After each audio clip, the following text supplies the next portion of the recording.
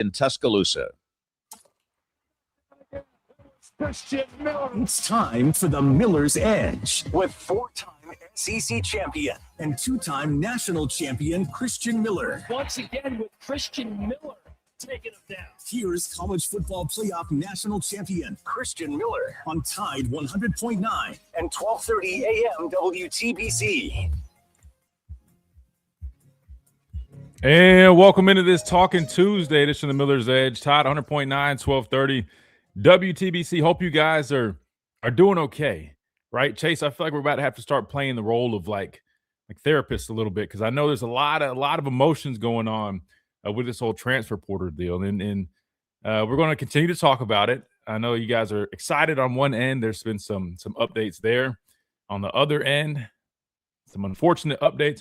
We'll talk about it, and I'll give my thoughts. I know a lot of people are really curious about what might be going on, and I know there's a whole bunch of narratives and discussions and people saying this, that, and the third. Well, I'm going to fill you guys in, and if you guys are new here, welcome in, because I feel like we've been getting a lot of good traction recently, and thank you guys for that. But two, if you are new, let me just give you a quick heads up. Now, I try to. Sometimes you got to read between the lines, right? Because we're very respectful. Of course, we have a lot of connections, so a lot of this stuff we already know about, or we can't share it.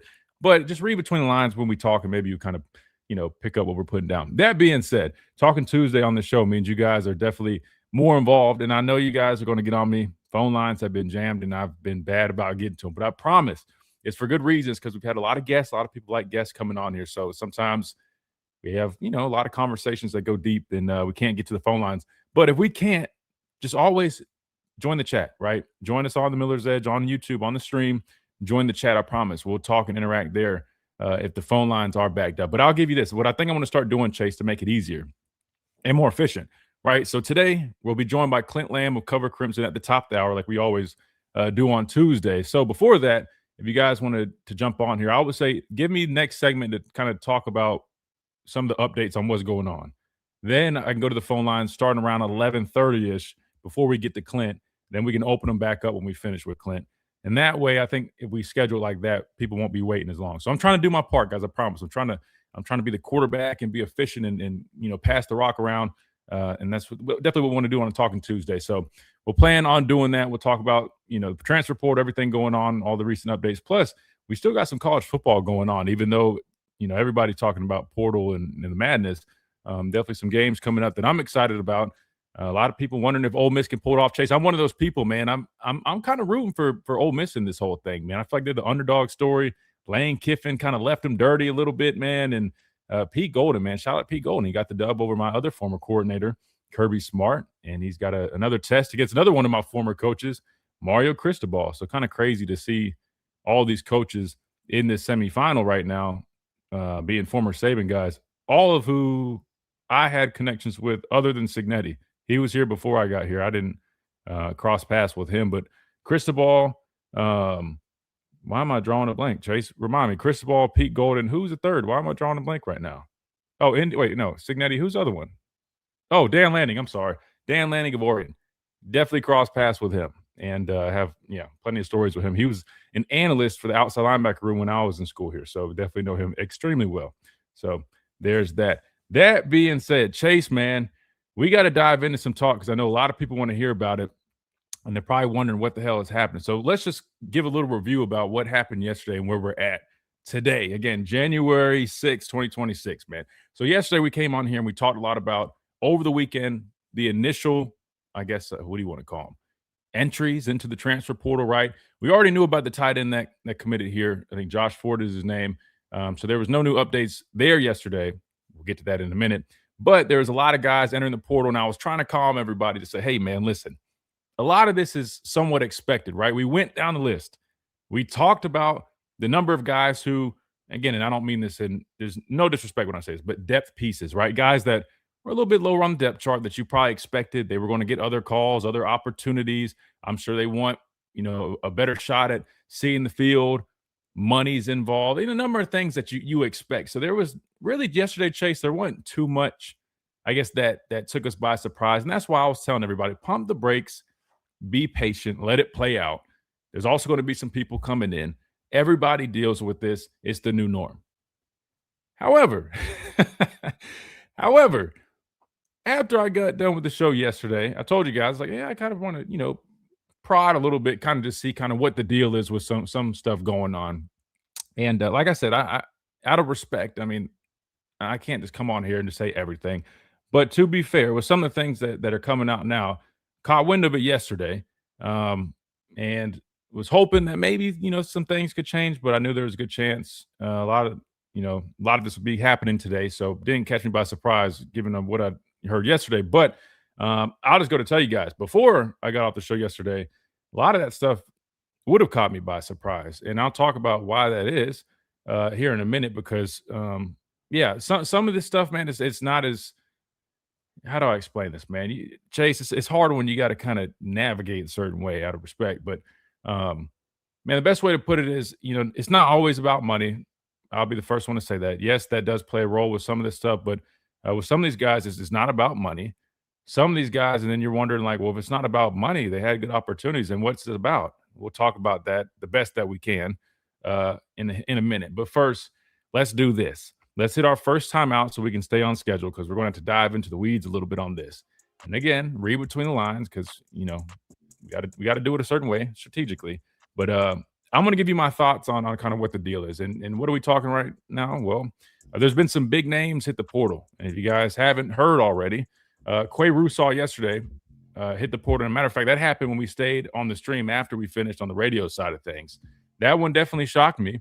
And then this morning, James Smith, his former high school teammate, in fact, joined him in the transfer portal. Now, I'm not saying that means they're going to, stick together wherever they end up landing, or whatever the case may be. But like I said yesterday, I heard the news about James Smith, and man, definitely a big loss. Again, yesterday where we were at, I was like, we're going to be okay. And I still think we'll be fine, but there's no denying it. Quay Russaw, James Smith, I mean, those are two cornerstone pieces on this defense, especially going into this next year. I talked about it, right, when I came up with my rankings about what we must attack in the transfer portal. And one of those reasons I slid defensive line a little bit down on my list, even though I wanted to put him way up there, was that I was betting on James Smith stepping up even more next year and really, being that player that we all thought he could be when he committed here to Alabama. I did the signing day show with Chris Stewart when he was a recruit, and I remember watching his tape. I was blown away by his ability. You're talking about a 300-pounder that could play nose, could play three tech, but had experience lining up on the edge. I mean, he's that type of athlete at that size. But, it took him some time to develop and really start feeling it out. He went from one scheme with Coach Saban, which is more of, a two-gap type deal, to, you're now shooting gaps is a little bit different as a player. And I felt like he was finding his footing. I thought this scheme would actually fit him a little bit better.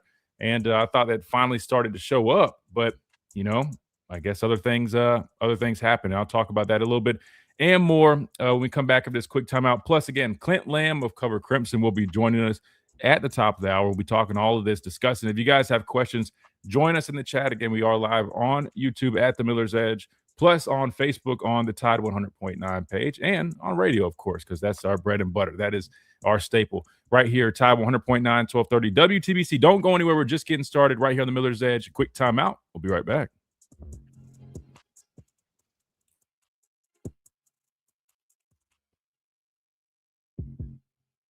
If you find yourself in a wreck, keep 3. What's up, guys? All right, man. We already got 76 in here, man. I love it. Again, if you guys are new, welcome in. I'm telling you, you guys, you won't be disappointed, man. We got plenty of content coming at you. I told you guys that, and just stay tuned and buckle up. If you haven't, man, hit that subscribe button. If you like breakdowns, if you like film breakdowns, if you like analysis, if you like former player perspective, stories, interviews, all that good stuff, subscribe. And also hit that like button. It just helps us out. Yesterday, we crushed it, man. Chase, I think we almost hit we went over 300 likes yesterday. So we killed it, man. We got 80 folks in here already. Let's see if we can get up to, I don't know, 50, 60, 70. Let's keep crushing it, because the more people that like the video, the more it pushes it, and the more people get to see us, and the more people get educated on this game that we love. So, yeah, man, appreciate all you guys, seriously, for the support. We've been getting a lot of love recently, and very, very appreciative for it, man. I'm very confident in our product that we got here, and Yeah, I'm glad that more people are finding out about us, man. Hold on, let's see. Clint just texted me. Let's see. Let me see.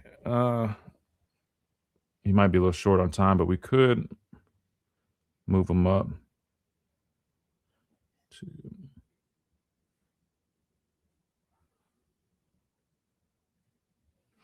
All right, good deal. Who we got in here? Let's see.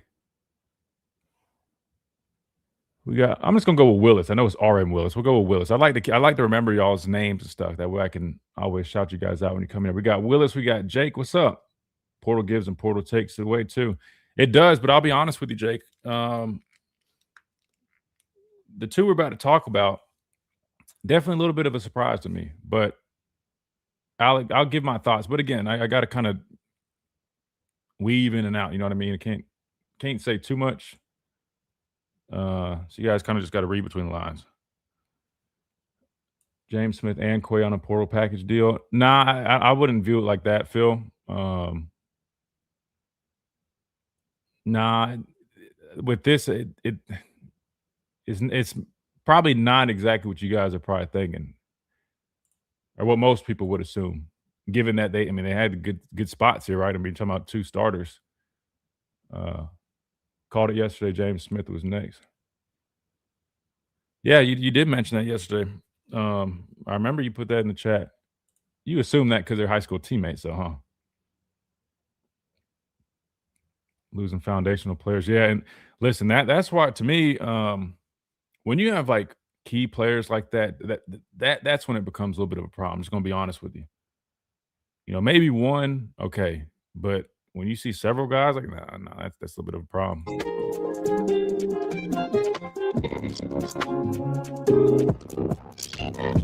And welcome back into this Talking Tuesday. This is the Miller's Edge, Tide 100.9, 1230 WTBC, presented by the Good Feet Store, America's Arch Support Experts. All right, Chase, let's dive into it.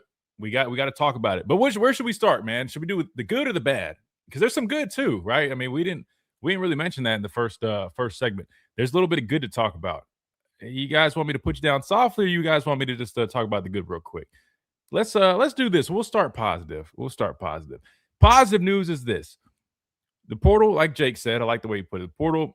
The portal gives, but it also takes. But this time it did give, and it gave us a running back that we felt that we really needed to help add a spark to that running back room. Now, I know a lot of people were wondering, well, I mean, shouldn't you just fix the offensive line and everything's good? Yeah, typically it should work like that. But let's just call a spade a spade. If you watch the tape, which we do all the time on the show, you would have seen there were some opportunities that these backs had to make some plays, and they also were a little underwhelming at times. That's just a fact. The tape will show you that. So don't just follow the narrative when you hear everybody immediately just say, oh, O-line was terrible. O-line definitely played bad. A number of games, a number of times they were inconsistent, but there also were some times where they did block things well, and we had opportunities, but because of bad vision, guys not cutting or pressing things the right way, that also, makes the backs a little accountable. That said, I feel like, and I said this yesterday, a guy that's a change of pace back, a guy that you can bring in that you feel can add a spark to that running back room and can add some explosive playability. I'll be honest with you. I like Daniel Hill. He's a big physical guy. I feel like he should run with, under his pads a little bit more, but he's a big guy, but he's still an athlete, can catch a football back out of the backfield. I like him, right? Good player. Kevin Riley, smaller player, but he hits the hole. He's explosive, right? Sometimes I feel like he's not using his vision as much. He's just really just trying to hit the hole, which, hey, I'll take it. But you know what I mean? Like, I feel like the number of guys that we have in this room, and I know we've got AK Deer. I know you got Crowell coming in, but those two guys, the last two guys, are young players that you're going off of potential. You're hoping they can step up. We needed somebody that could make a splash right now. And here comes in Hollywood. Is it Hollywood Sanders? Is that his last name? But listen, I watched this tape yesterday. I was impressed. I think he's a good player. Now, I hadn't got the chance to watch the other guy, Smothers. I'm sorry, not Sanders. Hollywood Smothers. I didn't get a chance to watch the other guy, the Arizona State guy, until afterwards. Now, I'll be honest, if I had to compare the two, I kind of like the tape of the Arizona State guy. I wouldn't necessarily say a little bit more. I think he's smaller. I think he was listed like 5'7", but you talk about speed, Saw some clips of him, instead of going out of bounds, lowering his shoulder. I mean, very explosive, has some juice. Listen, I was really good with either one. I did like that guy for sure, but this some other guys I think can definitely add a little bit of a different gear. Watching this tape, man, he's definitely very athletic. Just watching him, kind of getting out of things, putting his foot in the ground, one cut dude, getting upfield, exploding through gaps, catching the football out of the backfield. He gives you that ability, which we know this offense definitely runs a lot of screens. They implement their running backs in the passing game a good bit. So I think it's going to be big. He led the ACC in average yards per game. So this is definitely when I say an upgrade, I understand the potential and the ceiling for some of the guys that we have might be a little bit higher, but it's just that it's potential. It's a ceiling. This guy is a proven guy that can come in, and I think he'll definitely help this running back room. Now, I still am in agreement with everybody else, and again, this is why offensive line was number one. Like, it's nice to have that back that I said we definitely needed, so we checked that box. But now all the attention needs to turn to the offensive line. Like, I mean, it's not even a discussion, Chase. And for our folks on the stream that are new and they're wondering who is Chase that you keep talking to, Chase is our producer. That's, I mean, as good as they come, man. Chase behind the glass. So give Chase a shout out. But Chase, it's imperative to focus on the offensive line, right? Because I don't care how many backs that we have. Yes, we needed some help there, but if we don't address the offensive line and the key issue, and really the key issue for the last several years, not just this year, last several years, it's honestly a waste of an investment. So where does that start? Well, there's a number of names coming in the portal. I know we've hosted some of these guys on visits, none of which so far that I felt have been like big splash guys that I feel like, you're bringing these linemen in to plug and play right away that you feel great about. I feel like the number of guys that I've seen us bring in terms of offensive linemen are more potential guys, maybe even depth players, which you need. So still kind of waiting, but I would love an experienced left tackle to come in here. I know you got Jackson Lloyd that's going to be competing, but give me an experienced left tackle to start. Center will be big. I know the Michigan guy was on a visit here. I don't think he's played much, but hey, we'll take it. It's something. But left tackle guys, I think it would probably the biggest need right now. And that's really everything. I mean, again, we talked about it, all positions. I mean, left tackle's gone, both guards are gone, center's gone. So you need all of it. But I would probably start with the left tackle just because we know how important that position is. There's a reason they're like the highest paid position in the league. And then let's get some dogs in the interior. I made a little cut up of what we were talking about yesterday, some reels, and I was talking about it. Sound like you guys agreed with it, man. Got to get back to playing a physical brand of football. I feel like we've kind of lost that over the last couple of years. And I get it. You're bringing in a pass-heavy offense. We kind of knew that, I guess when they first got in here. But at least for me, I kind of said, hey, you know what? Well, they also had a 1,000-yard rusher that transferred in from Mississippi State when they're at Washington. Hopefully we can still run the football effectively. But just haven't seen that. Last year it was all through Jalen Milroe for the same reasons, right? He was the best option, which people finally understand and realize that. We've been preaching that. This year, you didn't have that luxury at quarterback or in the backfield at all. So you saw what happens. Plus, I think coaching also played a little bit of a role in that as well. That being said, man, I don't care how much you like to throw the football. In this league, especially in the SEC, you got to be able to run the football. Or any league for that matter, but especially this league. At the end of the day, you got to be able to run the football and be balanced. I'm not saying it has to look exactly – and Chase, I think there's a misconception, right? Because I keep seeing people – saying like, oh, well, that's people's problem. They're comparing this Alabama to the old Alabama. And it's like, no, not quite. See, I think people get it wrong. No one's expecting this team or this staff to recreate what Coach Saban did with the dynasty that I was fortunate to be a part of. No one's expecting that. Not even me. I don't expect that at all. I expect these guys to lose a game or two probably. That's the nature of college football. I'm smart enough to understand that college football is a lot different now.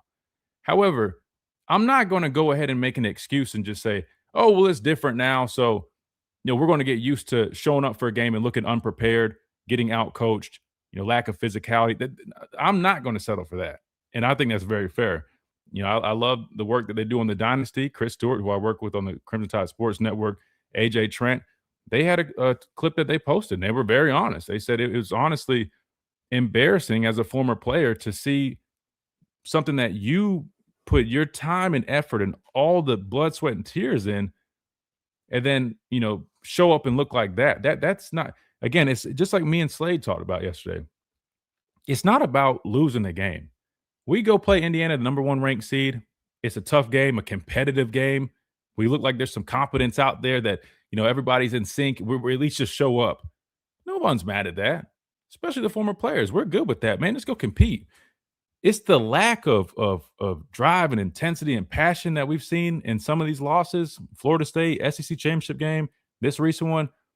That's what hurts. You know what I mean? Like, and to bring this all together, the misconception is people think when you compare it to like the whole Coach Saban thing, it's you're expecting every game to be a dominant win. You're expecting a championship every year. It's not that.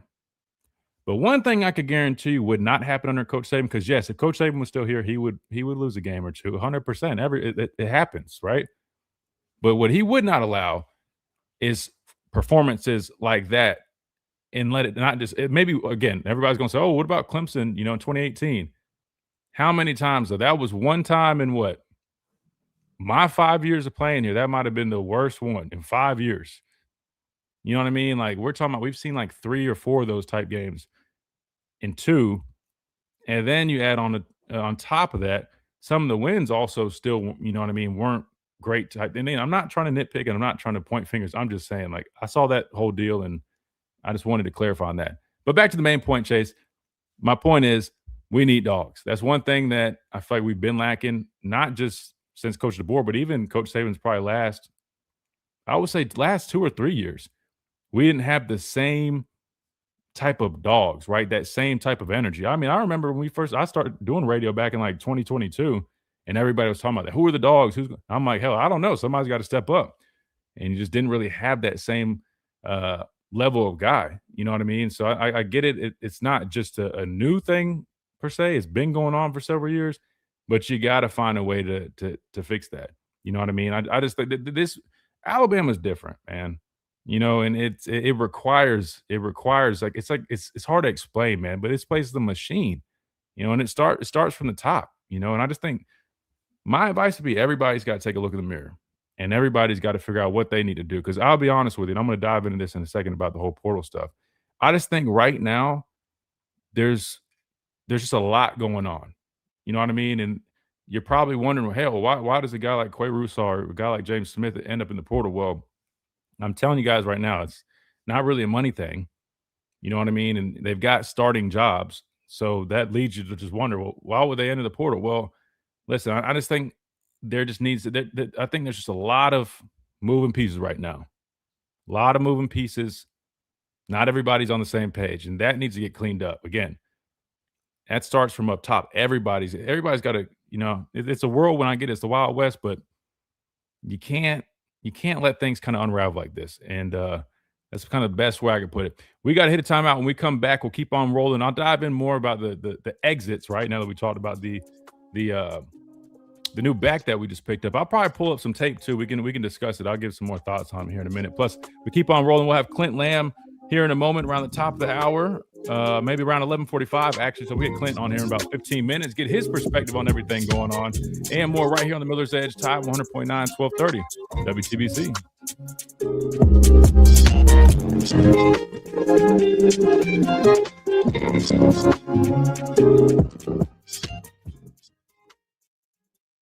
Do you have cracks or yeah, I wish I could say more, guys. It's kind of hard though. Can't say too much,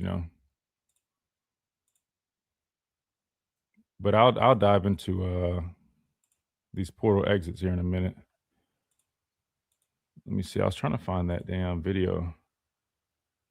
Yeah, we're gonna do Clint at 11:45. We're gonna move it up real quick.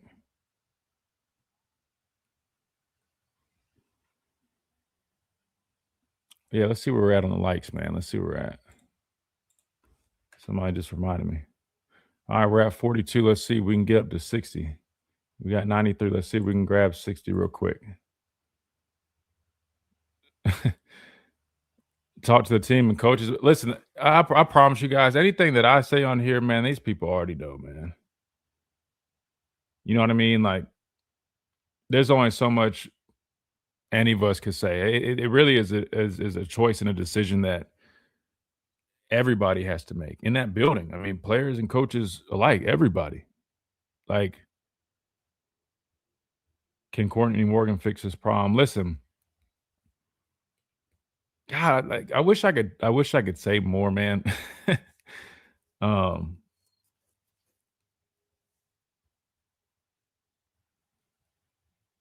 hmm,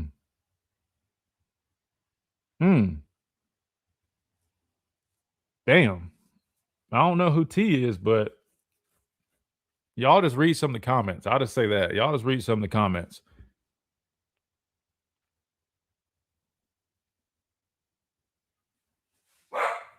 Can you talk about the fact that some players get in the portal because they're basically being cut? Yeah, and that was one of my things I listed, right? So I mean, yes, it is there's a number of things, right? So let's just go. We'll review real quick.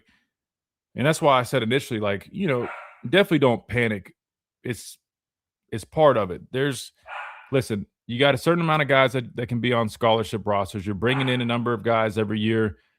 Every year, these coaches and staff, when I say coach and staff, I mean, I'm talking about GM, not player development. They're probably not really in that conversation, but you get what I'm point. You get what I'm point. Like the general manager and all those folks, like everybody's looking at these rosters, right? It's kind of like how pros do, right? I mean, and while there's not like a real, you don't see guys like, oh, he's released, he's cut. Guys definitely are encouraged sometimes. I wouldn't. Some of these guys that you're probably seeing, I would not say that that's the case with them. Some of these other guys, sure, but 345-7200 or click on advertise with us on our website. This is Miller's Edge on Tide 100.9.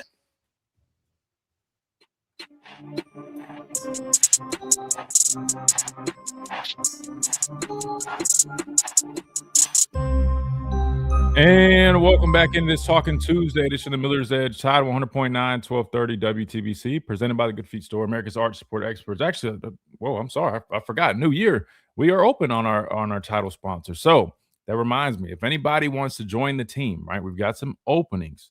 All right, so if anybody's been wanting to figure out how they can get involved with us here on the Miller's Edge radio/stream, I mean, we're growing at a very fast rate.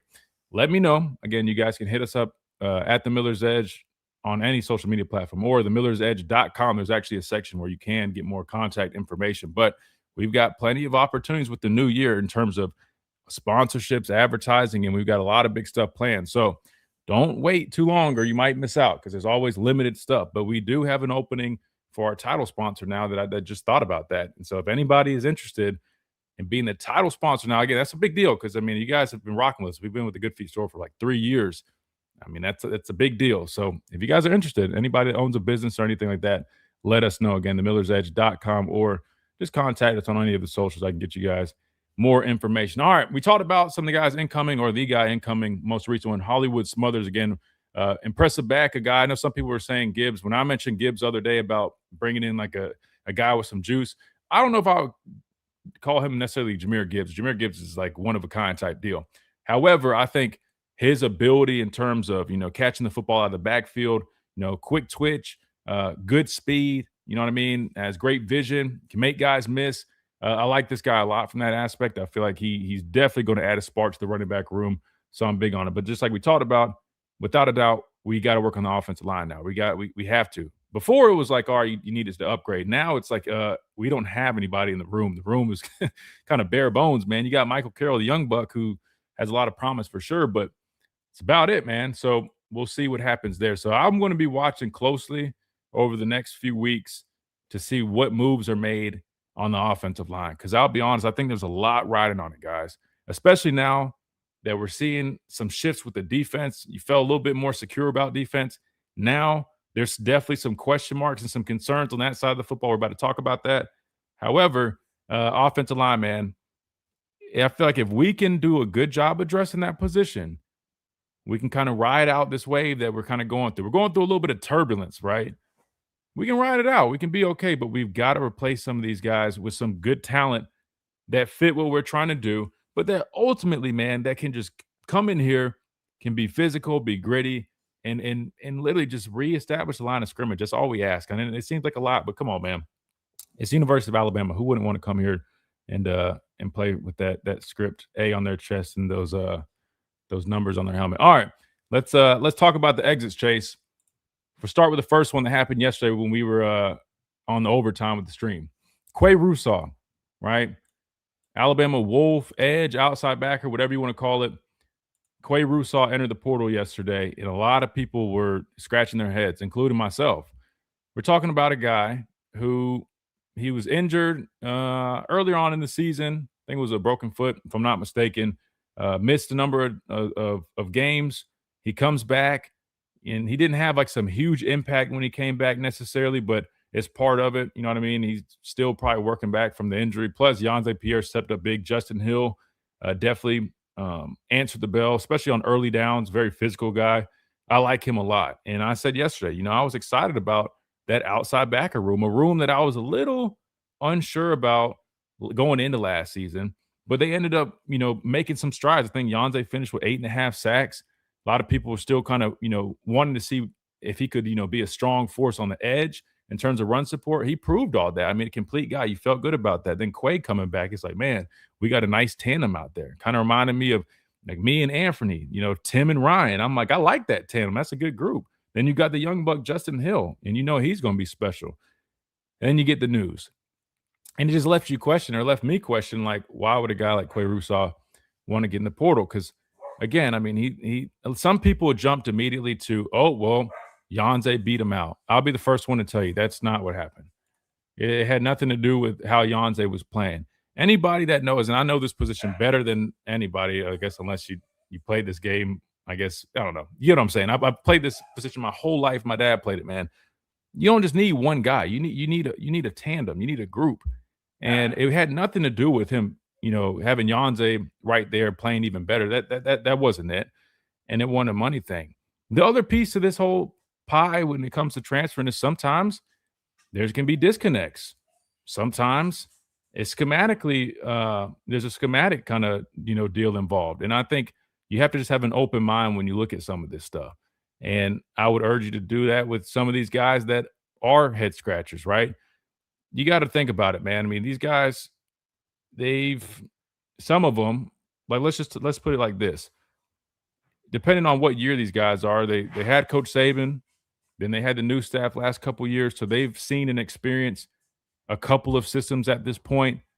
So they understand how football works. And listen, it's their career. And sometimes some guys are going to feel a little more comfortable and confident with, the positions that they're put in or how they're being utilized. And sometimes guys can not feel that confidence there. And I think, look, it depends on the player. For me, I look at it like this. We'll talk about him specifically. If you're an edge guy, I think this system is probably a better system for edge players. It gives you more freedom. It allows you to play more loose. It allows you really just to kind of get after it. However, there probably are some things that, people would probably change if they could. And sometimes I think that has an effect on how people see themselves being used in the future, especially when you're talking about being in a system for, 2 years now. They've had an idea on kind of how this system works and what their roles are. Sometimes guys aren't satisfied with stuff. So I'll just say this, man, if it was me, if I was on this coaching staff, these players, like these pillars, these cornerstone, these guys would be my number one priority. I mean, forget all the guys coming in. Those guys coming in are almost, I won't say useless, but it does you no justice when you're missing out on some of your main guys that are here. And I know they're trying to retain as many as they can, but man, you can't deny. I mean, a guy like Quay Russaw, even James Smith, those hurt. You know what I mean? Like, those definitely hurt. Those are two guys that you were heavily relying on.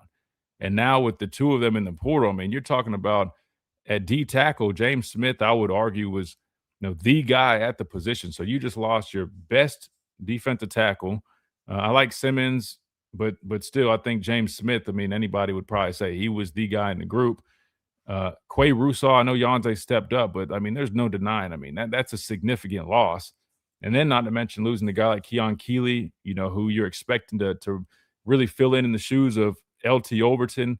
That's tough. And I'll just say this again, if you look at it, and you see that there's a number of guys that had the opportunity to come and get meaningful snaps, and they say it's not really a money deal. I think if you read between the lines, I mean, it kind of feels like there's a little bit of a disconnect going on right now. Just being completely honest with you, right? It just feels like there's a little bit of a disconnect, and that's got to be figured out. You know what I mean? And probably quicker, sooner rather than later, right? Because you've already kind of suffered a little bit. You kind of got to stop the bleeding, so to speak. So let's do this, Chase. We're going to keep talking about it, but we'll do that on the other side with Clint Lamb when he comes back. Plus, we got the Pastor Payne hopping on here as well. So we got plenty more in store for you, man. We're going to keep talking about this. A lot of stuff going on in the transfer portal right now. I see you guys tagging me and stuff. We'll definitely check it out. Tell me this.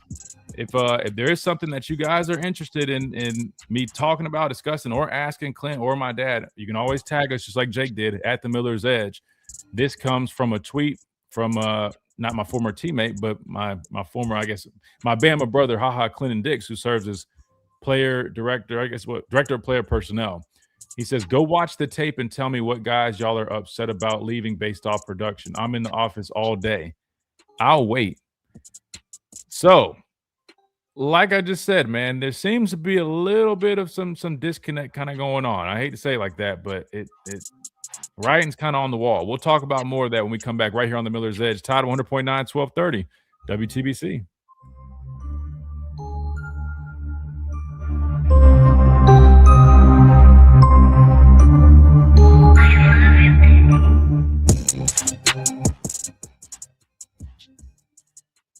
The Tuscaloosa.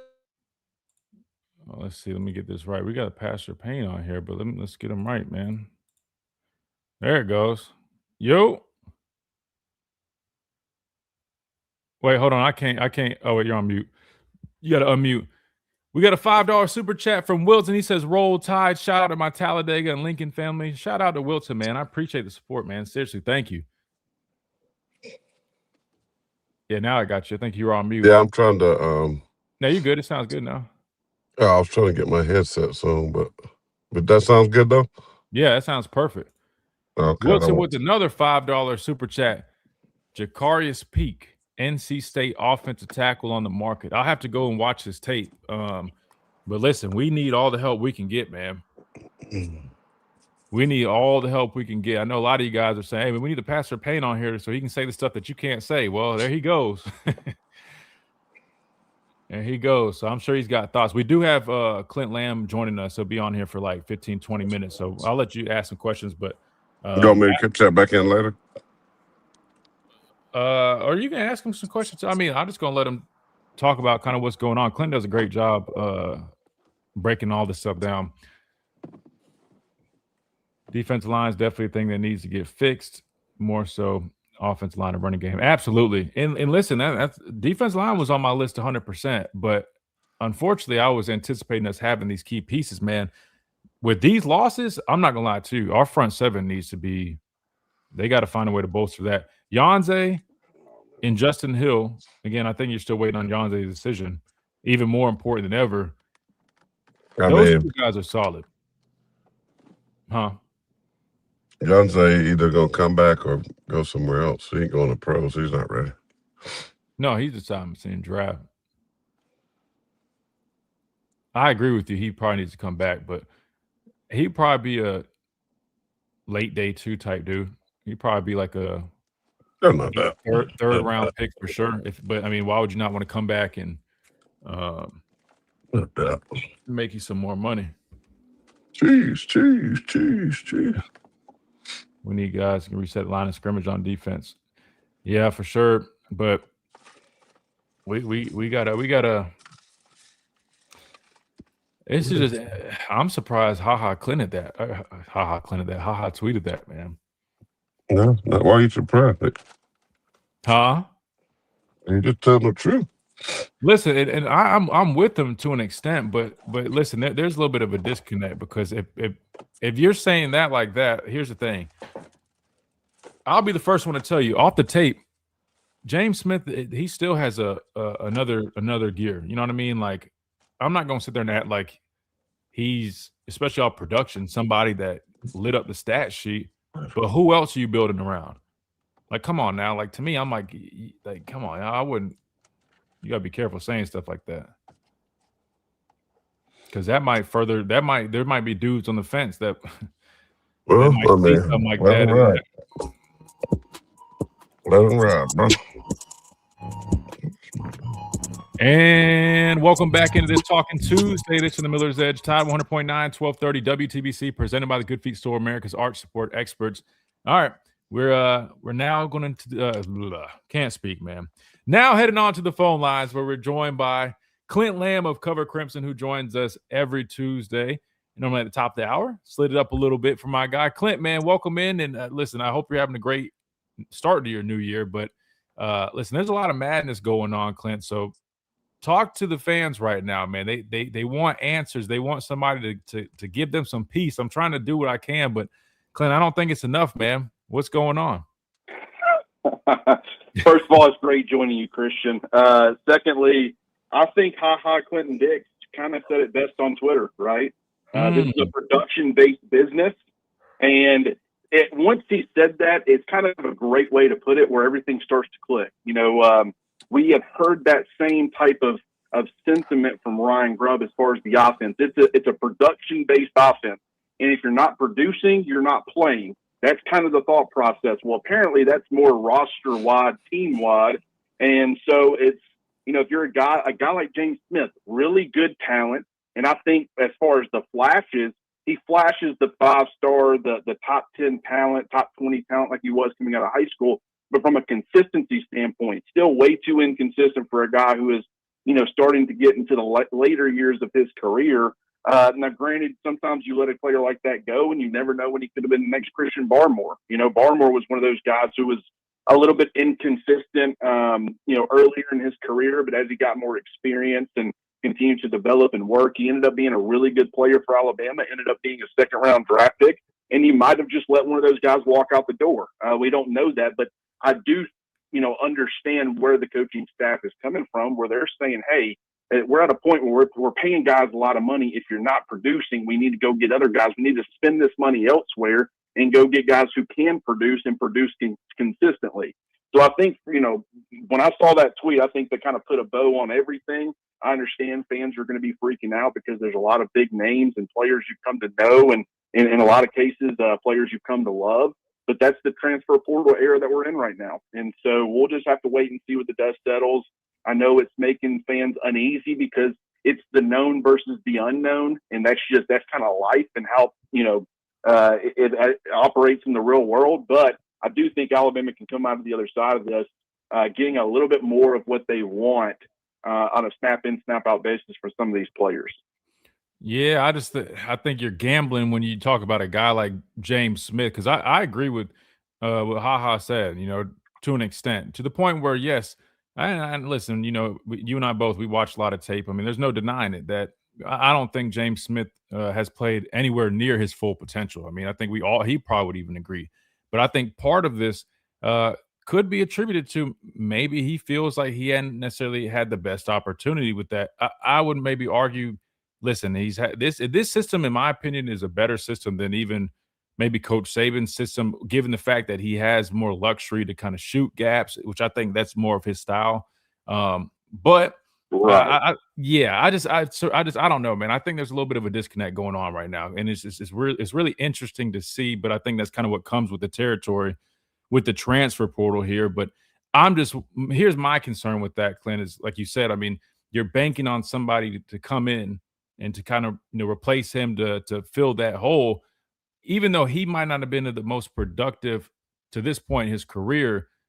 You're relying on a guy that you're probably going to have to pay a lot of money to whoever comes in, because if you want somebody to be that piece, because in my opinion, even though he wasn't very productive thus far, who else do we really have on that defensive line other than, I like London Simmons a lot. Beeman should be coming back, but he's coming off of an injury. Edric Hill is a good rotational guy. We don't, unless I'm missing somebody, Clint. I don't know who. Now I feel like the defensive line with his loss is damn near in almost a similar situation as the offensive line, which that to me really concerns me, Clint. Yeah, now I will say from a French perspective, it is going to cause some concern, and I understand exactly where you're coming from. Once again, you're kind of a lot of people are comfortable with James Smith, and there's still upside with James Smith. So a lot of people would say, hey, and granted, if you're not getting out of that player what you feel like you should be getting out of that player, maybe that speaks to a developmental problem. So maybe that falls on the coaching staff a little bit. So there's different ways of looking at this, and I think that it is very fair what you say. But, just based off of the way that this coaching staff has viewed things, and, I think that they have a certain – now, granted, you could probably speak more to this than I could, but having this approach where it's like, hey, there's this understanding where if we're going to take care of you financially, you've got to be able to produce. And everybody in that building knows really nobody's above that. You've got to go out there. If you're getting paid to do a job nowadays, you got to go out there and do that job and do it consistently. Now, granted, you're swinging and taking some risks. I mean, Devin Tompkins, I think he's a really good player. And I think that if Alabama could secure him the transfer defensive lineman, I think that would go a long way in filling some of the void left behind by James Smith. At the same time, though, what if he transfers in and you don't get that kind of production? You continue to kind of struggle, maybe miss as far as some of your evaluation. The more that you try to play revolving door, the more concerning it can become. But what I will say is you look at a lot of these look at the teams that are currently in the Final Four right now. All of them have very much embraced the transfer portal. I think when you look at the different layers of Alabama's recruiting, I think that they're targeting guys that can not only come in at the top, be the 5-star recruits, a C.D. Morgan or an Xavier Crowell or an Xavier Griffin or a Jira Edwards, the guys who can come in and make an immediate impact, because if you're bringing guys in constantly from the high school ranks, you're putting a lot of effort and money into developing those guys, and then those guys hop in the portal and end up leaving. Someone else benefits from all your hard work. Well, if you can get guys into a starting position, especially at a place like Alabama, more than likely you're not going to lose those players as often. So I think that's more so the goal. I think, the middle part of the recruiting class isn't as deep as it once was. The 4-star recruits, the guys who are ranked, outside of the top 100 and things like that. But I think that they're doing a good job of evaluating talent at the bottom, the 3-star, the diamond in the rough, trying to get some of those guys in to fill out the back half of your roster where, you've got some upside. And if you trust your coaching staff, maybe you get that out of them, but they also don't break the bank. And then I think they're putting more of an emphasis with that. Before, it was more of just continuing to recruit really stable, reliable high school players. Now I think that middle part of that recruiting class, the financial side of it, is being put more towards the transfer portal. So it's a different world that we're living in. I think you're having to see teams, especially with the way that teams have had success using the portal, you're having to see teams like Alabama try to pivot and figure out ways to better utilize it. But at the same time, you're absolutely right. There is a lot of risk involved there. Yeah, and you're right. There are a lot of teams that are still playing right now that have really good portal additions that have been very beneficial. But I will say this, though. To me, I think one of the differences between the two is I just feel like we haven't been willing to invest the same way those teams have. And that's what concerns me, Clint, is that the teams that we're seeing with some of these additions, I think, they're putting, their money where their mouth is, and they're going and getting guys, that are probably a little bit more of a premium, versus our approach has been a little bit more like, hey, we're going to, not want to say be cheaper, but we're going to be a little bit smarter with our resources and try to just find guys that we think we can try to develop. And I don't know, it's a little bit different approach, but I'm with you, though. I agree with a lot of what you're saying, too. Well, I think there's two sides to it. It kind of go either way. Go ahead. Yes. Yeah, 100%. Yeah, and here's the thing. It's like you said, it's a matter of where you're investing the money. I think last year, and I think part of it, now we also have to understand Ohio State, them winning a national championship, yes, they did put a huge premium on taking care of their own guys and roster retention, but they also swung for the fences in the transfer portal, and they sent some out there as well.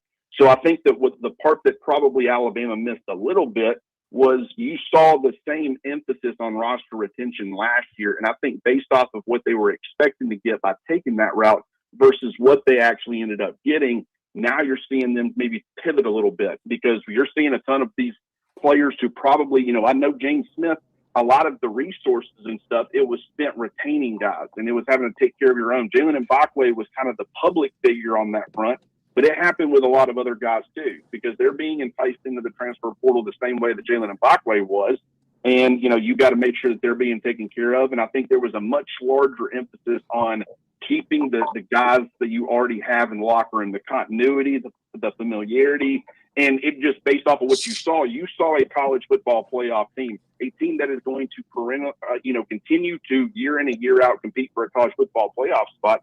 But as far as when you start playing the national championship contenders, because there's a difference between a playoff contender and a national championship contender now that we've reached the 12 or 16 or whatever, field, I don't think Alabama was ready to stack up against that caliber of program. And I think you saw that late in the season. And so they're looking to maybe make some changes in their philosophy and their approach, which I respect. But it's not, now granted, it's still a small sample size, but it's not working. You got to do whatever you can to try to fix it. But once again, these are things that they're trying, and it could work out in a major way. It could also flop in a major way too, and so that's the risk that you take. Yeah, and that's kind of the concern that I have is, listen, if you're going to rely heavily on the portal and you're going to allow your pillars, your foundational pieces to walk, you got to be ready to face the criticism that if the guys you bring in to replace them, it doesn't work out well, because I think there has to be a good balance of both. If you're bringing in guys, you got to be confident in the coaching that you have to be able to allow these guys to really excel as well. Listen, it's a very interesting topic. I mean, we could probably go back and forth. If I see my dad, he's got some thoughts. What do you think about this whole deal? Okay, I've been listening, and here's what I know with this game that we love called football.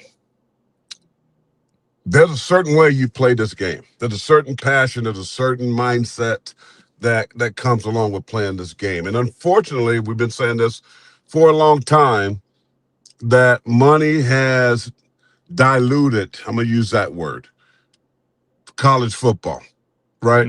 There's no more toughness. There's no more that mindset of I got to go get this bag. I got to get mama out of her situation. Because I got to make it to the league. Right now, they're walking around with Gucci. Now they got chains, playing with diamond gold chains around the neck. Now it's a total different game, and it's about the money. It's about how much can I get. If you can't pay me this, and I'm gonna go over here and get it, right? And the coaches are placed in a horrible situation. If I coach the guy too hard, he's gonna want to leave. If I get on him, he's gonna want to leave. So they are forced to kind of be passive, and we need to keep this guy so we can fill out the roster, this, that, and the third. Now, that being said about Alabama, what a disgrace. Well, I heard what Clint saying, and Clint, nice to meet you by phone. But let me just say this. That display of lack thereof football the other night was horrific. It was hard to watch, and listen, I don't have any problem if the coaches tell them that don't let the door hit you when the good Lord split you, because that's unacceptable. You have a bar at Alabama. It's championship or bust. Nick Saban has created this. For South Carolina, that'd have been great. We made the second round. Everybody, they're having a parade, but not in Tuscaloosa. They're not. They listen, we got to get you up out of here. And the way the defensive line played, letting this statue of a quarterback, I don't care if he won the Heisman Trophy, this dude, the most unathletic dude I ever seen, run around there for first downs time after. No. Let's keep it real. No, you can't tackle that guy. How you gonna tackle these quarterbacks in the guy that's at Ole Miss? I mean, that's elusive. How you gonna tackle the Lenore Sellers at South Carolina if you can't tackle that statue? Here, I got a problem with how these guys played.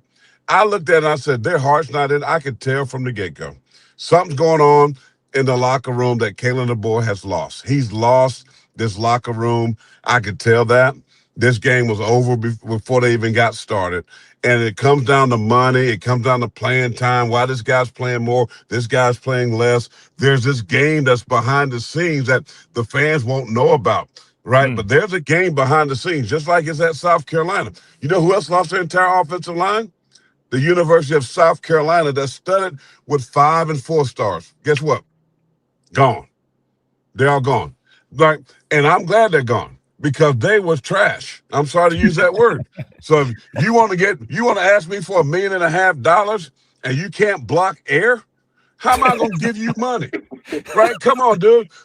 Sorry, let the door hit you. I don't care. I mean, leave. I want somebody that understands. winning, that understands toughness, that want to work for this money that they're getting paid, that want to work to get more of that money. That's what it should be about. By my having incentive to play for success and do well and make more money for your family, to get your mama and your dad or whomever out of that current situation. Alabama, this is not, I mean, it's unbelievable. They can't run the football because they're not tough. The offensive line is not good.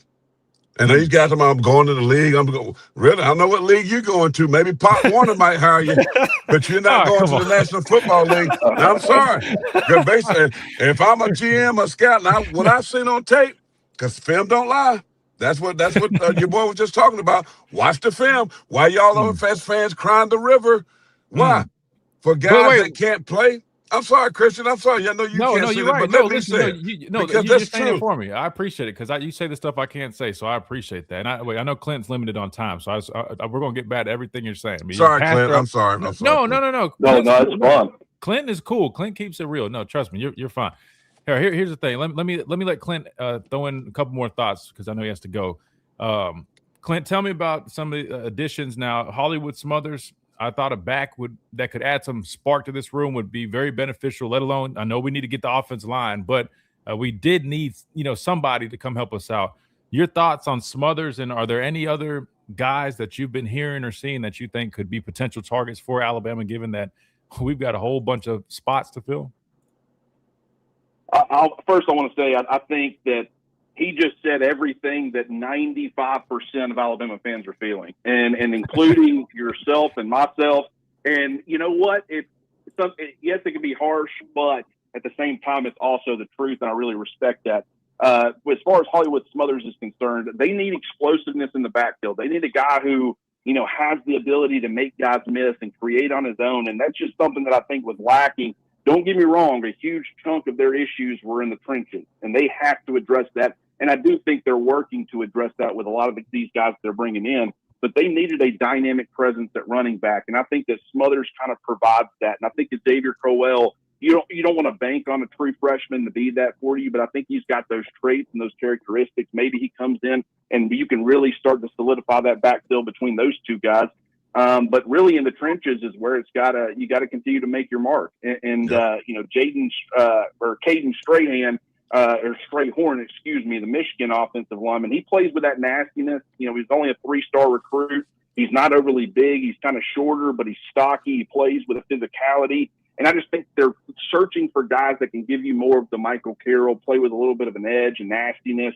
And that's something that they wanted from some of the guys in the room this year. But clearly you can only go off of what you see on the field, especially from a fan's perspective. And it just wasn't anywhere close to where it needed to be. And so I respect the fact that they're looking at that and they're not saying, well, we just need to try to keep these same guys and tweak some things and maybe we can get them right. They're saying, no, if you're not a dog, all right, we got to go find some. And so they might end up striking out on some of those guys, but at least they're willing to take the swings. And so I respect that aspect of it. Yeah. Clint, you're so right, man. And listen, I've been saying this, and the fans get mad at me because I try to keep it as honest as I can, but yet be somewhat respectful. But Alabama has lost the Reuben Fosters. They have lost the Black and Mild smokers. They have lost a dude that'll smoke a Newport and in the locker room at the gate. Now, you know what? You got to have a coach that understands how to coach a guy like that. Give me some nasty.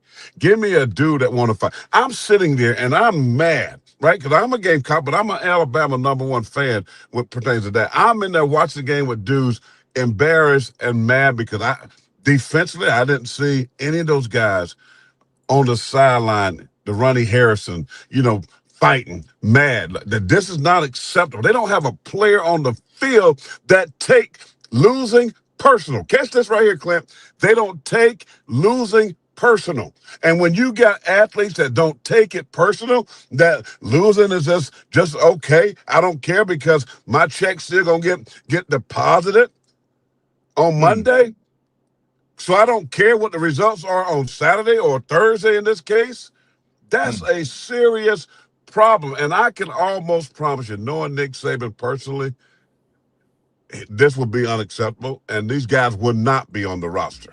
And this is why Nick Saban is only set of game day, college game day, and not in the locker room. And I love Kalen DeBoer, and I say this respectfully. I met him, nice man. He's a dude that I want to go eat chicken wings with, go to Bible study with, all that good stuff. I want to hold his hand and pray with him. I do. I will pray with that brother. But when it comes to challenging and encouraging and expectation of toughness from his players, he has to step up, because one thing I know, players take on the personality of their coach. If their coach is a fish taco guy and they're grilled and not even fried and not mac and cheese, collard greens, and cornbread, coach, you're going to have a problem. That's the bottom line. Clint, I'm so sorry. I know we ran over and you had to run, but I appreciate you squeezing some time into to joining us, man. Real quick, plug your stuff. Everybody already knows you and loves you, but let everybody know if they don't already. No, I absolutely love that. That was great, man. I appreciate you guys having me on. Cover Crimson YouTube channel, and then on Twitter at Clint R. Lamb. Appreciate you, Christian. I'm certainly looking forward to discussing this more next week. Maybe we'll have even more to talk about as far as some of these snippets. You might have a whole new team. You might have a whole new team by then. Clint, we appreciate you have a great day. God bless you, Clint. Take care, buddy. Oh, man, guys, we got to hit a timeout. Big shout out. You probably going to have another team, half team at least. Come on, easy. Hold on. All right, we got to hit a timeout. Don't go anywhere, I promise. We're just getting started. The Pastor Payne has been let loose. He's been caged up, been fighting to get out, and oh, Lord, he's letting you guys hear it. And we're just getting started when we come back right here on the Miller's Edge, Tide 100.9, 1230, WTBC.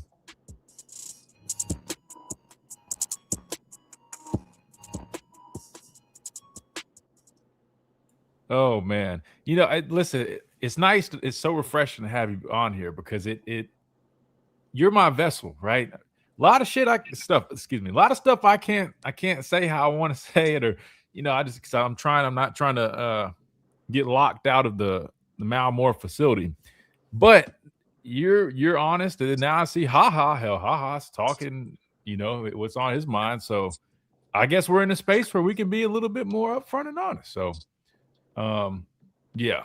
Well, people, well, just because, like I said, it's a respect thing, right? Here's my thing, because I see both sides of it. And I want people to understand, because I responded to that one tweet. People were saying they're asking for like Alabama analysts who are factual, and I'm like, well, ding, ding, ding, ding. I mean, why would you not want a former player perspective? We keep it real. Now, I can't keep it as real as you all the time, just because, you know, I work with the network, and I'm in the building. I don't want to sit there and be on here talking about, man, your boy is soft as shit. The next day I'm up there like at practice just chilling. So I'm trying to. Well, what you need to do is go over to practice and then tell them that personally, so that way they can't say you online. Listen, this is what I'm saying, man. These guys in South Carolina and I'm sure there's many other programs that got the same problem. I mean, the whole starting line at South Carolina, Coach Beamer praising these guys. I mean, 4 and 5 stars. They beat Alabama. They beat Clemson. They beat Georgia on these linemen. Right, and they can't block a poot. But who does that fall? But who does that fall on? I think it's on a lot of his own coaches. I've been telling you that, coach, that they about yelled and screamed at me about Michigan State and what's his name? They gave him a little short, cool, whatever the line coach is at Alabama. Coach Cap. No development at all from any of those guys. Zero. I mean, Tyler Booker starting for the Cowboys is a good player already, but he was already developed. Right? I mean, so this what we need right here. I'm just saying to you, man, that display it's just unbelievable to watch. Kirk Herbstreit, out of all people, said, man, these dudes, I mean, hold on. Lord help me, Jesus. Help me. Indiana, you going to tell me that has 3 or 4 4-stars, 5 stars, you want to tell me from a talent perspective that team is that kind of better than you? Then if that's the case, every coach in that building needs to be fired. The coach to the coordinator. If Indiana, then you have hired the wrong coach and you got the wrong people running your program. Because to me, I do put a lot of onus on the coaches. I mean, they just sit over there and look. They were like deer in the headlights. But when you're talking about not playing hard, I can sometimes get it when some guy just outsmarts you, right? It's just chess, right? He put it on you. He had the right moves. He all set. But when you get out physical in the trenches, both sides of the ball, you totally get your A double boom, boom, boom, boom kicked. You have a problem. Hold on, we're about to come back.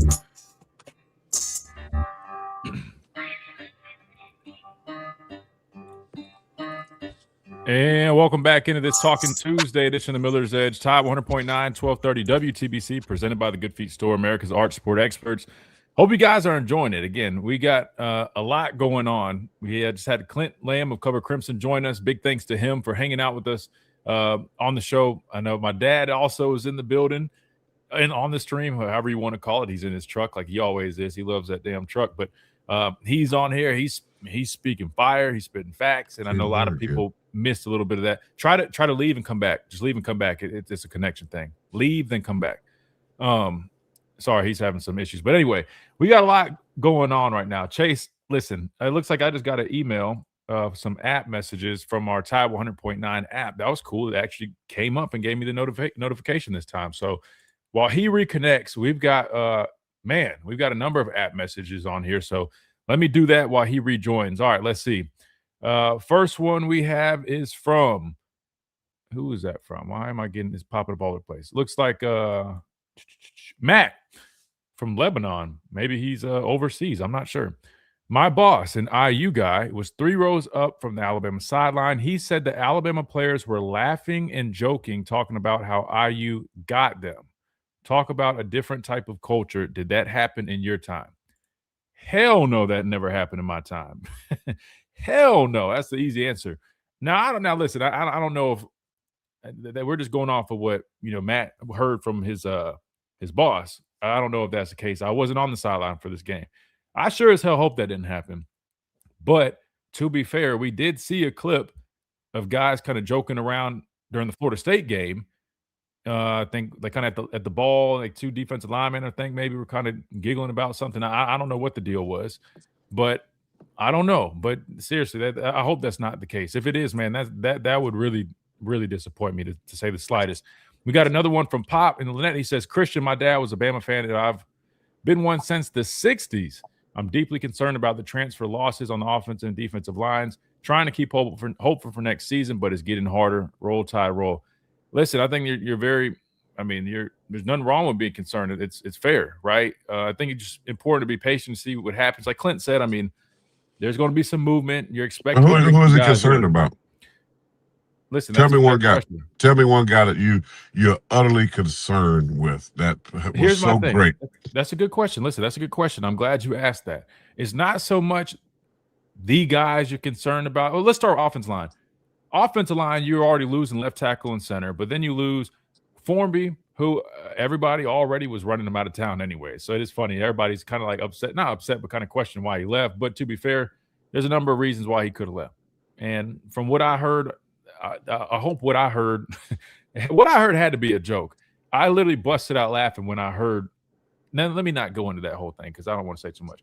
Anyway, it's not about who left. It's more so you're gutted out. And now you're like literally even some younger guys who probably weren't the best prospects. Maybe they weren't developed the best. Who knows? I'm just saying we have no depth, right? We're kind of bare bones in that room. And even though it sounds great to have a complete overhaul, my thing is you're banking on whoever you bring in. Like you're banking on them. If it doesn't work out, you would at least felt better about having some of those guys that were already here, that have been developed, that have been in the system that you could at least have around, you know what I mean, to compete, to maybe, get better. I'm just saying that's my biggest concern there. I get what you're saying. More than likely, you'll probably find somebody who hopefully is better than those guys anyway. But in the defensive side of things, just like my point with Clint, I totally understand HaHa's tweet, and I want to talk about that.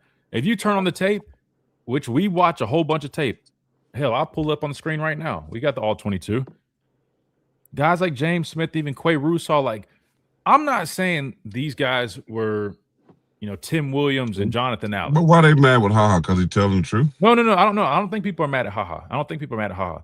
What I'm saying is my response to that is they're not probably lighting up the stat sheet. They might not be the most productive. However, those were, key foundational pieces that are good players that had a lot more to get out of them. Listen, they might not have done it just yet, but I'm telling you, with the right coach, the right system, James Smith can be a top NFL draft pick. He has the potential. I like Jay. He has talent. He has the talent. There's no denying that. Has he lived up to it? Hell no. He'll tell you. No, because then you got to say. And I think that's part of the reason he's leaving. If you got a guy that has that talent, then that tells you that the coaching is the problem. That's the system. Or the system.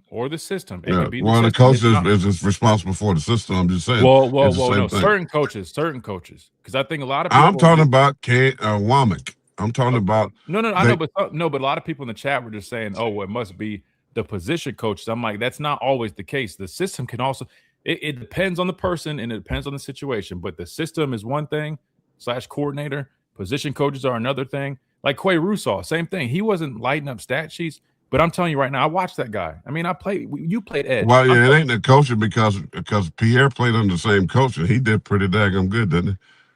No. Remember, Russaw got hurt. Russaw missed I'm just saying, but I'm just saying that it's not Roach. Yeah, I think it's more of the system, and I think it's more of who's motivating these guys, right? Because, listen, Alabama, what was that final score against Indiana? 38-3. But worst postseason loss, I think, in school history. 5 touchdowns. You got beat in a playoff game. By 5 touchdowns, and all you did was sit there. Even after that incredible comeback in Oklahoma, you came back and you just peed all over yourself. As a matter of fact, I'm sorry, you just boo-booed all. You just did what when little babies used to do when their stomach gets in cramps and diarrhea, just poop goes everywhere on your ceiling, on your wall. Right. I mean, we got a lunchtime slot. I mean, I'm just saying that's what they did. And if anybody want to sit here and make excuses for that, there's something wrong with them because this was horrible football. I don't care how you try to spin it. You can try to put lipstick on this pig, but it's not going to work. What you saw, the coach always told us the big eye in the sky never lies. And that's what HaHa Clinton-Dix is saying. Just look at the tape. Look at effort. Look at attitude. Look at desire. Look at mentality of a lot of these kids. And so here's the problem, though. You go out and get these prima donnas. They got 2 and 3 cars, some of them, in college. I mean, so you want them to go out there and sell out on Saturdays when they got a little bit of an ankle bruise or a shoulder bruise? They ain't going to play. They're coming out. Nah, that's not true. No. This is true. I'm watching these guys. I'm just trying to tell you. That's what's happening. And until if you don't have accountability, and I would go on record and say, nobody, coaching staff, is holding these guys accountable. And I think they can't because these kids, some of them are making more money than the daggone position coaches.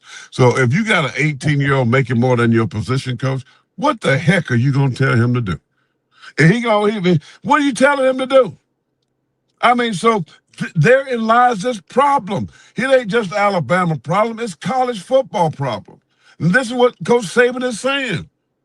This is why you get Oregon, Indiana, Ole Miss, and Miami, who didn't even win the Super Powder Puff Atlantic Cupcake Conference. They couldn't even win their own conference, and they sitting here in the Final Four. Wait, but what's your point with that? My point with that is these teams are screwed up. Texas A&M, they screwed up. All this money, they spending all this money, and they go get embarrassed by Miami. I mean, I'm sorry, Miami got a very good defensive line. They got a good pressure. I don't know if I agree with that. I'm agreeing Texas with A&M spent all that money, and look where it got them. I mean, I know they're they're out in the first round. At least they played a competitive game. They lost at the last second. Remember, they threw a pick in the end zone. What the quarterback? He gonna go ask them for $3 million because he started. He's under the same agency as me. He's with Michael. He's with Priority Sports. Nah, he didn't. I promise. Raise. Shout out to Michael, man. My agent's working. He got a raise for throwing 2 interceptions and losing them the game. Okay, but he also led them to a one-loss season. I'm just saying. I mean, listen. I hear what you're saying, but on the other side of it, though, I don't fully. If I'm going to get that kind of money, these other teams have to deal with it too. I understand, and I'm speaking. I said, so I use my own team. No, so look at Indiana though. But what about Indiana though? I think getting paid. What you gonna get as a 2-star? That quarterback had no stars. What kind of money he got? Look at who they're signing. A lot of people right now. They are because they're winning. Yeah, now they are. How much money you think? I'm just saying. I think how much that little Tonka truck running back with the big arms came from James Madison. That's the reason he went to James Madison. The coach brought him over with him. Right. But guess who the coach is? John Miller, my teammate. I know who the coach is, but I promise you ain't got no big money. That's what I'm trying to explain here, though. I don't think you can sit there and say it's all because these guys are now less hungry because of the money. Because listen, other guys get paid too. No, wait, hear me out. Other guys get paid too. Look at how much money Indiana spent on their roster versus Alabama. I couldn't tell you, bro. Ohio State. I couldn't tell you, but Ohio State and Alabama, they beat the two blue bloods of college football with no two 4-stars because of coaching. You even said it. We talked about this. We talked about it. We said, look at Indiana's scheme. Listen, go watch that. You've seen it. I watched their tape, and I'm just telling you, it didn't matter if they had all these 5-stars. None of that matters when you have coaching in a scheme like Indiana has. They had an answer. We got out-coached and outplayed in that game. What about Penn State? Penn State didn't have James Franklin. Penn State, look what they did. They should have won the game. So listen, my whole point is this. It's different for every program, but I'm saying you can't deny that coaching is still a big deal. And it is a big deal. But if Indiana is living proof of that. They did that. That defense, that's one of the top defenses almost every category. They better enjoy it because it's getting ready to change. It's getting ready to change. Why do you say that? You think they're going to get 2 years in a row they've been in the conversation. Now players gonna want money. Now them little 2-star players don't think they 12 stars and they gonna want money. Now I'm just because everybody else not gonna want to offer them money. So now they in the market of value production. I'm just saying, man, Alabama got a bunch of dudes that they believe in all this hype of 5-star, 4-star, getting all this money. Oh, I need $80,000 just to even come to visit.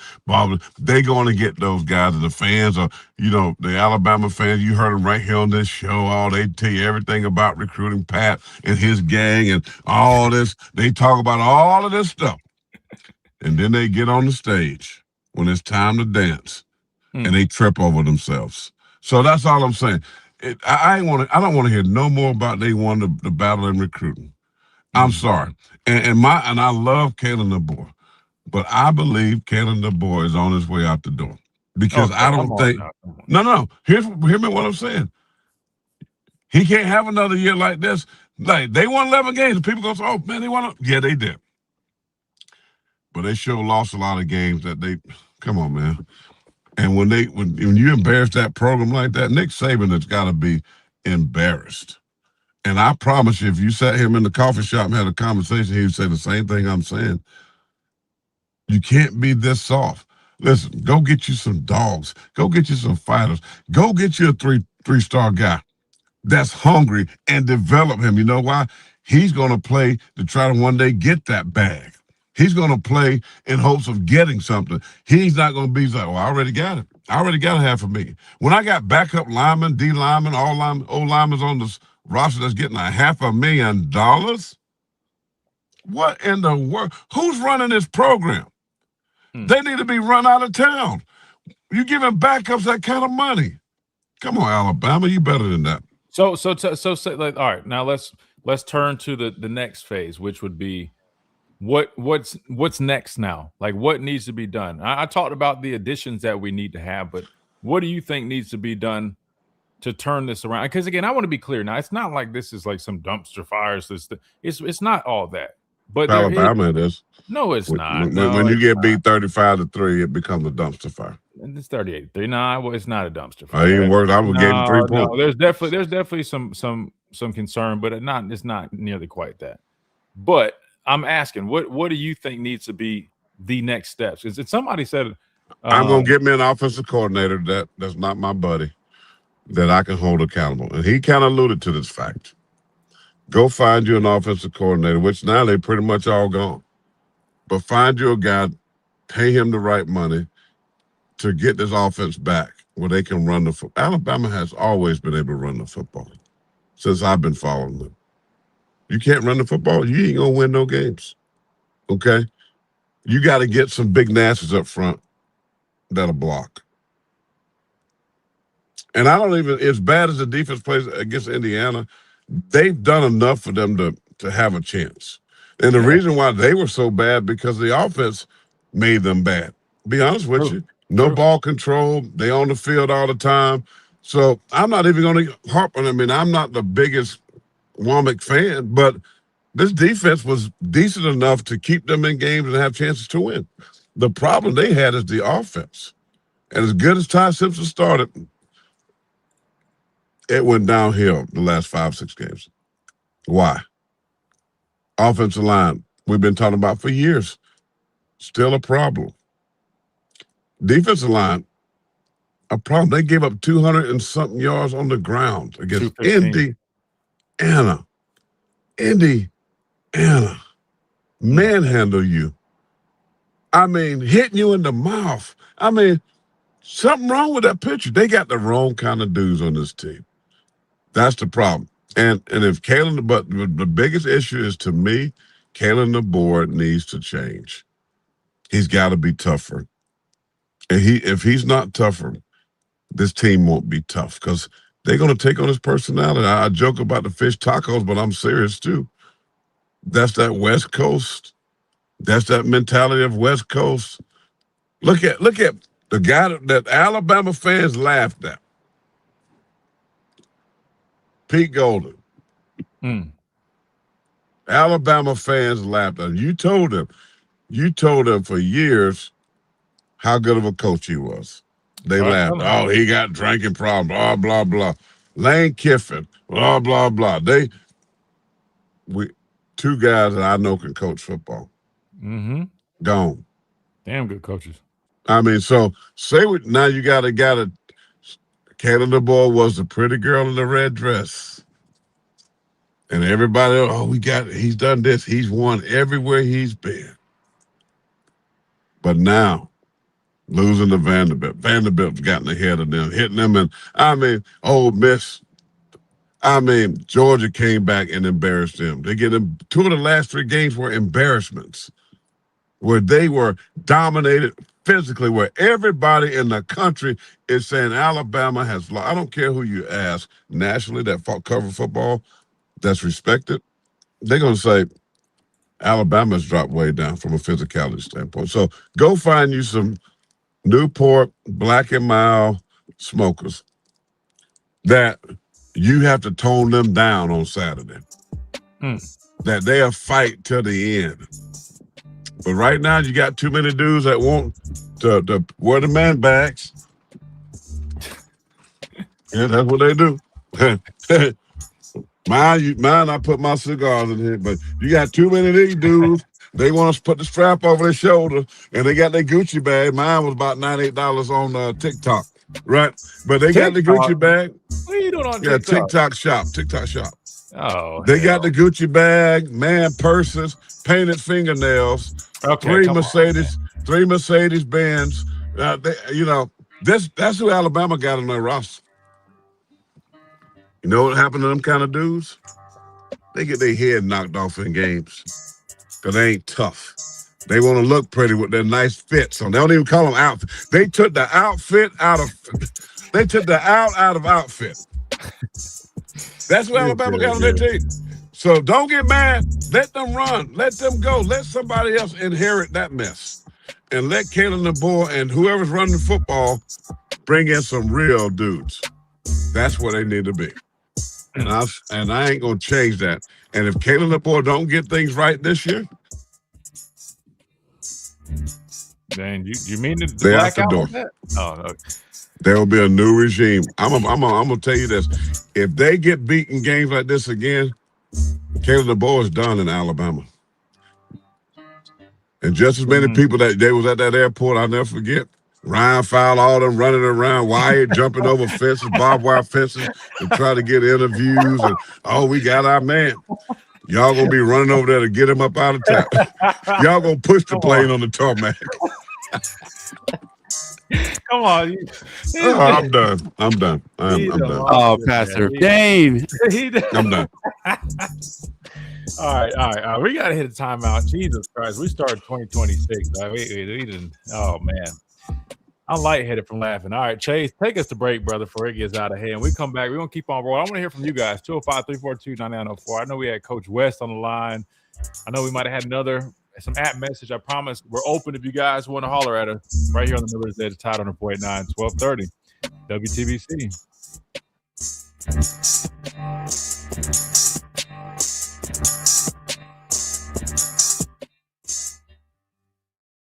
Oh, man. Boy, I ain't going to be back at practice no time soon. Damn. And then he just dipped. He going to leave me on that. Oh, man. Oh, that's rich, man. That's rich. Hey, if you guys like the Pastor Payne spitting facts, man, hit that like button. Let's see. We got to catch back up on the likes. We're too busy cracking up. We got 74. We got double the amount of people in here, man. Let's double those likes. Let's hit 100, man. See, listen, y'all like it now, but what's funny was, listen, when he was on the show full time a couple years ago, he used to be talking like that, and we had people calling the radio station, "Oh, get him off the air. We're tired of him. He's negative. He hates Alabama." And I'm like, no, he doesn't. That man came to every game when I was here, and nobody wanted to hear that. And now I think what's crazy is a lot of stuff he was saying. People are finally seeing it, but anyway. Oh, man. But see, that's why I have to have him on here, because there's a lot of stuff I can't say. Being a former guy, I'm not trying to be put in the group with old Damien, but listen, he can say it. I'm not gonna say it, but he can say some of it. But yeah, if you guys are rocking with the Pastor Payne, hit that like button, man. Let's see. Let's hit over 100, man. We got double the people in terms of likes. Yeah, we already got 84. They rocking with me because I'm just telling the truth. No, I tell my church, the scripture hurts all of us when we got to be feeling the spirit of conviction. Say amen or ouch. And right now, a lot of Bama fans need to be saying ouch because their toes have been stepped on. And so I'm just saying, man, that to put up that uniform, and I don't have a problem with any former player saying what they are saying. Damon here, I didn't think what he said even was that bad. I think he was just being honest. People didn't want to hear that. No, you're not pulling against your team. But come on, man. When I covered my team, like, give me something to support you with. I ain't gonna have my credibility questioned based on if you playing like boo-boo, and I'm gonna get on the air and say, oh, it ain't that bad. Oh, yes, it is that bad. When you getting pushed 5 yards down I've seen several guys 5-6 yards getting pushed down the field by Indiana. Hold on. Let me hit this real quick because we got a lot of journalist folks in here, and they're loving the show, man. Wilson says, and thank you, Wilson, for the $5 super chat. He says, thank you, Pops. We need guys with something to lose. Football is a fight, a determinant of toughness and grit. I'll take gold teeth over gold chains. Well, a lot of them boys down in Florida got them gold teeth, and they play damn good football. So I'll take some gold teeth. We got another Wilson super chat. He says, there's no one to pass on the standard Saban ingrained into the program. Guys have no one to hold them accountable for substandard play and effort. Excellent points. Excellent points, Wilson.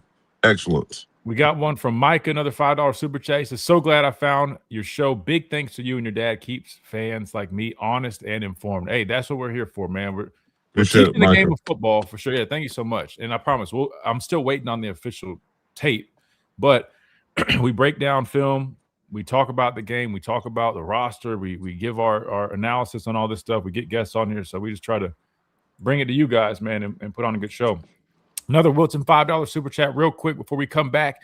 He says, we need a D-line and an O-line. You can win with 2, 3, and 4 stars. Good line. We need culture, and that comes from coaches. Leadership reflects attitude. That's good. Wilson is speaking, boy. I mean, I'm amening. That's so right. Wilson speaking. All right, here we go. And welcome back into this Talking Tuesday edition of the Miller's Edge. Tide 100.9, 1230 WTBC. That collection plate is going around because the pastor of pain is preaching. We got plenty of collections. Thanks, Wilson and Micah and others, all the support, and all you listeners. Again, Tide 100.9 on our stream. We've been finally listen. I hate to sound like this, but I feel like, man, we some long overdue recognition, man. We've been trying to put you guys on game for several years now, and finally, you guys, I think, are tapping in and understanding, man. We speak facts over here. All right, let's do this. Let's go to the phone lines because I know we got folks that have been waiting. 205-342-9904. We got Coach West up first. Coach, welcome in. How you guys doing? Coach West, we're doing good, man. How are you? Good. It's been a while.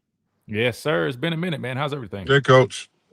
I can't complain. I'm glad the Pops is back. The Corey's back. I love to hear him. Yes, sir.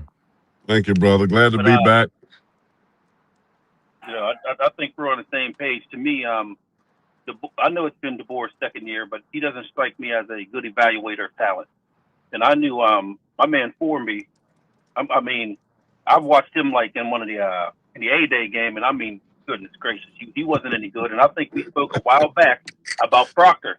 Me and Corey spoke about Proctor, and I mean, you know, he should have stayed at Iowa. That's the wrestling school. They wouldn't have paid no attention to him.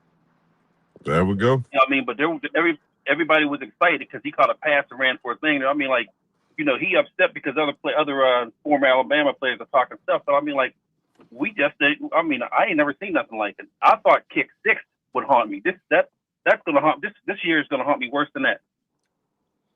You know, because I'm just sitting back thinking like one of our best plays of the game when we got our butt whooped was a reverse pitch back screen play that went for 15 yards.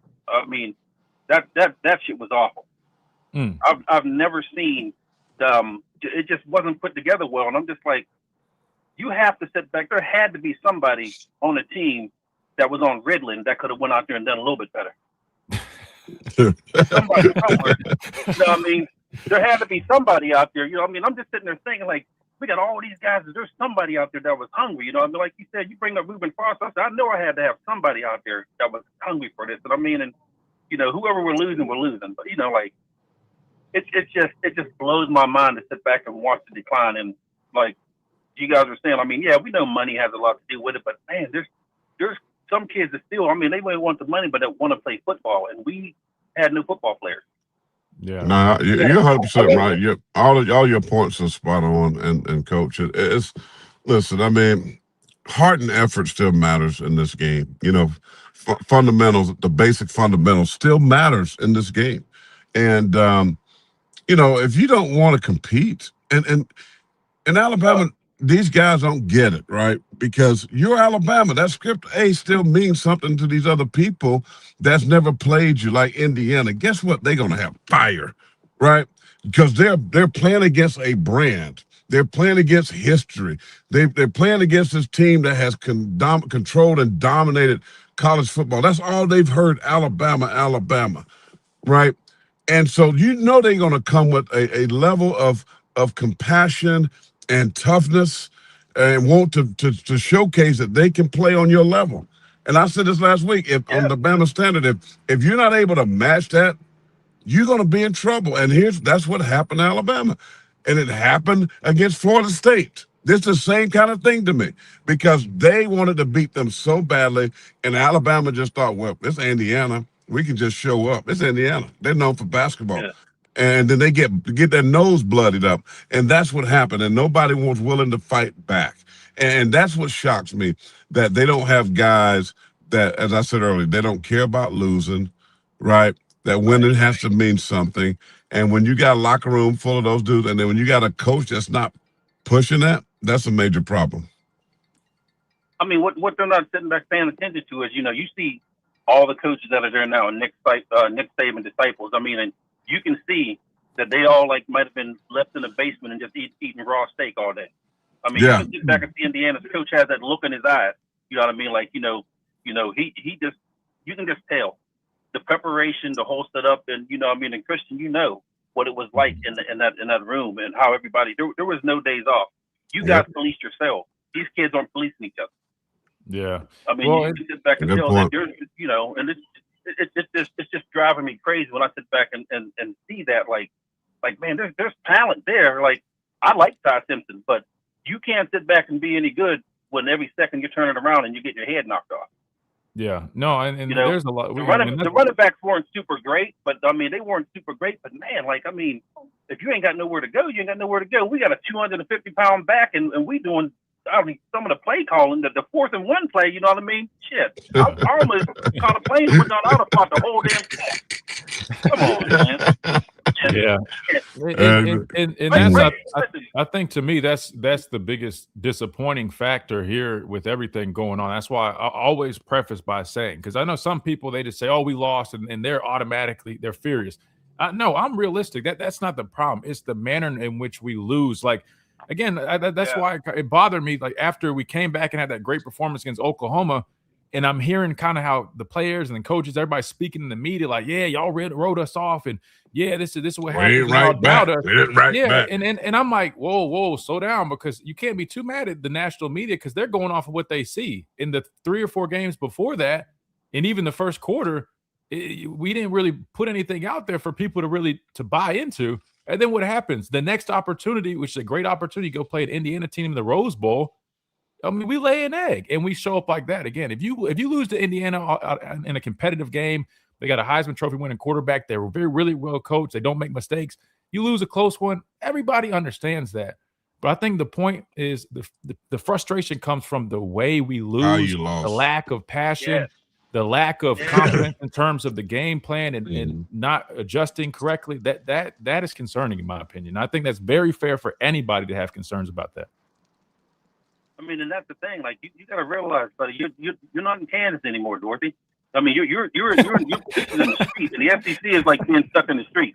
Yeah, you know what I mean. You're in the middle of it right now. I mean, you are in the middle of a war zone. I mean, and the SEC is, and people talk about the SEC. They were ready to come down there and get some of it. Yeah, show up in that fight. You know what I mean. Come here, you know what I mean, and get punched in the mouth. And you know, we got our coach. You know what I mean. Scheme beats talent every day, and Indiana just ran.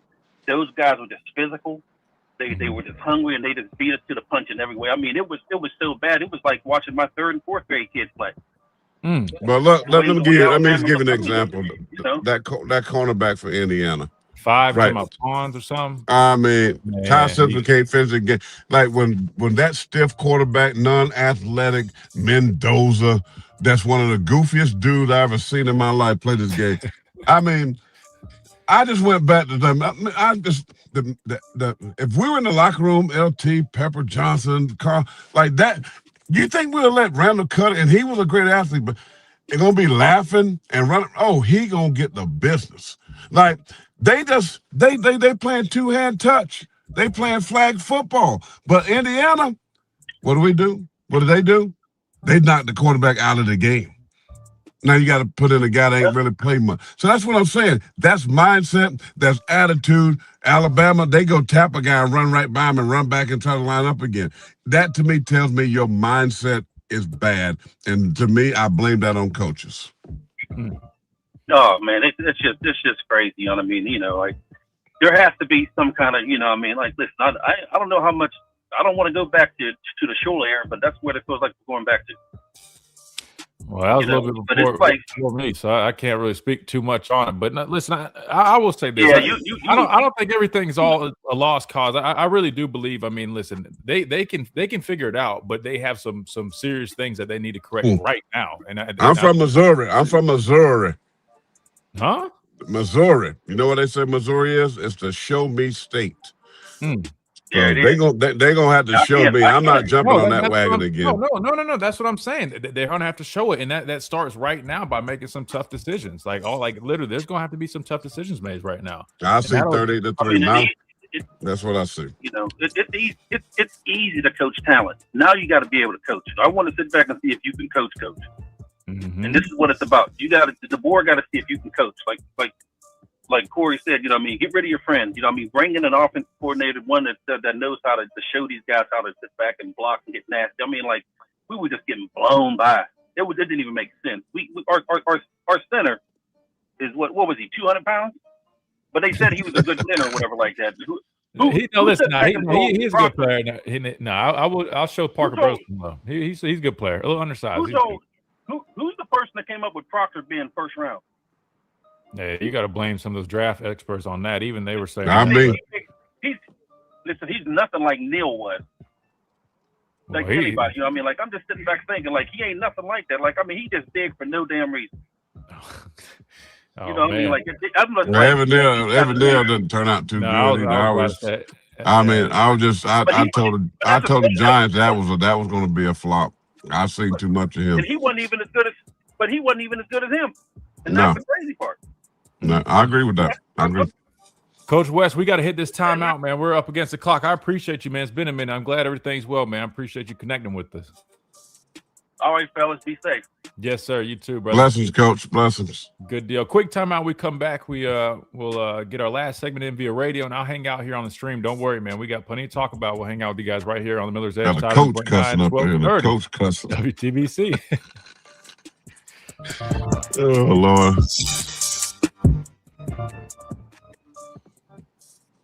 Do you have cracks or potholes that are dragging down your property? I'm Christian Miller. Asphalt restoration. I don't know what's happening, but when you go to break, y'all cut me out. That's why I had to click off again. I don't know, man. It's probably just a stream. It's not on my end. Well, y'all gonna get me. They're gonna ban me from the building, boy. Where y'all are talking, I'm like, oh hell. You might want to be careful. That's Charmin tissues falling off the tree over there. Come on. Now, listen, come on, man. Listen, I will say this. I will say this. There are some dudes, man, that are some damn good dudes that play hard. I think there needs to be. Who's number 23? James Smith. Okay, who's 22? LT Overton. Okay, put them in the portal too, both of them. You just said earlier that you thought James a good player.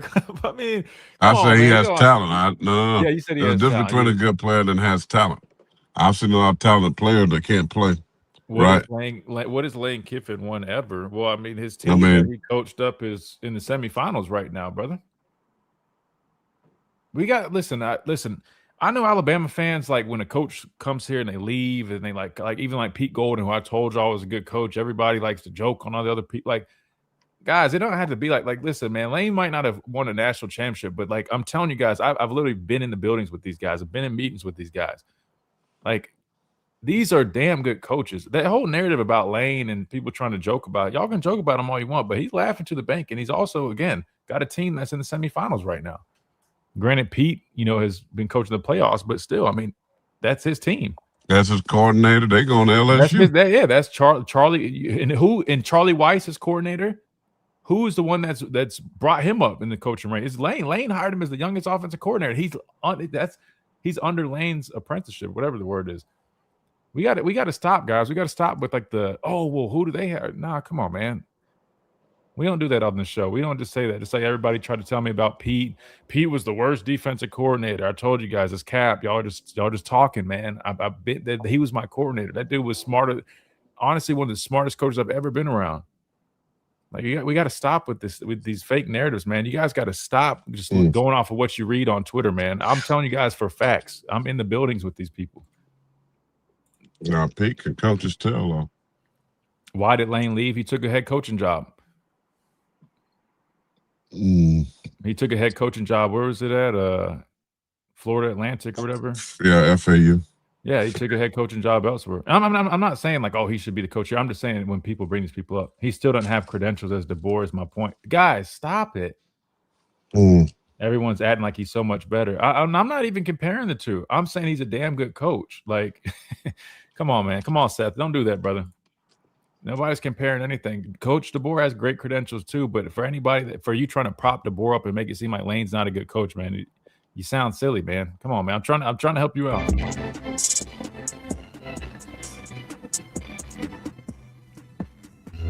And welcome back into this Talking Tuesday edition of the Miller's Edge. Tide 100.9, 1230 WTBC. Let's keep rolling on the phone lines. We got, I think, Duval up next. Welcome in. Hey, what's going on, Christian? What's going on, pal? What's up, boss man? What's up, bro? Man, this is my first time calling in, man. I appreciate everything y'all doing for the Script A. You know, I appreciate the show. Your perspective being a former player, former NFL player. Pastor, you too. You know, it's the insight that we need as fans who really didn't play, but to understand the game a little bit better. Right. I'm from Alabama, born and raised. And since I've been in this world, I've known Alabama to be physical at the point of attack, to push people off the line, to tackle in space, to, you know, just make your opponent quit. And I don't see that with this new regime. I don't know if it's somebody in the building, if it's the money, if it's the cars, if it's the man bags, like Pastor say. I don't know what's going on, but I know this ain't the product of Alabama football I'm used to seeing. It's upsetting. It's concerning, but I'm trying to give grace at the same time because, you know, this guy from the West Coast, we don't know how we do it down here. We live and breathe this every day. You know what I'm saying? But I'm with Pastor on getting them dogs that, you know, smoking them black. So when I came out of school in 06, that's what we had. We had them real live head hunters at linebacker, at defensive end, at defensive tackle. We didn't count. Yes, sir. We wasn't getting paid. And I think, you know, the money it's got a part in it. It's watering down the sport a tad. But I feel like that's where the parents come in. You know what I'm saying? If I'm going to send you over here and I know what this Script A means, this is how you going to play ball. Right. No, you're right. And I don't understand, you know, what a disconnect is because it's football. It's the same game that y'all played, that everybody I know that play football, it's the same game. Get out there with the man in front of you, win your box, do your job, and win the game. I don't see physicality on special teams. I don't see physicality as far as linebacker play. It was decent. But you know, when you done seen Reuben Foster and all them guys, man, just going in and stick their nose in there and make them plays, it's kind of like this is not what we've been blessed with. We were blessed to see those teams. Christian, we were blessed to see you come out the end and make those plays. You know what I'm saying? Like, you don't get that kind of football. Y'all made history under Saban. Yeah. Well, people gotta understand that. Well, I'll speak on this. I think for us, and again, I'm not trying to compare us or them to us, whatever, but I can speak on my experience. Right. What helped us uphold that was, number one, our coach. And again, I'm not saying the board's not doing that. I'm speaking on my experience right now. Coach Saban, I mean, he didn't allow anything other than that. If you weren't physical, like I'll be completely honest with you guys. When I first got to Tuscaloosa, I was not a very physical football player. I'll be the first one to tell you that. And listen, there's good reason. I was 205 pounds, and I got thrown in to the deep end, and I'm going, you know, against tackles that are 335-pound, you know, seniors. Derrick Henry's in the running back spot. At a high school at Columbia, South Carolina, I ain't never seen no crap like that in my life. But what happened was, the reason I wanted to come here is because I knew if I wanted to be the best football player that I possibly could be, I had to develop. And it started physically with Coach Cochran. I knew he would handle that part of me. I knew being thrown in, you know, the deep end with those dogs would ultimately make me a dog. And guess what? I might have not have been very, you know, physical my first year. I would have been a skinny dude off the edge. But I can tell you, go watch all my tape from my senior year. You go see me go close on those counters. You go see me go jack people up and go choke somebody out, because I learned that. I learned it from my coaches. I learned it from the players around me. And I learned it because our standard was I had Reuben Foster behind me. I couldn't afford to be soft. If I'm soft on that edge, guess who's on my neck? Reuben. Yeah. I don't want no problems with him. I don't want to let him down. I'm playing next to Ashawn Robinson. I watched Ashawn Robinson choke people out literally outside of practice. But I'm just saying, like, let's be honest. A lot of those guys don't exist anywhere no more. Even in the pros, they don't. I mean, because I'm just telling you, money changes the game, folks. When you broke, when you can't even buy a daggum slice of pizza, I can't take a girl to the movie. I ain't got no gas. I mean, I got to coast down. I mean, my gas so low, I had to coast up to the stoplight, turn it off to make sure I can crank up and get across. I mean, when you live that kind of lifestyle, bro, 1977 Monte Carlo, but let me just tell you something. You know that I got to make it to this next level to do certain things that I want to achieve. That comes with a cost. I just told my church this. It costs to be successful. And unfortunately, all you have to do now is get your little huddle page up, get people talking about you, get your star ranking up because this school recruits you. Now you can go here and demand money. And you can't play a daggum lick. You can't beat a common cold. Like, so this is the problem with college football. It's the problem at Alabama. They just got a lot more of them kinds of dudes. I said this and I mean it wholeheartedly. You got 2 Mercedes, you got 2 cars in college, and you show me getting beat 38-3 by a team that has 3-4 stars or whatever it is. I'm calling every hookup company the best hookup, meaning tow trucks, and I'm talking tow trucks, and I'm coming and I'm hooking up them cars and I'm taking them back. I'm sorry, give me that Gucci bag back, give me that Louis Vuitton bag back, and give me this. Listen, until you show me that you care, you can't play for me. And I blame this on Kalen DeBoer. That's why I said Fish Taco, Jeremy Pruitt. Let me name some names for Christian when he went down there. I played in the league almost a decade. I played with Hall of Famers alongside of them. So I know he needed some time. I knew Derrick Henry was 240 pounds. But you know why he goes there? Because I felt confident in Nick Saban and development because there was street cred of other players that he's taken from the outhouse to the penthouse. Now guys are coming in the penthouse that needs to be put down into the outhouse. And that's your problem. But that's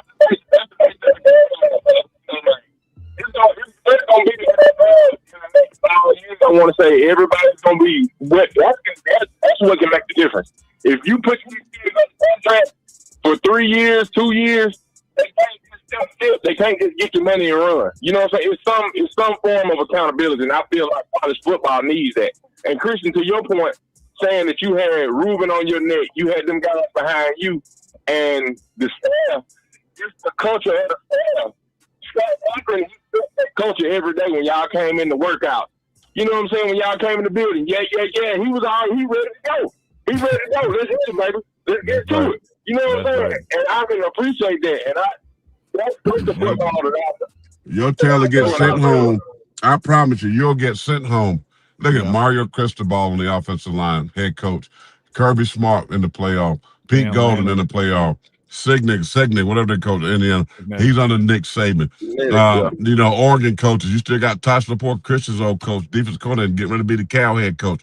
You know what they got on them? They got a sprinkle of Nick Saban. So that tells me everything that I need to know. That people that does it the right way, old school, and demand excellence, they're still playing. Yeah. But Fish Taco coaches, they sitting back with they sitting at home trying to figure it out because they too soft. And I love Kalen DeBoer. I said to you again, he has to toughen up, and he has to bring guys around him that has that same mentality. But if he's not tough, then his team will not be tough. That's right. That's what has to change at Alabama. All right, and then I hate to do this, but we got to get out of here because we're against the top of the hour. We got another show about to start right now. But Duvall, I appreciate you calling us, man. Call us back again, man. Yes, sir. All right, good deal. I'll do it for us on Tide 100.9. We'll still stick on the stream right here on the Miller's Edge. We'll see you guys tomorrow.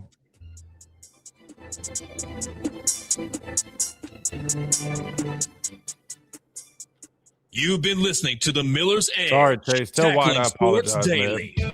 Sorry about that. I didn't want to cut him off. Who? Wyatt, because he's up next. And I was saying, like, we are running into his time. That's on me.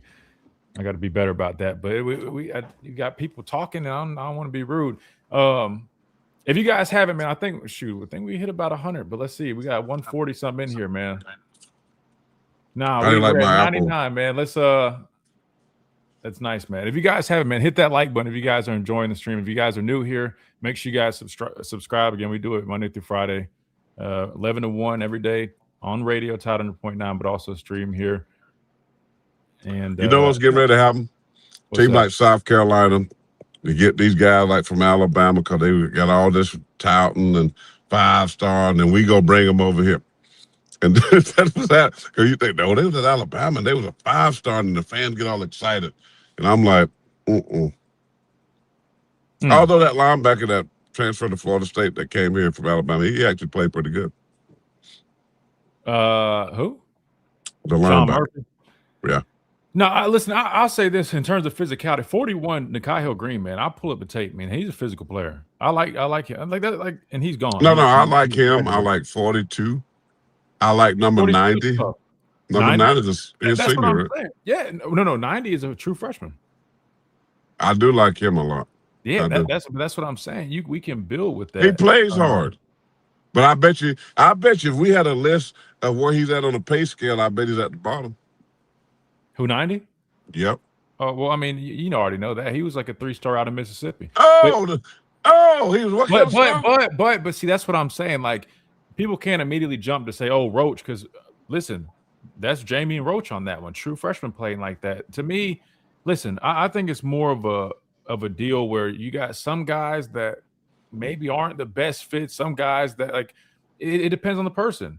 And maybe you're right. Maybe they do need to, even as when you're a 3-star, your money funny right now. I promise. You saying he's playing for that? Yeah, he's playing for it because his money funny.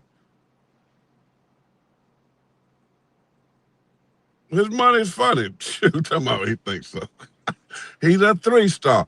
Oh, listen to that. Wonder why he plays hard. Probably ain't got no Gucci bag either. I think Chris is on the phone, but I don't know. I'm just going to keep it real. That was embarrassing. That was one of the most embarrassing losses for Alabama. When you just get, I mean, the last one was against Clemson. When I traveled all the way to Northern California, that national championship game with Clemson with Trevor Lawrence's freshman year. I mean, that was bad. I mean, our whole defense played in the NFL. That was bad. But it wasn't nowhere near what we saw against Indiana. I'm talking about how y'all lost it when I traveled way out there, spent about a week out in California, all them high-dollar hotels and high-dollar restaurants. And Kirby Smart told me, he said, these guys are not ready. I'll never forget that conversation. He said, they're not ready. We're gonna struggle. Kirby Smart told me that. That was a lot on us. I'll be honest with you. He said everybody doing their own thing. We got agents all around. Yeah, we had blah blah blah. Kirby Smart told me that. Yeah, we had a lot. And Nick Saban has said that game that he thought they might not win the game. He said that because all the crap was happening around. Yeah. But I was just drawing that up. That was one of the worst losses I've ever seen Alabama take, right? But Indiana don't even compare to what we saw with Indiana. That still doesn't compare. That was my opinion on that. I didn't think ours was that bad, honestly. But let me answer a couple of these real quick while I'm looking at it. Yeah, I gotta go eat lunch. You ever thought about coaching? No, not with this madness. No, I would love to be like a pass rush specialist, a guy that just is like, listen, they want to hire me to help teach these guys some pass rush moves. I got you. I'm not all this though, all the portal stuff and all the money. No. If y'all only knew what kind of nonsense they got going on across college football right now, it's not even. And the crazy thing is, it's like it's so much worse than even the pro. The pros is like you're signing a deal, you're under contract. There is no real contracts with this nonsense. You got guys year to year literally demanding stuff from not even all types of assets, not just money. You got guys demanding houses, cars. There's dudes that got promised land, which, hey, that's smart. But come on, man, it's crazy. Land? Yeah, there's a couple guys that literally got deals to get themselves land. Not here. I'm just saying, like, I mean, bro, if you guys knew the whole I sure have foreclosure signs everywhere. What are the chances that a change in coaching occurs? That was somebody put that in the comments. I wanted to address that, guys. I know people keep saying like, "Oh, just wait, Kalen DeBoer is cooking." Guys, I hate to break it to you, but there's not like some like big master plan going on here that like, oh, we're pushing everybody out. Everybody leaves, we're pushing out and replacing them with better. Listen, that's not really what's going on. Like, I hate to be that guy. I'm just being honest. For folks that want these big changes, it's a good question, Dr. Crystal. I'll be honest. I don't see there being an offensive coordinator change at all. Not this year, at least. I don't even see them making a change at offensive line. As of right now, I don't see them making a change there.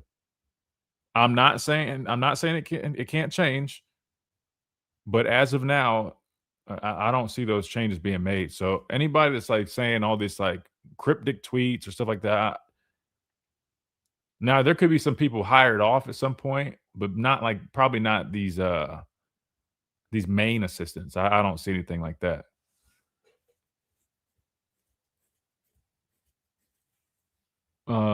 Pastor, I was with you. They should have hired. I'm not necessarily saying all that. I don't even think. I don't know what the deal was with that. Scott Huff would be the only name I see them bring in. You have to see, but like I said, as of now, I'm not aware of any plans on any changes, man. I would call Pittman. Probably have to make him a co-OC or something like that. I mean, he's coming from being a head coach. I don't even see that happening though. Boosters aren't having it, Christian. I promise you. No, trust me. I know a lot of people are frustrated, but I mean, here's the thing, and this is you're on to what you're picking up what I'm putting down. There's a lot going on in the building right now. A lot of stuff I can't talk about. I wish I could, but just not my place. There's just a lot going on right now, and that's why I said, I mean, there needs to be somebody's got to get all this shit together. You know what I mean? Like, it's too much going on. You or Pops think the board can change, or do you think he wants to change? Hell, he can change.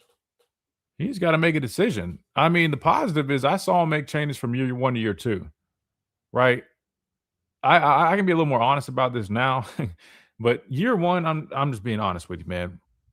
I mean, you had too many guys kind of walking over people, which it happens. And my dad said that that's something to consider, and a lot of people didn't want to hear that, but it actually kind of was a real thing. I mean, you had a lot of guys that, and listen, it makes sense. I mean, my dad joked about the substitute teacher thing, but just as a player, man, I mean, and you're going from Coach Saban and like that whole deal, then you have a new staff come in. I mean, it's hard to win those guys over.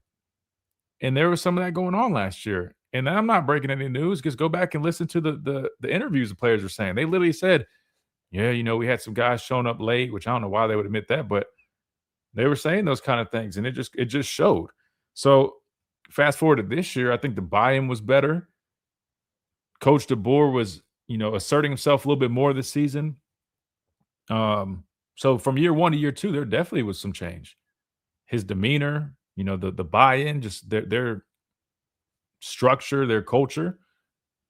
However, I think it needs to. You got to take it to a whole nother level. It's still not where it needs to be. It's just not.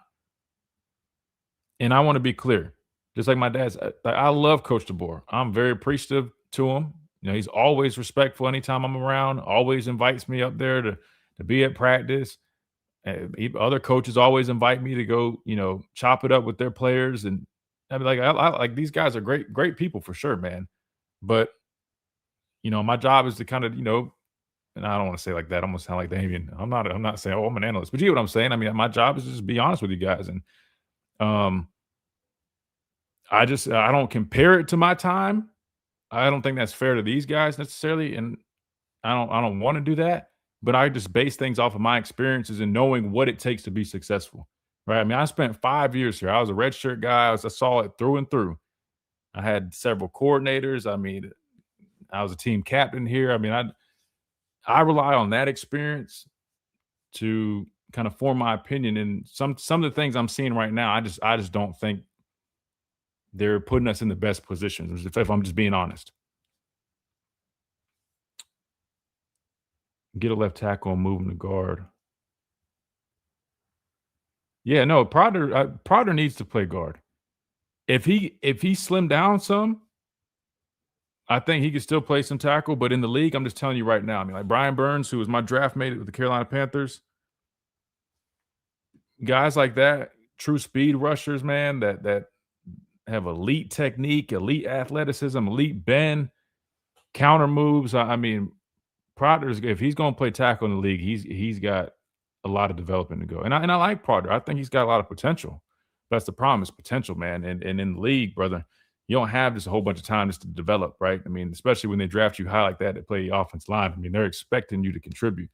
So I do agree with you. I think guard helps kind of mitigate some of those concerns with him playing in space at tackle. You got some of these comments, man. You guys are wild, man. You guys are wild. Where are we at with these likes, man? We got 136 here. Let's see. We got 109. Let's go. I appreciate you guys, man. If you guys haven't, man, smash that like button real quick. We appreciate it, man. We've been killing it recently. I appreciate all the support. Seriously. And anybody new, man, welcome in. I appreciate you guys hanging out with us. Maybe they get left tackle from NC State. Well, no, Proctor's probably going to the draft. So, I mean, I don't think Proctor's return. I think you're kind of thinking he's returning. I don't see him returning. You got Michael Carroll, like the only guy returning now.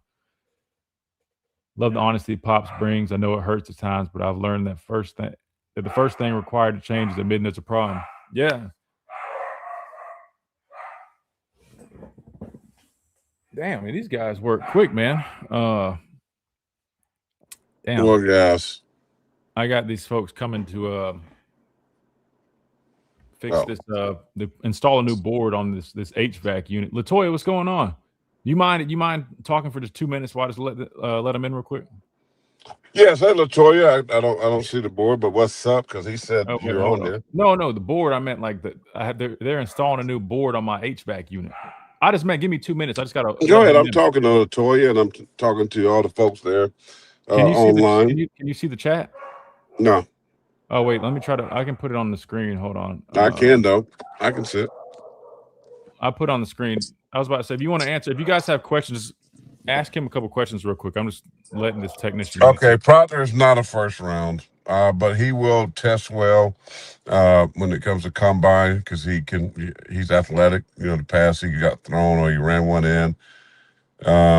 What's up, Mike? Roll Tide, everybody.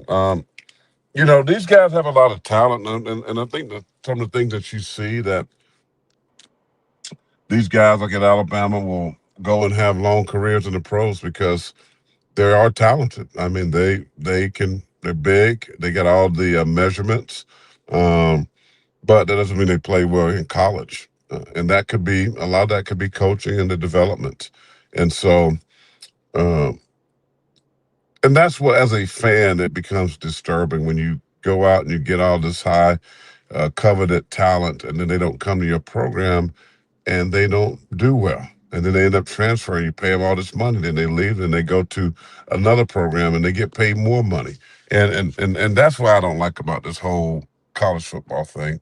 I mean, these guys sign on. You know, I told Christian when he got recruited, you know, this is 40, 50-year signage. And you want to be a part of wherever you go to school for the rest of your life, basically. And that should mean some things. So, unfortunately, you don't see that right now. Let's see. What is your opinion? I don't have a problem with what HaHa said because he's telling the truth. I mean, if you turn on the tape, and it was bad, guys. I mean, the tape was bad. The effort was bad. I mean, I don't understand why someone's upset about it. I think they need to be called out. When you start getting paid, to me, you're a professional. Amateurism is out the door. When you start making money, that kind of money, when you're getting paid six figures, some of them more than the assistant coaches are making, I don't have a problem at all with what he said. Turn the tape on. The tape does not lie. All right, Dr. Crystal, how you doing? Rolla, Sister Latoya, what's up? So I don't have a problem. I think sometimes you just got to call them out. It is what it is. If you get paid this kind of money and your results are what we've seen on TV, I got a major problem with that. Major problem with that. So I had to take my glasses off so I could see. What's good, Pastor? God bless you, brother. God bless you as well. It is a culture shift. And that culture is nothing like it was. And I think it's unfair to Kalen DeBoer if we try to compare the culture, you know, to what Christian played in and beforehand. It's not the same. But I think there still is a standard. When you wear that script A, there's a standard of competitiveness. There's a standard of toughness. There's a standard of, you know, we're gonna. What that saying was, we're not gonna die, or we're gonna make you quit. Whatever it is, it has to stay that standard. So I don't know. I mean, listen, I think it's hard for a lot of coaches. I talk to a lot of college coaches, and all of them say one thing: it's hard. It's hard to develop. It's hard to even hold players accountable because if you're too tough, they leave. That's why I said I want to give them some grace here because it's hard to coach hard. It's hard to cuss a kid out. It's hard to get in their face and spit. And, you can't do that anymore. The system is not allowing that. And these kids have such a freedom to leave. And they call mom and they call dad and they out the door and they're gone. So let me you're 100% right, by the way. And yeah, thank you for holding it down. No, I was going to ask, I don't know if you can see this. I know you probably got something to do, but I wanted to respond to HaHa because HaHa said, turn on the tape. What was his tweet again? Hold on. What was HaHa's whole tweet? He said, go watch the tape and tell me what you guys are upset about leaving based off production. I'm in the office all day. Well, we got the tape here. Now I don't have the Indiana game, but I got this Oklahoma game. As they say, roll tape.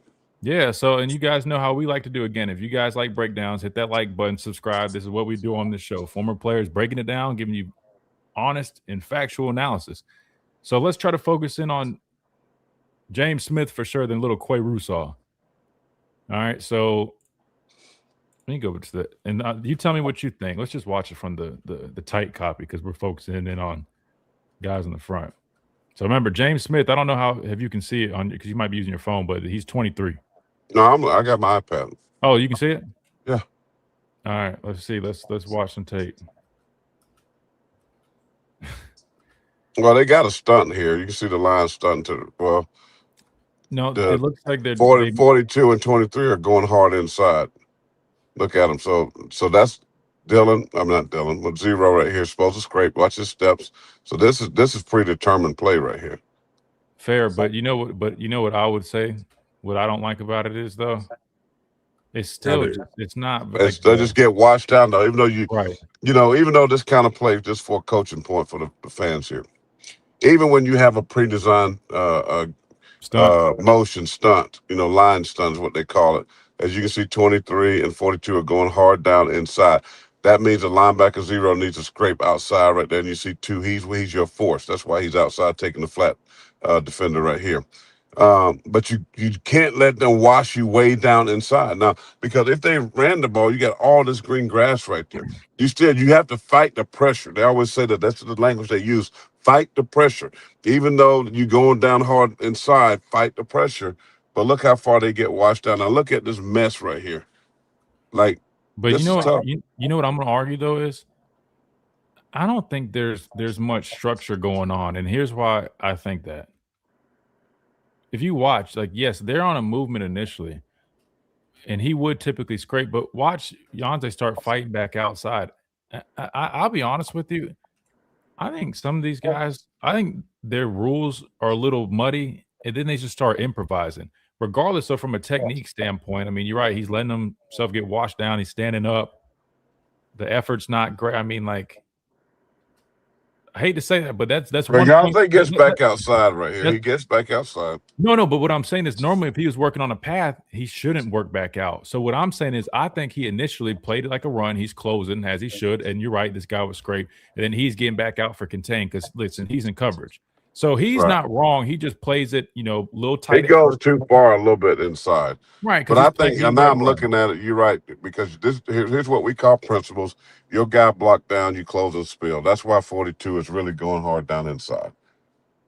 Right? Yeah, exactly. He was reading it as you're playing a run, as he should. Tackle blocks down, you close on that tight end. He's fine. What I'm saying is I think these guys might have been doing like an interior stunt where Keenan picks.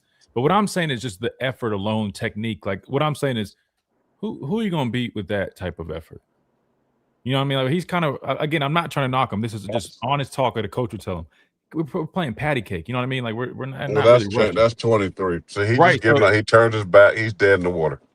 So what I'm saying is, unfortunately, that's a point for HaHa in terms of turning on the tape, because I think this is one of the main players he was probably referencing.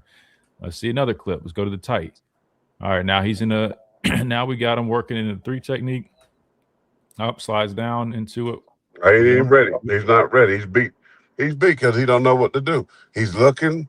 They don't know what to do. Now he's inside. Now he's at what we call outflanked. Watch the guard. Now, boom, he's beat. Look at the hat. Hat's on the inside.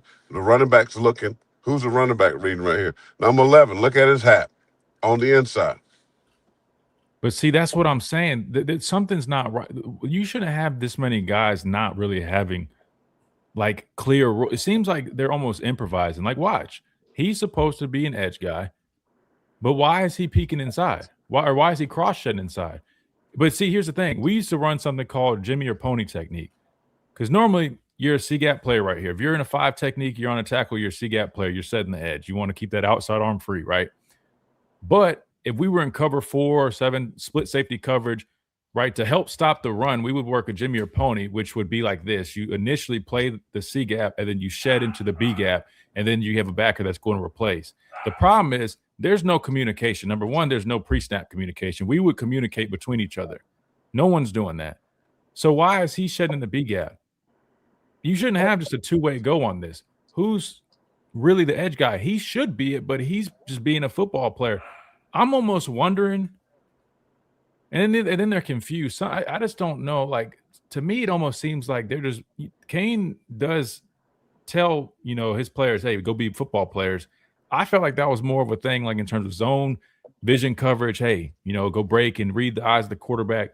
But if you're kind of teaching that up front too, that can be messy, and that can really disrupt run fits, which can cause problems. Here we see 23 again. I know he's laid and he's getting reached, but like that's bad ball, man. I ain't gonna lie to you. And then look at the effort. Like, and I'm not listen. I will say this: sometimes when you get out of position, you're frustrated and you just kind of just like, man, what the hell? Go back for a minute. That I ain't gonna lie. That's bad tape. Go back for a minute. Watch. All right, look at 23. Look at 96.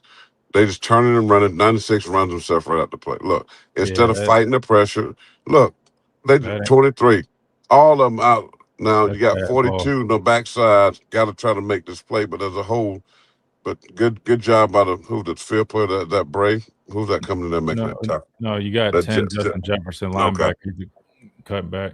But that's a good play by him to cut back. But look at your lineman. No pressure, just turning and running. And the offensive system is set up to make these guys do this, right? They just want them to turn their shoulders and run. And when you got that's horrible technique. Horrible technique.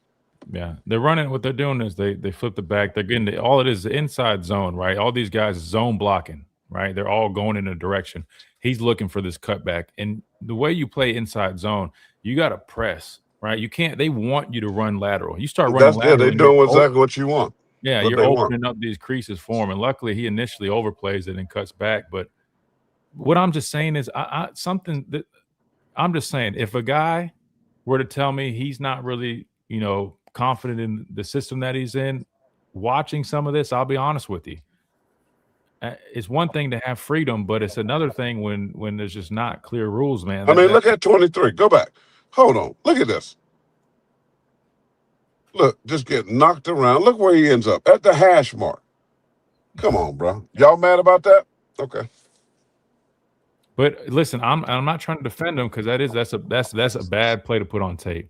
But part of me is almost like, man, it almost seems like he's just keep going. Show him some more. I am. Trust me, I'm trying to watch it myself, man. But see that look at it. Look at the hands. I think they don't know what's going on. They're not ready. Look at them. What coach? That's on coaching right there. They're getting lined up. Look, they're not even in this 23 again. 23 again, not even in the stance. Is it bad coaching or lack of execution? I'll be honest with you. I think that's bad coaching because they don't. When their hands out, telling me they're not getting the calls or the calls coming in late. Yeah, look at them looking. We'll see Jefferson saying what? Now they move. It's too late. They're all out of position. It looks like they're working a Tom, right? Or whatever it's called. He's picking. ET. They call it the ET, maybe. No. We call it Tom or what's it called? Long story short, you got the nose and the tackle working together. One setting a pick for the other. I always mix the names up because I'm an edge guy. I never really that wasn't my deal. But anyway, he picks the center. He's going to wrap. The problem is like the effort. Like, listen, I'll show you some clips. Some of the guys I played with running these, man. Like, you're not going to get home with this, man. Now, yeah.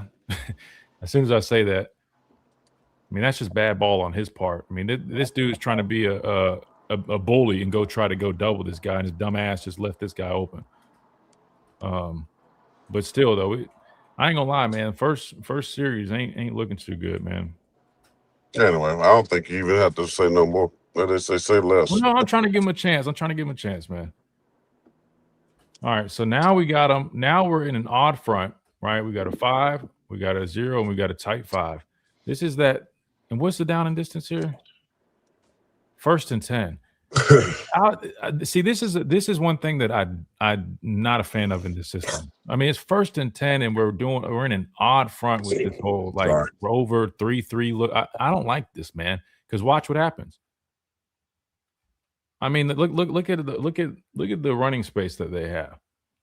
So another bad rep. He gets reached again. Golly, man. Wait, no, he doesn't get reached. That's a tight end. He doesn't get reached. Wait, hold on. Hell yeah, he gets reached. Hold on. Wait, what am I looking at? Center, guard, tackle. No, that's a tackle. That's a tight end. So he's in a 5. He's in a tight 5. Yeah, he gets reached. Yeah, man, that's bad ball, man. That's bad ball, man. But I can't help but just wonder though, like what are the rules that are being taught here? That's bad ball, guys. I'm sorry, that's bad ball, man. Can't have that. And then again, it's 1st and 10, and I get it. They like this, like the rover thing, and he's supposed to be reading. But I mean, like, just get him 4 down. Look at this. Look at this, guys. I mean, that's a bad picture, man. Because when you put this guy here 4 down, I mean, he would be on an edge. So he would be bumped down. Say you have an over front, you would have a 5, you would have a 3 technique, you'd have a 1 here, and you'd have a 5 back here. At least you have this guy setting an edge, this guy pressing into that guard who's trying to reach him. I mean, just imagine how much more of a picture he would be here, pressing into this guy a little bit. Instead, though, I mean, he's supposed to be like a reader, a free floater, just playing, but he's just out of position. Yeah. Listen, the tape doesn't look great on those plays with James, but to be fair, man, I think the system's not in his best interest here. I'm just being completely honest. So if there's some guys frustrated, I mean, just watching this tape, you kind of can see it. You know, I hate to say that, but I'm being completely honest with you guys. Let me hit these super chats real quick. We're going to go back to it. Keep telling the truth because this D-line, O-line ain't it. Thank you, Gelato, for the super chat, the $10 super chat, man. Thank you so much. Listen, this problem here is both we need more players, and we need to be putting them in better positions. I mean, the tape, again, I told you guys, tape doesn't lie. And the tape is saying just that. It's both. Both of those are the issue. But that falls on the coordinator with the system. That's not Freddie Roach, so to speak. Thank you so much, Gelato, for that. Seriously. Dr. Crystal, thank you so much. Another $10 super chat. I was late getting here, but how can these be fixed by next season, if at all? Great question. I really think Kane Womack, as good as the defense has been, I think they need to really tighten things up. Because a lot of the reason we saw some of those explosive plays, I would argue, were because we weren't in great positions. You know, guys definitely need to, execute better, but there's still a number of times, and we're seeing this, like 1st and 10. I don't like the 3-3 stuff like that. I just don't, man. As you guys can see, I mean, just look, you're very soft up front. I mean, just like look at the holes again. You're in an odd front, 3-man front, and they're running. Now they're just zone play, right? So they're just getting bodies. They're just trying to reach you, and we're just opening things up. And we don't have bodies up there. I mean, look at this. We have no bodies. So to answer your question, how do you fix it? I mean, number one, you got to get some dudes, man. You got to get some dudes. We got to get more effort. Like from what we just saw out of 23, man, that type of effort is not going to cut it. We can't have that type of effort. That's number one. And then number two, the system needs to be even better. We got to clean up the system, man. You know what I mean? Like you can't give your guys so much freedom where you're just letting them freestyle like this, because then you have no discipline in your run fits, in your gaps. Guys are going to be out of position, and that's what leads to these creases, which then leads to explosive plays. So I think it falls on both out of Crystal. It really does. My guy Smitty with the $5 super chat says, in today's college football, sending dudes packing may be the best way to handle it. I bet 23 asked for a raise. Young guys are the ones showing toughness. I'll be honest with you. It really wasn't, I don't think, a money thing. I think it was more so. I think he feels like maybe there might be a better opportunity schematically, potentially. But who knows, man? Who knows? Man, you guys are showing love. I appreciate you guys so much, man. Seriously, thank you guys. We got another super chat from Todd, the Todd Atkins Show, $5 super chat. Thank you so much, man. He says, Christian, how long would you wait on potential before looking to the portal? I think in this day and age, you have no choice other than you have to address needs, you know? Now you have to be strategic about it because you do have players, right? You don't want to disrespect your guys. You do want to at least give them a chance. But for example, like the running back room, I don't think you can just sit there and go, oh man, like we got this guy coming in and he's got potential. Nah. You know, 75% of the running back room is returning outside of jam. Those guys had their chances. It wasn't enough. You know what I mean? Like, it wasn't enough. So you have no choice at that point. You gotta go find somebody that you pretty much can guarantee will give you a little bit of a facelift. But for me personally, like my thing was I would want to take pride in developing the guys that I have the best that I can. But I also know there has to be a healthy balance that when there are needs that need to be addressed, that we can go out there and address it. You have to. If you want to compete in today's day and age, you have to. You can't fully rely, as much as I would love to fully rely on developing, because I'm a story of that. I'm a product of that. You can't do it. I think there just has to be a healthy balance. And it's a really good question. But it all depends. Like this year, we're going to have to rely much more on the portal.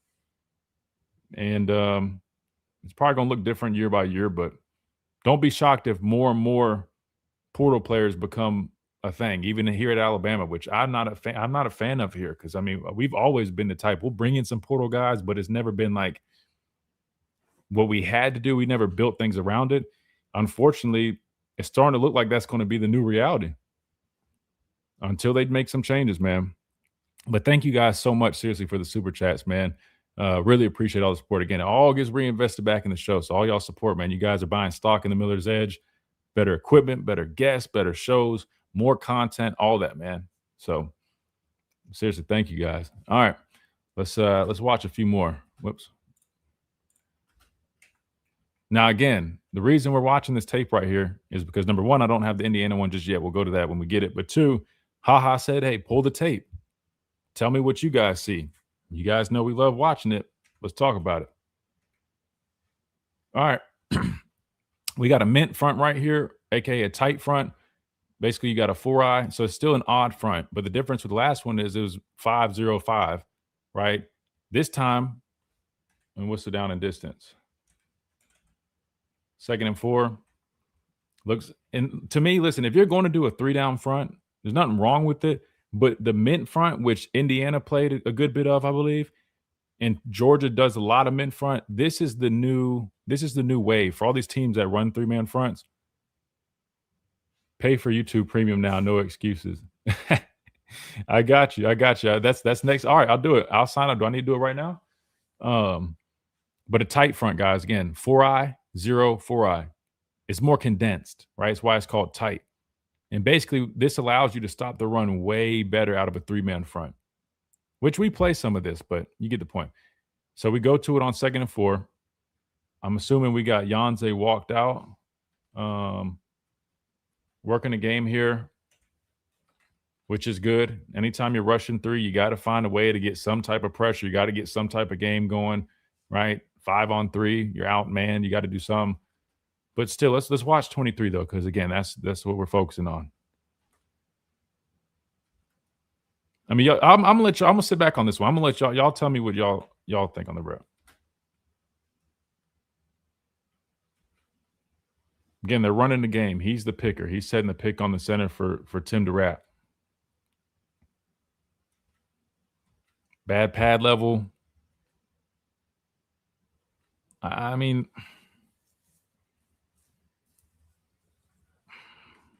I'm not going to lie, man. The tape is kind of proving HaHa's point. I hate to say that, man, because, again, I like James. I root for all these guys. Hell, he wore my number when he first got here. He was number 47 originally. But we got to get more out of him, man. Ran into the double team. Well, I'll say this. So he is supposed to run in there because they're setting a pick, right? So so what they're doing is he's picking. I wish I had arrows, but he's picking this center. And Tim's going to wrap. So he's supposed to do that. My thing is from technique. You see how he's standing straight up? Look at the pad level. Look at the offensive lineman. Watch the center. Hat under a hat. You don't ever want to be higher than these guys, right? Giving him his chest. When you're going in there, if you're going to bull, I mean, yes, you technically are giving him the chest, but you want to have good pad level, inside hands, right? That way, when you do set the pick, you can, have some power behind you, but then also you can work off of it. Your job is to set a pick, but then you're not supposed to set the pick and then just get hemmed up. The job is to go in there, set the pick, and to keep working, right? Because he's still responsible. See this big hole? They always say this. When you're on a movement, you should be looking to cross face. We're not crossing face. If anything, he's in the wrong here, looking back through here. If anything, if he's going to cross, he needs to cross this face. Now, I'm not saying he should just rush because it's a 3-man rush. He shouldn't just immediately start working over here. But he shouldn't even be working. You already got Tim working out that way. You should be cheating over here for this reason alone. You see what I'm saying? So, like, we got to be better than this, guys. But I hate to say it, but I mean, do we even expect this? You don't even expect to really get home with this. I mean, you got a 300-some pounder, a 310-pounder, then big physical, strong side end and Jordan Renaud. I mean, you're just trying to condense and close the cage, which we do. There's just a gaping hole. We don't even do that, Just we got to be better than that. We got 3rd and 2 here. Is Quay on here yet? All right, now we got Quay on here. Let's watch Quay. Let's see what we get.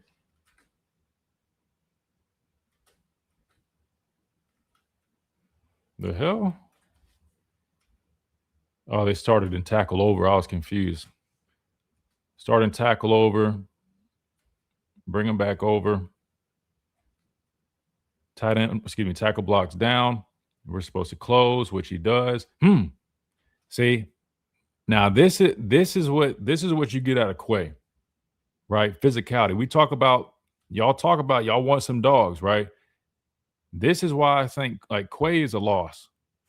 Yes, the other guys are good, but man, you don't want to lose a player like this. Watch how he closes on this dude. We always say you got to make like Ryan Anderson used to always tell us, man, you make that dude pay, right? See how I'm put his hat in there? That tight end don't want nothing to do. And I guarantee you the rest of this game, this dude wants no pieces of 4. He will cut block for the rest of the game because of this.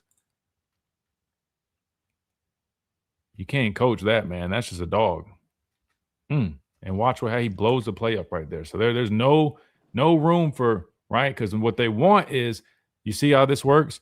He was supposed to climb up to 0. And if this tight end kicks this guy out, Quay Russaw, you got a big hole, especially with us. Look at Edric or whoever this is right here. If he doesn't blow this up, look at this hole. See my mouse? That's where they want to hit that. You see him? But because I got a mouthful of food, I had to come back on that one. No, that's good. How you attack it right there. That's what I'm saying. That's how you play that game. Mm-hmm. That's vintage Alabama. Ain't nowhere. He blew it. He blew the whole. Now that right there can play for me. See that's that right there. So I gotta say it one more time. Yes, sir. Go back. 94. You got another stump made too high. Standing straight up. Way too high. Way too high. Here's Keon because there is another one. Everybody's talking about him. Okay. I like the extension. Good extension. Got good leverage, right? Got his foot in the ground. Outside. That worked. That's good ball. That's a good ball. That's a good rep. We'll take that. That's a good rep. We got 2nd and 10. Let's keep it going. Keon's still out there.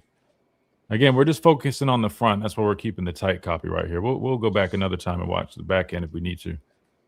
All right. Keon's asking around, man. Come on, Keon. Well, they all. That's been everybody, though. That's the coach. That's on the coach. No. So here we go. So now we're getting back to that odd front. And this is 2nd and 10, I think, right? So we show like he's on the edge, like 4 down. We're shifting late, getting back to this whole rover thing, which I don't like. But again, I'm not the coach, so who gives a shit what I say? Here we go. What are they getting to again? They got boot action. Nice recognition by him, but let me see how he read it first, because you got to stick within your rules now, because if they run, as we just saw, 4 close on this, if he decides this is hard on the DN. That's just hard. You got a dude coming in. They want him to go in there and croak. They know he's supposed to close and spill. Right. But he does a good job of not getting himself out of play. Yeah, no. Good awareness. I'm just saying, but you do have to respect that, because we just saw in that last play. If he did pull that football, big hole. But anyway, no, really good awareness there. He look, aiming for the upfield shoulder, right? Now, I would just like, if I had to be a nitpick, I would just say, get your hand up. Always get that hand up.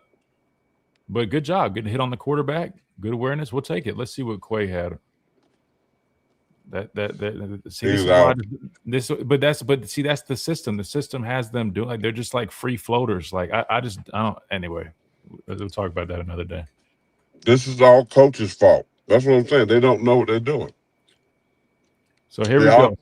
So now we got a tight front. No. Tight. I'm okay with tight fronts. Tight fronts are like the new wave in defense right now, right? Because you can stop. Hold on. Look at 31 stance. What is he going to do like that? What's he going to do like that? He's not a 3 technique. Well, he's supposed to be a 4-eye right now. Whatever, but he's in the gap or shade, whatever you want to call it. But look at his stance. If they come off the ball, they're going to fold him up like a blanket. Let's see his footwork and everything. Let's see. I don't like it. Look, there you go. Beat. Influence. Bam, they got him. Looking inside.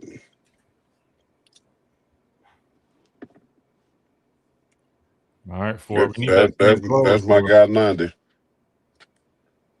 But listen, this is another thing a lot of people are doing right now. These run stunts, right? Pick, and he's going to wrap, and it actually works out well. Sometimes I've seen it. Sometimes you risk getting, taking yourself out of position, but really nice job here. I like 90, man. 90, you go. I can work with 90, man. Like you said, man, he's at 3-star out of Mississippi, man. He's trying to earn him some more NIL. 3rd and 10. Let's see what we got. But anyway, real quick on Keon, though. We got to have better technique than that. Bad footwork, bad stance, no power. Come on, bro. Yeah, that's trouble. That ain't it. If you guys like breakdown stuff, man, hit that like button, subscribe, all that good stuff, and share it too, man, because you guys love the film guy, man. Hell, you got your own Alabama version of it, man. Show us some love. Here we go. 3rd and 10. Don't know what they're doing again, coaches. Now, this is a 3rd down call, so we're talking about potential simulated type deal. Let's see what we got. 4-man rush, a straight rush. Now, to be fair, I'm skipping around, so they might have, I think they might have checked, and that's why we're checking, right? So so to be fair, we're trying to check because they check. So we get. All right, they're signaling. Straight 4-man rush. All good to go. All right, good deal. Here, you take over for a second. I got my read the chat real quick. Well, anyway, guys, obviously they're eating lunch. But let me grab my iPad. So right here, you can see Keon Keeley on the left getting a good rush. Pushing the pocket, inside arm in the chest right there, outside arm free just in case the quarterback escapes outside. And the 90, again, standing straight up. Pad level's been a problem. 94, I believe that is right here, is pretty good. But hands to the face, I don't know if they call that flag or not. But But look at the pocket. You got a gap right here, number 10. If he wants to pull it and run, he's got green right there. Now that pocket needs to be constricted more. You always want that pocket as a pass rush to be constricted. But what I've seen through all these plays, bad fundamentals, coaching getting the plays in late. Scheme is not a good scheme against what they were playing against Oklahoma. Now they rewrited the ship in the second half and made some adjustments, and that's a good thing. But I'm not a fan of the scheme. I'm not a fan of the defensive line play. I don't think they play very physical. They get pushed around with all these stunts and movements. They're not taught how to fight pressure. Even if I'm stuck in the gap and that lineman comes down on me, I don't let him wash me way down the line of scrimmage. I still got a gap that I'm responsible for. I got to fight pressure with pressure. So once I feel that guard or tackle come on me, I got to lower my body, right? And I got to fight against that pressure so I don't get washed way down inside. Because if I do, that's just going to open up a huge gap. So these things, I would love to sit in the film room with their staff and just listen to what they're telling them. But just from a football IQ, knowing defense the way I do, just hadn't been good. And I'm sure Indiana was a lot worse than what we're looking at right now. I mean, but look at the right defensive end, standing straight up, looking at the quarterback. 94, they're almost touching each other. That's why you see the gap right there on the right side wide open. 90's getting pushed inside. So if he wanted to pull and run, he could. If you got an athletic quarterback, that's going to be wide open for him. So, sorry, but it just starts with the lateness of getting the call in, and guys are not ready to go. They're not even in their stance. I mean, so I put that all on the coach. You know, good for them that the quarterback for Oklahoma didn't play well the second half. But as you can see, you look at this. Look at right here. You got what we call a where's the center? Okay, we got a 3 technique and outside shade, which we're going to call that a 5 technique. So you got a 3-5, 41 stacked. Who's looking inside? So that makes me think that he's an A gap player. You got another A gap player, number 90. Pierre is a 5. Let's see what happens. There we go again. Same concept. They're running. All they're doing is turning and running. Not going to work. Hold on, let me get to the super chat real quick, because Lord knows we need them. I just have to pay $800 for a damn board on my HVAC unit. Golly, man. Dude told me it was going to be cheaper than that. All right. Dr. Crystal says, sidebar Christian, not pocket watching, but Grubb's buyout is $80K and has a 2-year deal. Owes nothing if he leaves voluntarily. Knew this dude wasn't it from the jump. Also, we need Pruitt. Yeah, they give him 80,000 in ones. I think Pruitt's at Jacksonville State. I'm not too sure, but listen, Pruitt is a hell of a coach, and I from what I understood after reading the whole article, I think he's cleared to come back in the whole what's the term they use, the like the show clause. I don't think that can be enforced with him anymore. So listen, I like Womack. I think he's a good dude, and I think he's done a good job with his system. And you know, they listen. The results are there, right? They statistically they're a good unit, but I think if you really dissect it and break it down, there are some things that could be better for sure. And I think we're talking about that right now. But in terms of Grubb, I just don't see Kalen DeBoer going from him, especially without having some replacement lined up that he feels comfortable with. I mean, Grubb's been with him for a while, so he's not going to have. That's a pretty long leash, in my opinion. But thank you so much for the support. Going to the HVAC unit here in the studio, right? But thank you so much, Dr. Crystal. Seriously, this is better than the film, guys. It's way better. Dang, I appreciate you guys, man. That's love, man. Hey, listen, I told you we just try to shoot you guys straight. We just talk about what's on the tape, man. There's no agendas here. Football's football. I wanted to get this angle because I was trying to see the actual what they were lined up in. Looks like they're playing an under front because the tight end was to the field, right? Wait, is that tight end?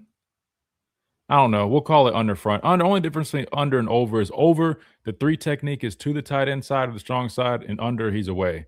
So we'll just say in this case, looks more like an under front 5-1-3-5. He's pretty wide here. I don't know why he's so wide, but see, this is what are we doing? Jesus. And I'm not getting on 42. I don't think this is unless he's just improvising, which I highly doubt that. This is crazy. Well, 18 is a tight end, so we got to. But where are we? What are we doing here? You got the offensive line. This their system now. This is this whole zone read stuff. They turn and run. Look at their shoulders, all lateral to the line of scrimmage. Yeah, and that's why they want the D lineman to run, and they give it to the back, and they seal, and they're looking for cutbacks. I mean, you got 42 and 90 about to have a train wreck right here, right? Now you got 0 that's blocked. You can see the slot coming in to block him, and then you got 3 Sab right there. The safety's he's a field player. But look at 41. Now go back. Look at his footwork. See how his feet crossed over? Mm-hmm. Hold on. I mean, that's bad. These are bad technique things that people ain't going to tell you about that gets you out of position. But if you go back, you should be stepping. He has no reason to step over himself. Why? Because everybody that where his eyes should take him to the football. These guys turning and running. He should be gone. Check the cutback right here. This backside A, and boom, he can get over top. But look at his footwork. Bad. Now he still might get there, but it's just sloppy. That's coaching. That's all coaching. Hold on, I'm just sharing the link so people can see because Haha said pull up the tape, so I just want people to see. We got the tape pulled up. That way you guys can put eyes on it because this is all 22 tape. You can't just get your hands on it. I'll say this though. They're running. Zero's looking like he's playing pass. Again, not playing with his eyes. But they're running a stunt here. But here's the problem, though. The coach can't predict that.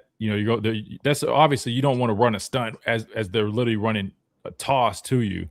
So it's on this guy. You gotta abort the game. You gotta abort the game here when you know what I mean. Like, and granted, they're going out of a sugar huddle type deal, but yeah, nah, man, they're running a stunt here, and it's just the worst time to do it as they literally are running toss into the boundary at it. He just got to understand as soon as he feels that, as soon as you if because I've been in this position where we're running. You got to get up the field. You don't run down in there. Yeah. You have to abort the mission, man. You got to attack that tackle. You see that tackle. That's why you play with your eyes. I got to be playing on this guy, but if that tackle's looping out, I got to hit up the field. Now Zero's blocked. My guy, 41, man. Hey, he came on the show, by the way. He's solid, man. Really. I like him. Just saying he just had bad. Now he's gonna make this play. Nah, but this is what I like. Good flow. That's what he. Look at that effort. That's effort play. Listen, that's winning football. 90, 41, 42. I know 42. Just listen. That was the call that they had on there. 90, 41, 42. 41's gone. 5. Dejon Lee. 41's a senior. 2. 40. Yeah, 41 was like his 5th year senior. I think he was at Michigan, Colorado with Dion. I asked him about that. He liked prime time. Why the other guys not playing like he's playing? Mm-hmm. All right, here we go. I talked about his footwork, but I like how he finished. Wow. Here we go. Our 3-3. We love. Out of the way. What's the down and distance? Hold on. 2nd and 8. Now, I think this is when we were playing a lot of that cover 2 early in the game. Let me see if we get to it.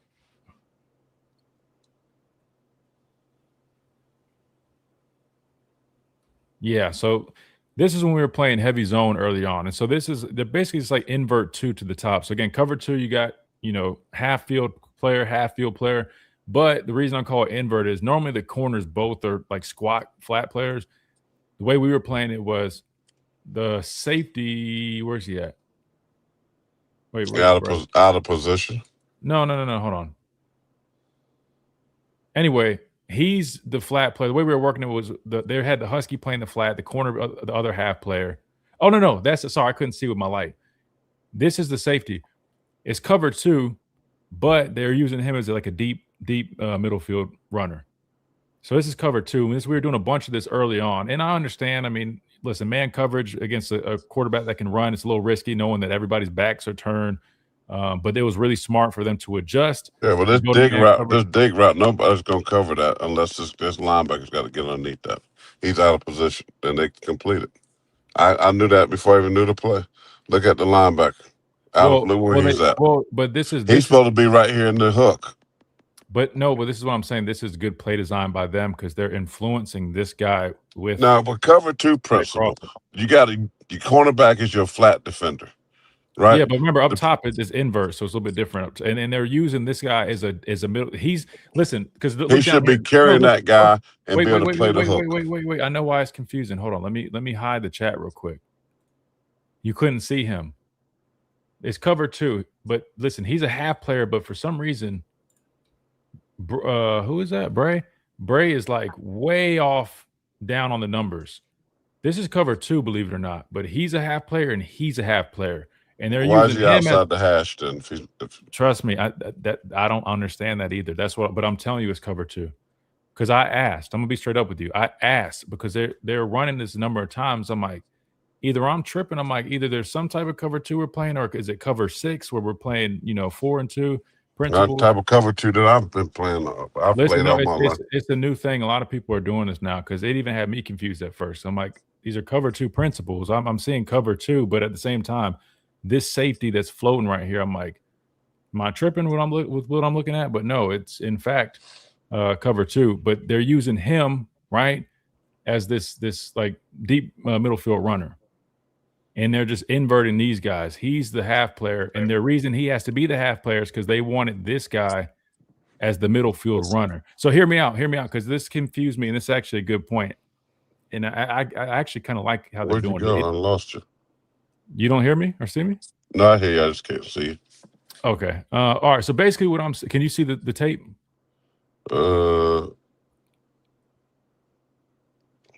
Well, if you just click out and click back in if you have to. But long story short, so in cover two, you normally you got 2 flat players, typically your corners, and you got 2 half players, which are your safeties, which you got one right. So at the bottom, think about it. This is traditional. Flat players your corner, half players your safety, right? Then you got a hook curl right here. He's working a little bit too far out. Normally it's like 10 by 2, with the hash.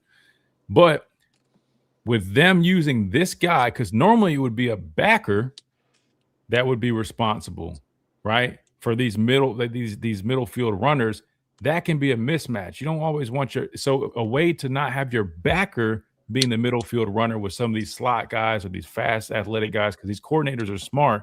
Defenses have had to adjust their cover too and mix it up. It's called a remix. All right. So that's what they're doing here. So, but when you bring him down, this guy normally is a half player and he's normally a flat player and he's normally hook curl. Well, now they're using this guy, right? They're replacing him with him. So it's cover two. It's just defenses are changing. I'm not going to lie to you. Even I get confused looking at this stuff. And I watch a lot of this stuff. That's why, I ask a bunch of people, I'm like, hold on, man. When they get to the pro, they want me doing that. Some of it you'll see some, but in the pros, you're right. I mean, it's like you see a lot of Tampa too. It depends on the coordinator. I mean, you watch Minnesota. I mean, they're the way they run a lot of simulated pressures. There's a lot of different disguises and looks. Other people, you see a lot more traditional country cover looks. I mean, it just depends. All right. So we're in cover two there. But what are we doing up here? We got a spy / I guess daylight rusher, which just means you just find an open crease. We weren't getting any pass rush early in the game. Let's get back to what we're doing. We're watching the tape because, again, HaHa said pull up the tape and see who you're upset about leaving. So far you got Keon Keeley, Rusaw, and James Smith. So we're trying to focus in on those guys, which none of those guys will be a big. Rusaw going to help somebody. Rusaw would be a good fit at Georgia, man. He reminds me of the guy that just drafted. They got the Falcons just drafted, and they ended up him and James Pierce did a hell of a job as young bucks in that defense. What's his name? The guy that just got drafted, Jalen Walker, maybe something like that. Walker, yeah. I think a little bit of a Jalen Walker type vibe.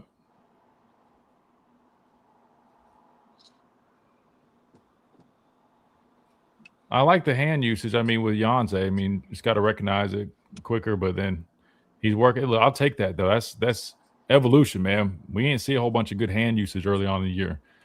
Let's keep going because we're looking for certain guys. All right, we got James Smith back out here. Let's see what we got. All right. More of an under front here. Again, you got tight end over here. 5-1, tight 3. 5. Let's see what we get. They're on the line again. So with these guys working like that, somebody's coming off the edge. My guess is the safety. It's the Husky, right? So you can call this a sting path. It's just your typical, just everybody's on the line. Everybody's crossing face. I wish I had the arrows, right? We used to run something called like sting. It's the same thing, bringing the Husky off the edge. So good job by Keon blowing that up. Nice physicality by Ford. Just make sure we're using our hands. Don't want to chicken wing it. But see, he's physical, though. I'll take that, though. The problem is, all right, but who's fitting off of him? Probably should be this guy, but he gets chopped or attempted to. Too much grass, man. All that ain't it either, bro. Well, I haven't had enough of this. Chill. Come on, man. All right, just get a couple more. I mean, this is terrible.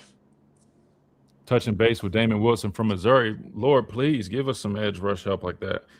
I like Justin Hill and Yanze a lot. I think they're going to do great, but we're in a day and age, man, like you need dudes. You need dudes. Help me out. I'm embarrassed to say I don't know who Ha is. Oh, Ha Clinton Dix, former Alabama safety. Pro bowler in the league. Great dude. Great person. Phenomenal football player. He's a director. He works for the team, right? Yeah, that's why I'm surprised he's tweeting like that. I'm like, dang.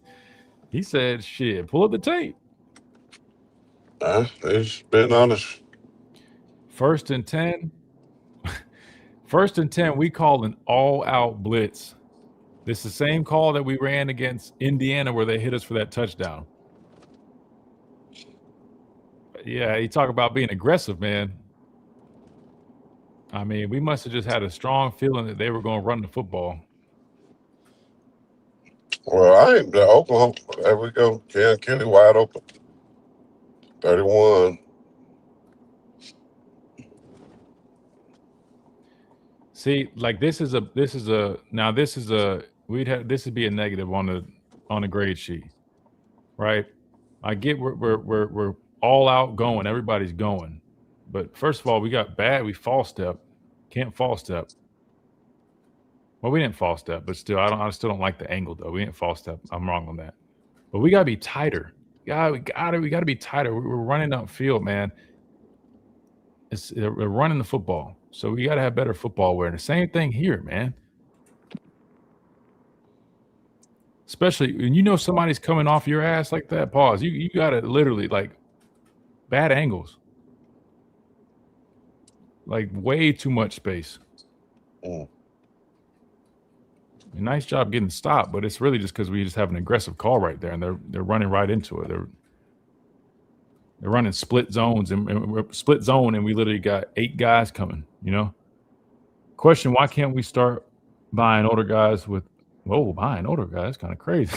Why can't we start getting older guys with proven production out of the portal like IU does? 22 to 24-year-olds that are not well known, are cheaper, and provide instant impact. I mean, I think that's what you're going to have to do right now. Well, Indiana got a bunch of older players, and you playing against an 18-year-old that's got talent but don't know how to play. That's why it makes sense. They're smart. I mean, you go get guys that's played a lot of football, and they don't have to be as talented, but they become system players, and they be pretty good. That's what Indiana has. That whoever make that point is extremely right.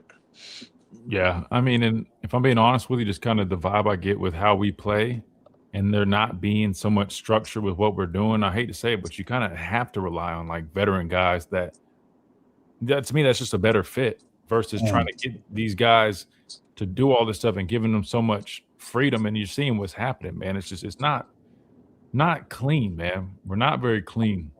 Just being completely transparent. Here we go. 31 and 23 on the field. Let's see what we got. We're on another path. Same thing. You're bringing the Husky off the edge. Everybody's on a movement. But see, like, You know what I mean? Like we just gotta have better awareness. We're doing what they want us to do. Like the whole point of we used to call it elephants on parade. Like everybody is just going lateral, flat down the line. Your antennas should be up. You got to get vertical, man. Keon does a pretty good job redirecting here. Not really much to go off of there. Let's see. Well, Keon to go to the right system, and I promise you, he'll end up being drafted somewhere because he can run. He can run, and he's big and strong. But here would my counter to that be? I feel like he's in a tough spot now. He coming out of high school, he was an edge guy. He no longer is a true edge guy. He's 280 pounds. But he got someone that runs more of a 4-man front. But he can play a 2-5 technique. I don't really like him as a 5 technique like that. And he's not, and he can't play inside either. What I'm saying, I think his best, yes, he needs to go play a true 5 technique. But I think he needs to drop back some, drop back down some. He needs to shed some weight. Because now he's kind of like they built him up and he's kind of in the middle, right? He's a tweener. And I just don't think that really is a good. I don't think that's in his best interest. I don't know why we're entertaining this guy here like that. We got to rush, brother. We got to go. We got to go, man. You got contained. There's no need to do all that. That dude's just trying to get in your way. Let's see you 23. See, this is my only thing. Like a guy like him, you would think he would love this type of scheme that lets him do stuff like this. I mean, hell, this dude's working out. Was it 3rd down? This is 1st and goal. All right, but we're expecting pass. I mean, this guy is rushing out of damn near 5 technique. He's so wide. Right? I mean, damn, he really is a 5 technique there pretty much. I mean, you got wiggle. I mean, you got free reign. You can cross face right there. Mm-hmm. You get an opportunity like that, brother. You gotta make plays. I mean, that one can't be blamed on the system. That's set up for you to go make a play. Let's see. We got a $50 super chat. Adam said, "Hey man, Christian, I'm gonna help you out with that HVAC bill that you just got, man." Adam, I appreciate you. Adam, seriously, Adam, you got to drop the business stuff, man. I got it. This is malpractice that we're not like giving you advertising at this rate, man. Seriously. Adam says, Christian, as a former player, are you concerned about the direction of Alabama's defense? When you played, it was fast, disciplined, and physical. Lately, that edge seems inconsistent. Is that a talent issue, scheme, or culture? I would say this.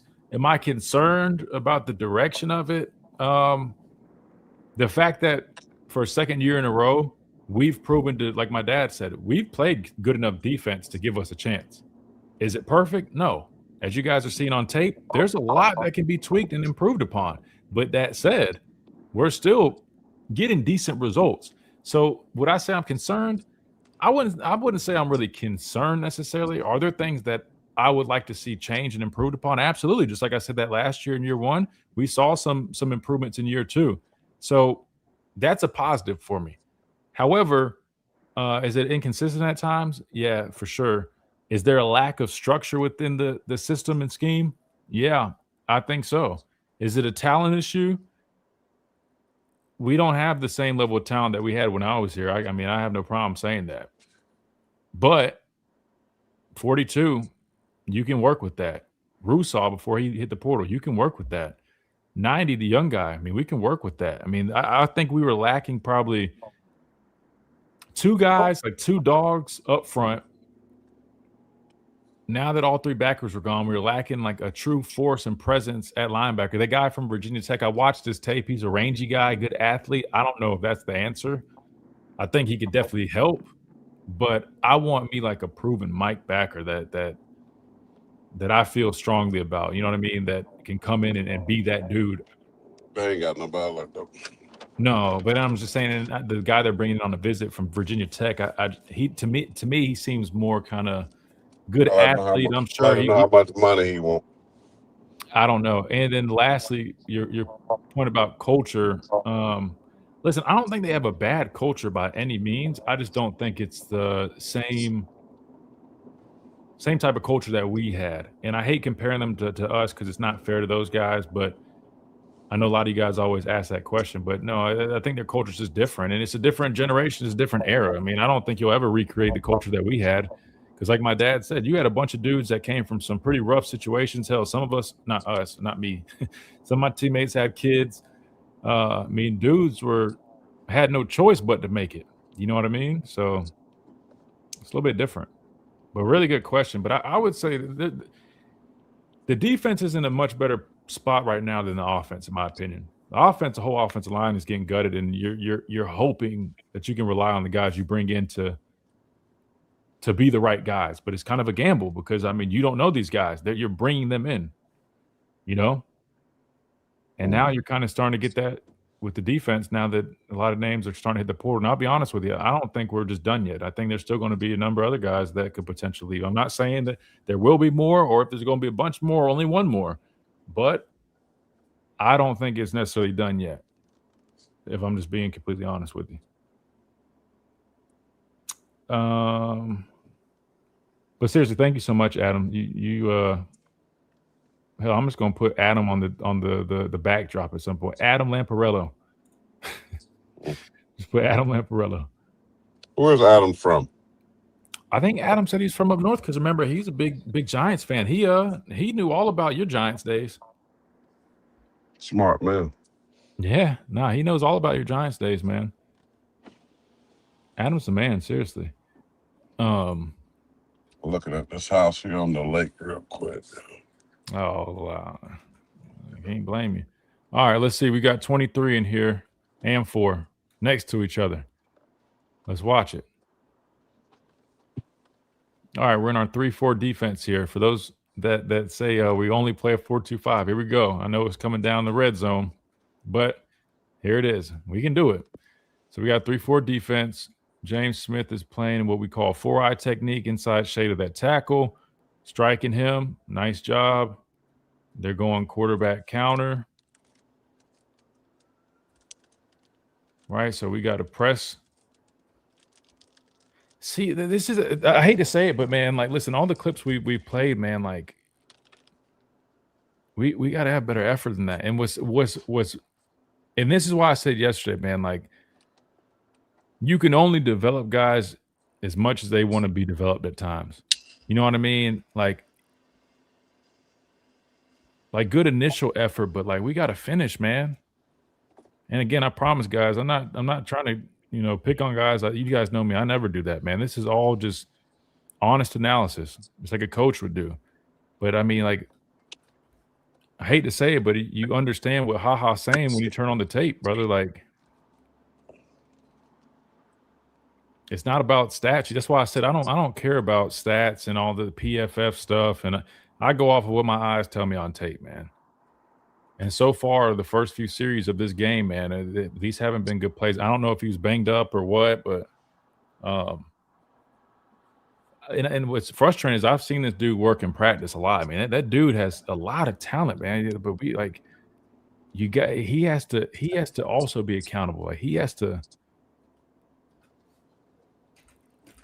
also, put some on the line too. You know what I mean? Like, coaches can coach you, but they can't go out there and make the plays for you. Oh. Running the game here. Absolutely no pass rush. Oh, that was the biggest problem with the first half, at least, for Alabama against Oklahoma. There's zero pass rush at all. Zero. Now, the second half, they started dialing up. They started dialing up blitzes and everything, and that helped. But there was zero pass rush. We're dropping Quay here. We're dropping 8. I'm trying to play that soft zone, and this is my biggest problem with playing so soft like this sometimes, is that people just pick you apart. We're playing. Sorry, this light's in the way. Looks like we're playing cover 3 maybe, and he just got out late. But you guys can just see, I mean, just top down. Just not a big fan of it. I think that was 1st and 10 too. I don't know what the time was, but it's not showing us the time. Anyways, they pick up the first down. Let's see what we got. Same deal we saw earlier. We got 13 at Husky now. Same thing, just bringing him off the edge. Everybody's on the path. Cross and face. See, mental error. 31. So, like, when everybody's like, man, like, oh, this guy was playing one of the best. He was like, well, again, and I love Keon. That's like my little brother. But I mean, if we watch this tape together, I would tell him no different. You got no better than this, man. You're on a path. You can't improvise. You can't do that. You have this guy outside. You're crossing face. That's your gap. If 10 doesn't play this right, look at this crease, guys. Luckily, 10's right there to make that, but he's supposed to be there. You know what I mean? But see, PFF and all these other people, they're not going to show you. They're not going to know this. They're not going to say this stuff. That's a big no-no. Well, Bray Hubbard was saying some of the same thing. He was talking about guys, just one guy not doing his job, not being in the right gap, and they're getting gashed. I mean, so and when you plan a defense that's based on being really gap sound, those guys got to always be in the right spot, because if not, it's a touchdown. And we saw that against Indiana. So, but sometimes that's lazy on the player. That's just player just trying to do too much. Bad eyes, looking in the wrong place, hats on the wrong side. So I don't know, man. The bottom line is this, hold on.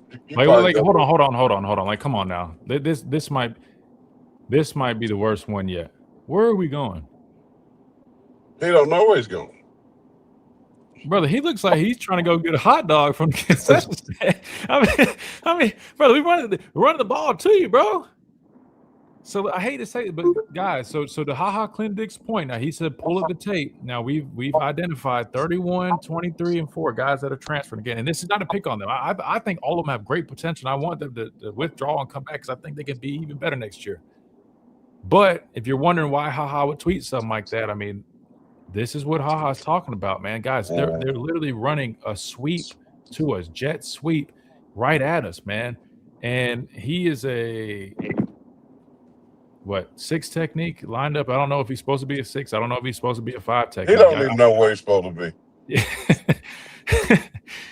Like, and what I'm thinking is going on, let me watch 90. Maybe 90's working for contain, and maybe he's a dropper. I don't know. Even then, you always play run first. You got to set the edge. This is not setting the edge, brother. You're running 4 yards backwards, brother, and they're running jet sweep. Like, what are we looking at? And not only, oh my God, what are you doing? Come on, bro. Come on, no, I don't want to do that. I think he is a coverage player, but he just caught that they and not playing with his eyes, and he should rerun the pass. Exactly. And so he just what we call bail out of there. He just bails out of there, and it's a run place. Yeah, it's pretty bad. That's bad, it's very bad. Listen, anytime, because I played Sam just like you played Sam. I mean, we're always in coverage on the tight end, but I always would look at blow his ass up first. I'll blow his ass up first. I'm a flat player. I get to the flat late. You know what I mean? Like, I'll blow him up, and then I get to the flat. I'm not worried about but we can't have that. That's not. I mean, that's bad. That's bad ball, man. Well, I'm gonna have to get off. You're good. Family call because my oldest brother not doing good, so let me jump on this thing. Yeah, no, so, do what you got to do. I might still be here. Hell, this is might as well. Ain't nothing else to do. No, it's not. And hell, Adam keeps dropping super chats like that, man. He's gonna have to pay. He might be able to pay your mortgage. You keep doing what you ain't got no mortgage. You got plenty. The house is paid off, but still, we got HVAC bills though. So seriously, Adam, thank you so much, and appreciate you hopping on here. Feel free. Hey, Adam, you can go to 1334church.com, hookerbrother.up.com. I'm just kidding. Let me get off here. God bless you. Jump on tomorrow whenever you want, man. There's plenty more to talk about. Yeah, I got some stuff opening up. We are selling our church up, and so we got a lot of moving stuff. So that's why I've been crazy busy. But it's all about ready to settle down.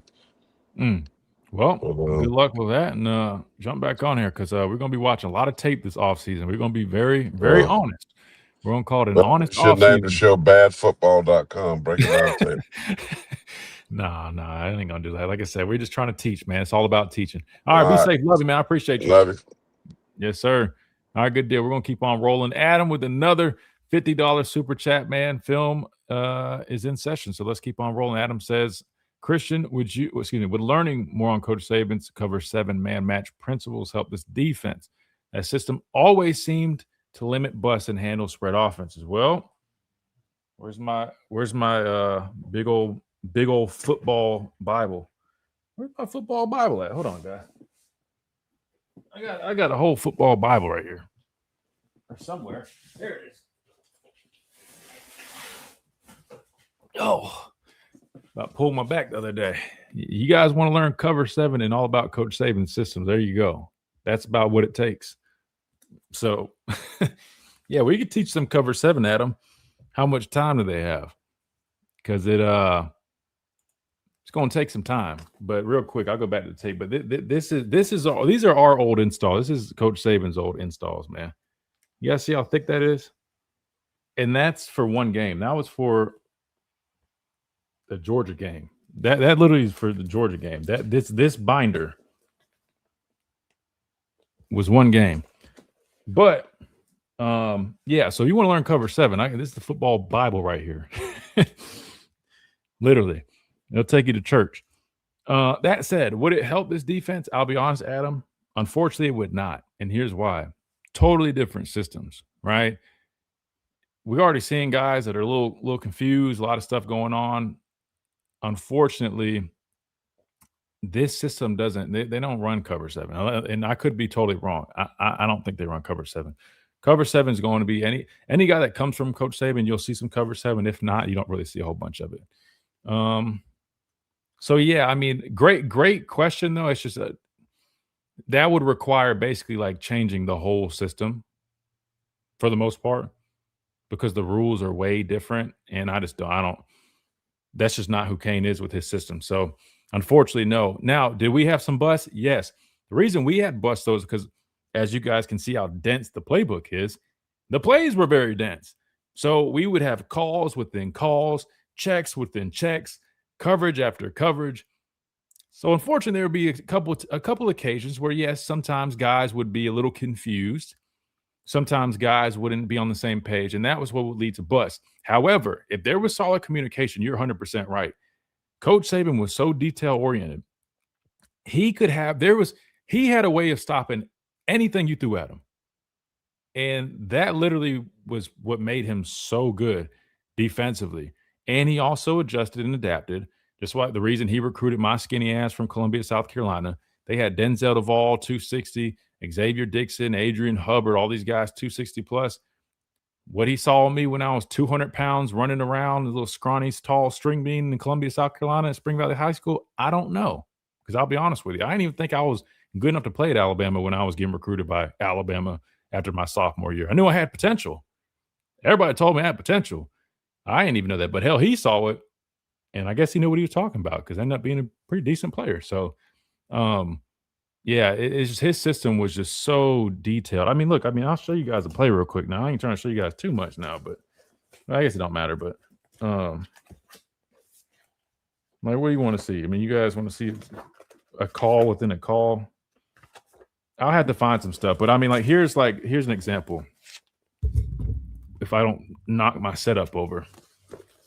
So, like, let me just take it out. Wait, let me see. Here we go. Like, so this is really like one call, right? So you see the whole sheet. This is going over one call, but it's showing like different offensive formations and how we adjust to those. So it literally goes over everybody's responsibility, but how those responsibilities change if you get 2x2, if you get 3x1, if you get a bunch set, if they go FIB, if back is in this spot, if they motion. I mean, like, and that's literally one call, guys. So imagine having to remember like 100 of those. I mean, literally, like, I learned Spanish in 2 years, and that was hard as hell. Learning Coach Saban's system might have been even harder than that. I ain't gonna lie to you. Show us them plays. I mean, I can show y'all some plays one day, but I mean, another place, another time. But yeah, I mean, literally, again, that's how thick. That's one game. This is one game. One game. I'm not lying. That's for one game. Those are notes. Now that includes the tendencies of the other. That's what I'm saying. I don't think people understand literally how detailed Coach Saban was. In that binder for that one game shows how many times. I can show y'all how many times the other team ran out of pistol, how many times they ran out of eye near, how many times they ran out of the gun, if they're in 3-by-1, how many times they ran counter, how many times they ran power, how many times they ran inside. I'm talking about every analytic you can even think of is in this book. Like, and they did this on a week-to-week basis, man. Coach Saban's nuts. Like, him and his staff were nuts, man. Like, all that stuff he talks about is not just cap. Like, when he says, like, oh, all the details matter, when you hear us talk about it, it is not cap. I mean, it's crazy, guys. I don't think people really understand. That's why I love having this platform, because I can share with you guys. Other players, we can share with you guys. There's a reason to this. Don't listen to the, oh, well, he had all the good players. Bro, that was a part of it. But when you see the binders and stuff like this, bro, come on, man. Come on, man. There's a reason it took guys years to get on the field. You don't just pick that up as soon as you get on campus. It don't work like that. All right, let's watch a few more plays. Adam, seriously, thank you so much, man. You might as well pull up some old tape. I don't know how far I can go back. On the iPad, I can go back. But on what I use to show you guys tape, I don't know. I don't know how far it goes back. I wish if it goes back to when I was playing, I'll show you guys some of my tape. I mean, I can show you guys highlights easily, but I'll show you some of my tape. Hell, I'll break myself down just like I do this, man. I hold myself accountable. Excuse me. I wasn't perfect by any means, but I'll tell you one thing. By my senior year, though, I finally put everything together. All right, let's see. We got 4 and 31 out here. We get reached. We're trying to fight. But, again, we got to be ready for that, man.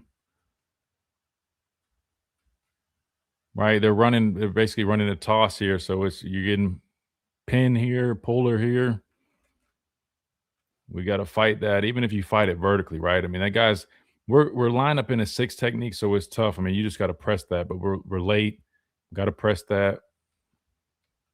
He's supposed to be working across. He doesn't, though. It's the little details, guys. You gotta be better. Because look, you see they're on a movement. He's coming off the edge. We can't just get knocked and stood straight up and see what I mean? Like, it's these little details. If this back, say this back were to cut back right here, that's on him on 31. Not picking on him. We're just being honest. Because he's supposed to get across. You got somebody coming off the edge. You know what I mean? So these are little details that you're not going to see. You'll see the guys make sacks or pressures on quarterbacks, but if you're not watching the tape, you're not going to see this stuff. It's hard to see it on TV copy.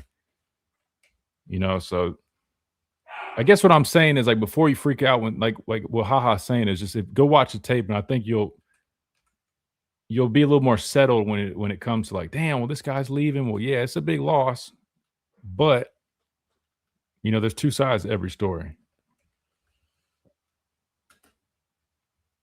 So we got 23 and 4 out here. Let's see.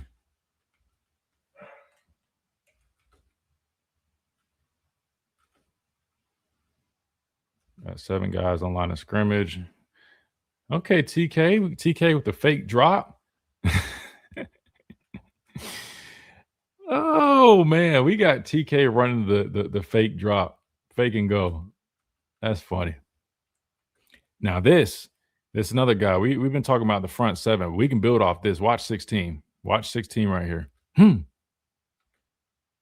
That's the standard, right? That's the standard. I'm not talking about the Bama standard. Everybody's something. No. The standard of what their standard should be. Blowing people's asses up. Not running around people. This guy's 185 pounds soaking wet? That's a consistent basis. Got to tackle, though. Got to tackle. We can build off of that.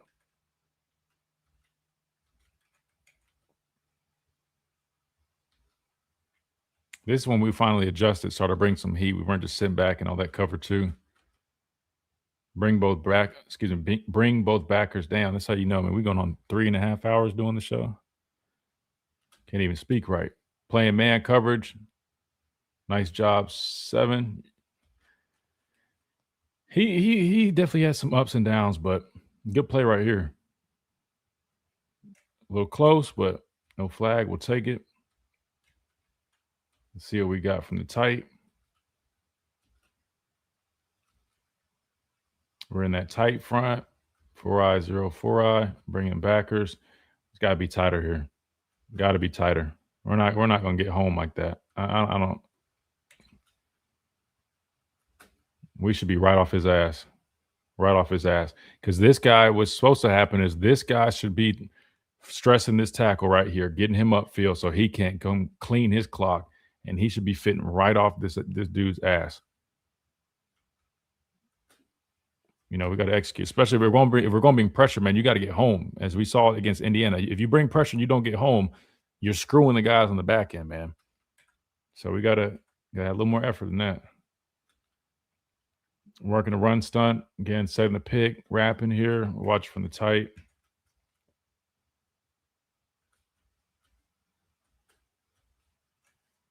Who is that? Tim, Big Tim.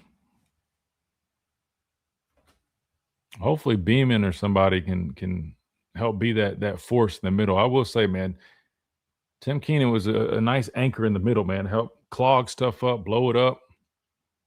We won't miss that. Here goes Justin Hill, though.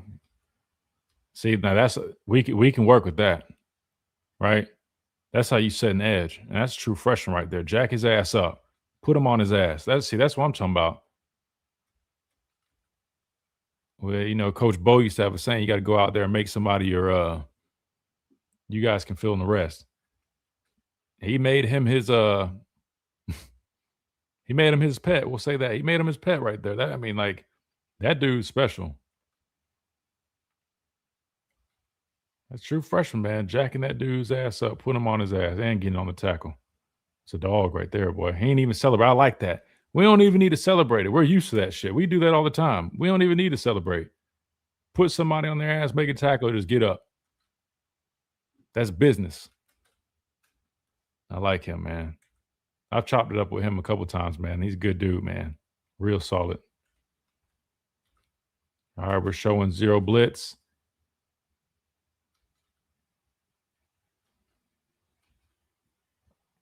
Same thing. So we're showing zero blitz. We get to cover 2. This is what we played when we caught that interception by Zamia Brown.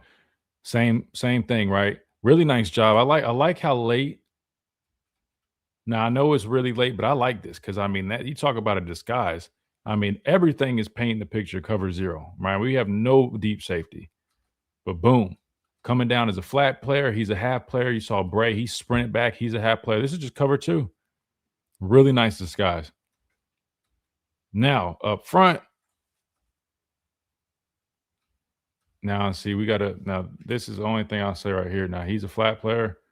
We don't need to trigger on this too early. Now, you don't have anybody threatening your flat, so I'm not too mad at it. But you do have this cover 2 window now because technically this guy is a half player. This guy keeps creeping over there. He's supposed to be on that. So technically he would be working with some depth right here, right?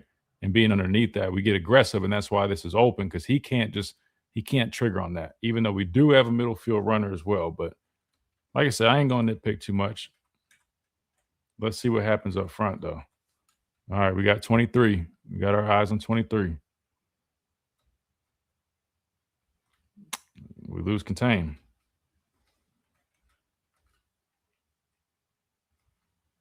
And I was going to say, I mean, sometimes, man, you breaking it to the back where he's kind of, he's coming in, he's crossing face. You got a wrapper for contain, but that's not. This is just contain. We lose contain. This ain't to pick on anybody, but again, if we were grading, if I'm the D-line coach and I'm grading the tape of 23 right now, like HaHa invited us to do, I'm not gonna lie to you guys. I mean, there's a lot of negatives, man. A lot of negatives right now. Now, I think I want him to be back here because I think he's got so much more potential in him. But the tape is kind of proving HaHa's point, man. I hate to say that, but so back to the original point with Clint, man, because Clint, I agree with Clint definitely to an extent. My thing is just if you are going to be replacing these foundational guys, some of your key guys that you're expecting to build around and get more out of, the guy you bring in to replace them has to be the guy. If he's not, that's a bad look. Just saying. We have any messages I missed? Yeah, Adam, that thing is massive, man. I have some of those materials that players left in rooms at Hotel Capstone when they stayed there the night before games. My ex-girlfriend would bring them home when she worked there. Dang, so you got the playbook. No, I'm just kidding. Those would be like tests and reminders, which has a lot of information on. That's cool that you snagged those. How's that call working across when he got pushed back 2 or 3 yards? I might have missed which clip you were talking about, man. Working across just means working across the face. I'm not. If you get pushed off, if you're getting knocked off the ball, you're getting knocked off the ball. Late dad Larry Pitts did an Alabama football picture with you. Oh man, that's awesome, man. Man, that's dope, man. Glad Beeman's staying. Yeah, Beeman's going to have a big role if he come back healthy, which I don't see why he wouldn't.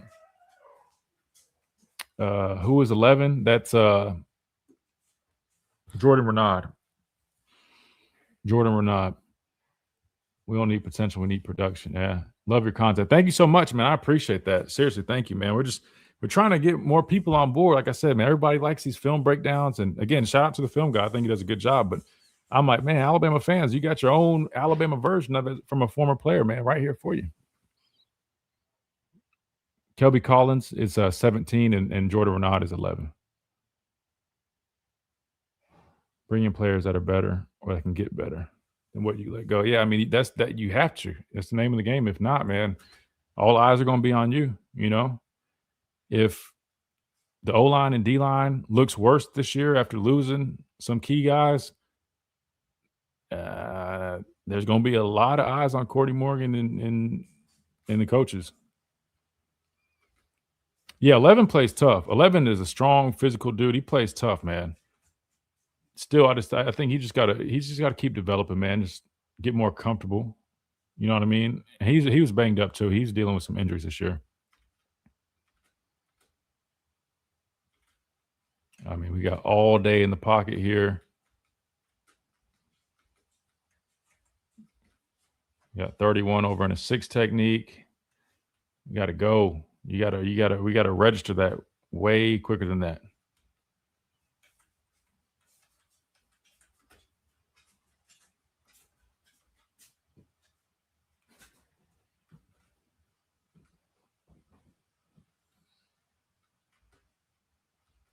Nice play by, who is that? Justin Jefferson. They went back to that thing they were doing, mugged up in the gaps, man. But nice job by reading the flow. Nice tackle.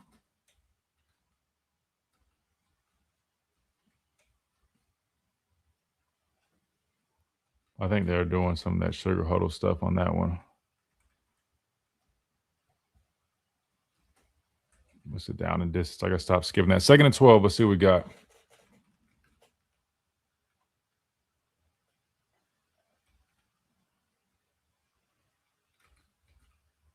Straight even, man. Even rush.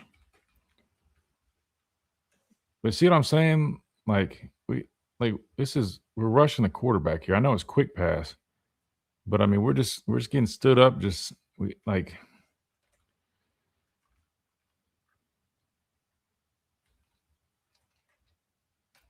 got to be better than that, man. Got to be better than that.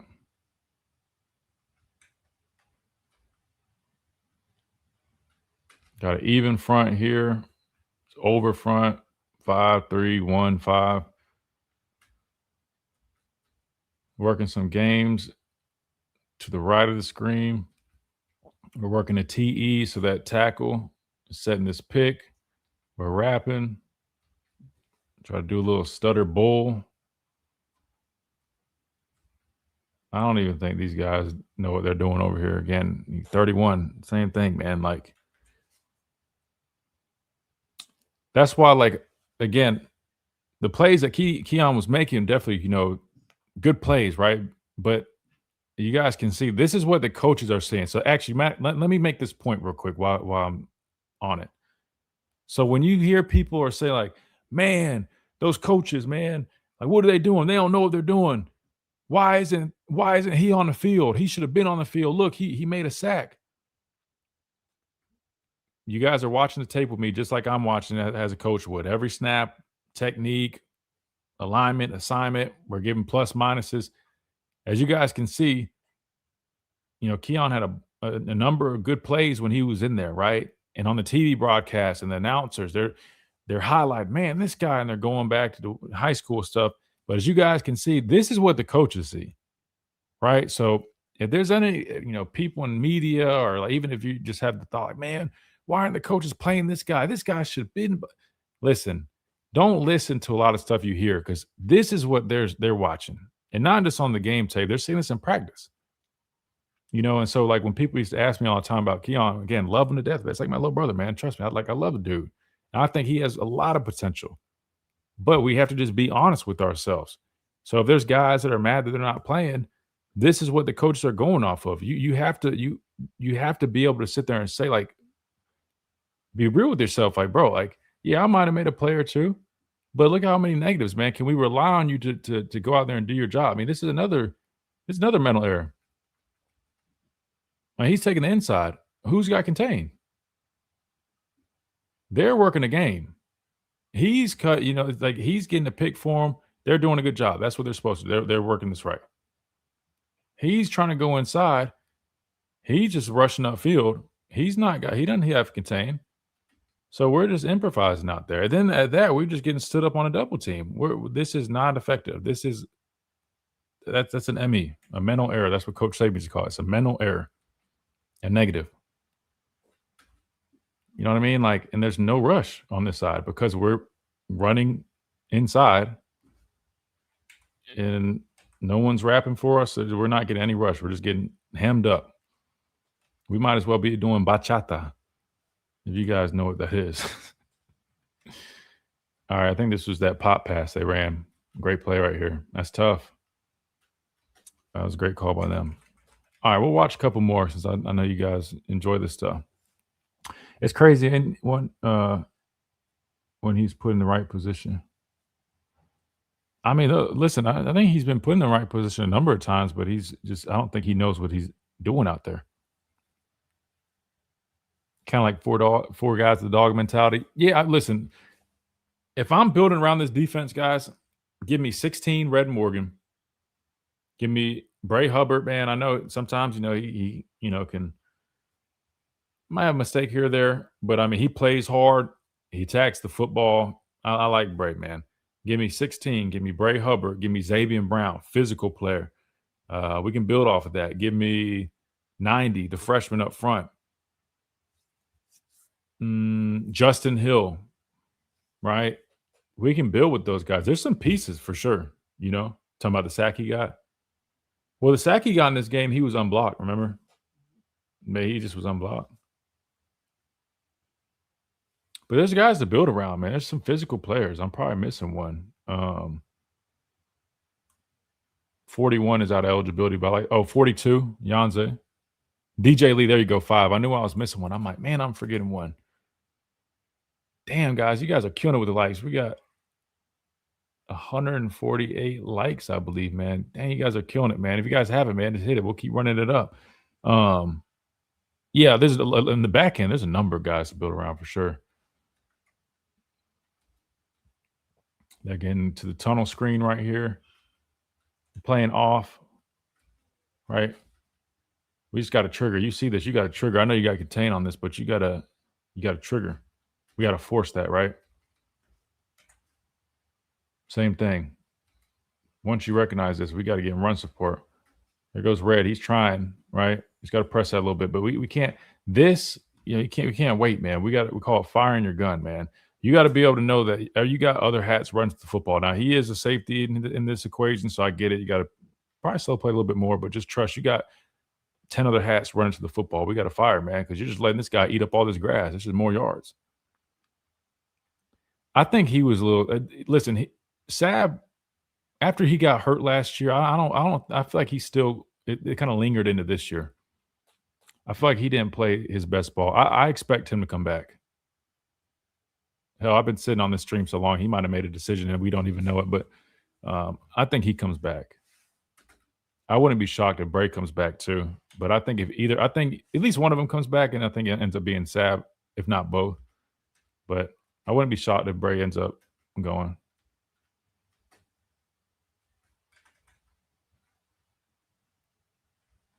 All right, Let's see. I think this might be the pick six. No. They're cover 0. Sorry. Hold on. We're supposed to be focused on the guys up front. In the world. Got another tight front here. 4-eye, 0, 4-eye. Again, so you guys are learning some of these defensive fronts. Again, this is really popular. Some people call it a mint front. Basically, it's a great way of stopping the run with the 3-man front, right? Because you can, as you guys can see, right, you can really eat up a lot of this and let your backers play off of it, exactly like they're doing, right? So Georgia runs a lot of mint front. Ole Miss, you see them run a lot of mint front. Let's clean house and rebuild. Nah, I mean, you got some people. No. I don't want to clean house with some of those guys we just mentioned. I like those guys. And there you go. That's a good example of how this mint front, right, allows you with only 3 guys on the line of scrimmage to still be able to be pretty firm against the run, because they end up eating stuff up because they're condensed, right? You got 4-eye techniques. These backers, you just got to like the physicality. Boom. So I'm saying 41 should have played more. I know I'm an advocate for 41, but he's an unsung hero. He didn't get nearly enough attention, bro. I mean, he was one of the few guys that really, I thought, played with great physicality. One of the most athletic by any means, but and see how Deontay fits. I mean, and then you got the fit, right? You see him closing. Nice job by Bray, right? That's a good picture, right? I mean, that's what you want out of a mint/tight front. That's a good picture.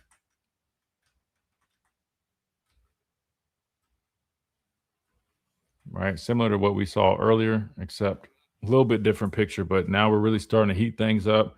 Got to get pressure on the quarterback. Didn't do a good job of that up to this point. We're about halfway through our snaps. Good effort by 23 on there, but yeah, good job. You got contained, working out. We'll take that. Now we're really dialing up pressure. But this is when things change, man. The problem, though, and this, I think this is where that dude had that drop, maybe. Yeah. Right. So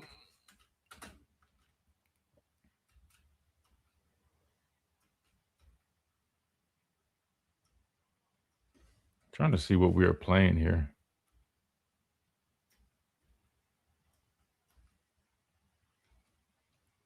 But we just have bad eyes, and then we're playing catch up. He ends up getting out of the pocket. Sab's got to make these plays. I mean, this offseason, man, he needs to work on coming off the edge in these blitz packages when he's one-on-one with the quarterback, man. I feel like he probably had like 5 sack opportunities and maybe came up with one of them. But we got saved by the bad hands by that dude. Good job by Justin Hill. Listen, you got, again, you ever have somebody outside of you, you're always crossing face, right? Nice job. True freshman can do. He's got it figured out. We just need everybody else to figure it out. Cross face, right?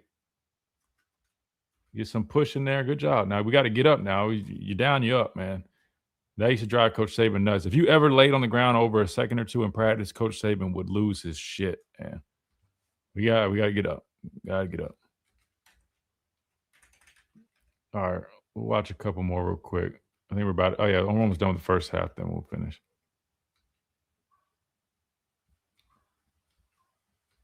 Jets, we're faking the jet sweep. Quarterback pulls it. We're in 4 down. Over front, right? 5, 3, 1, 5.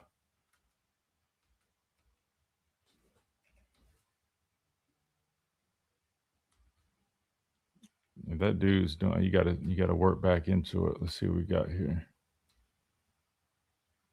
Nice job there.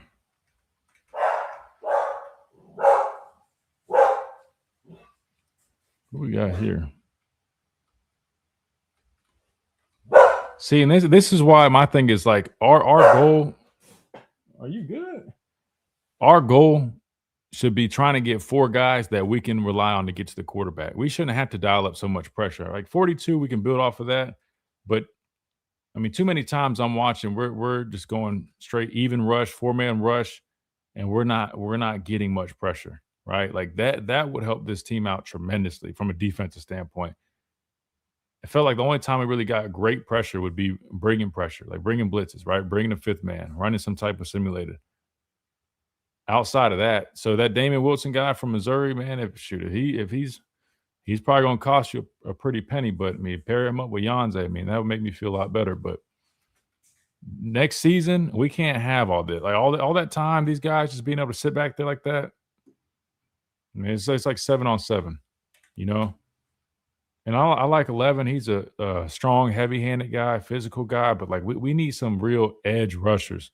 42 is like the only guy, and Justin Hill, I think, can help a little bit, but he's more of a speed of power guy. We need some dudes with some juice, man. Like, you guys see Miami play in the playoffs now. Now compare how they get after the quarterback to what you see out of us when we go 4-man rush. Now imagine what you could do if you had a line like that. Like, God, man, it's a luxury to be able to have something like that.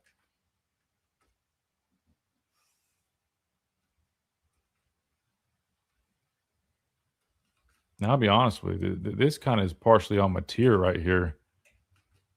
Unless this is which I don't think that's a quarterback draw, but I think he just kind of panics too early. I mean, he probably feels the pressure from 10. Thinks he's got a crease right there. Pretty good job. 88, I think that is. Kind of closing, you know, getting some inside push, which we need more of too. Closing the cage. Nice job. Finally came to life here. Then here we go. We'll end on here. This is that pick 6. So remember that look. Remember? Same thing now. Remember, I told you guys, really good disguise. We're showing straight all-out blitz. We got 8 guys on the line of scrimmage. We're bringing the house. But then you saw, remember I said Braid, late disguise. We're getting the cover 2. Same call right here. It's exactly what they do in terms of a coverage perspective. And you see what happens. And we talked with Slade about this yesterday, right? You know, there's conversion rules typically. So unless there was another, you know, pre-snap miscommunication between these guys, but he's obviously throwing a quick out or a hitch or something. He's thinking one thing. I think this guy realizes it's cover 2. Let me see if he sees Bray. I mean, he had plenty of time to see Bray. Maybe he saw that and he wanted to convert. I don't know, but really nice job.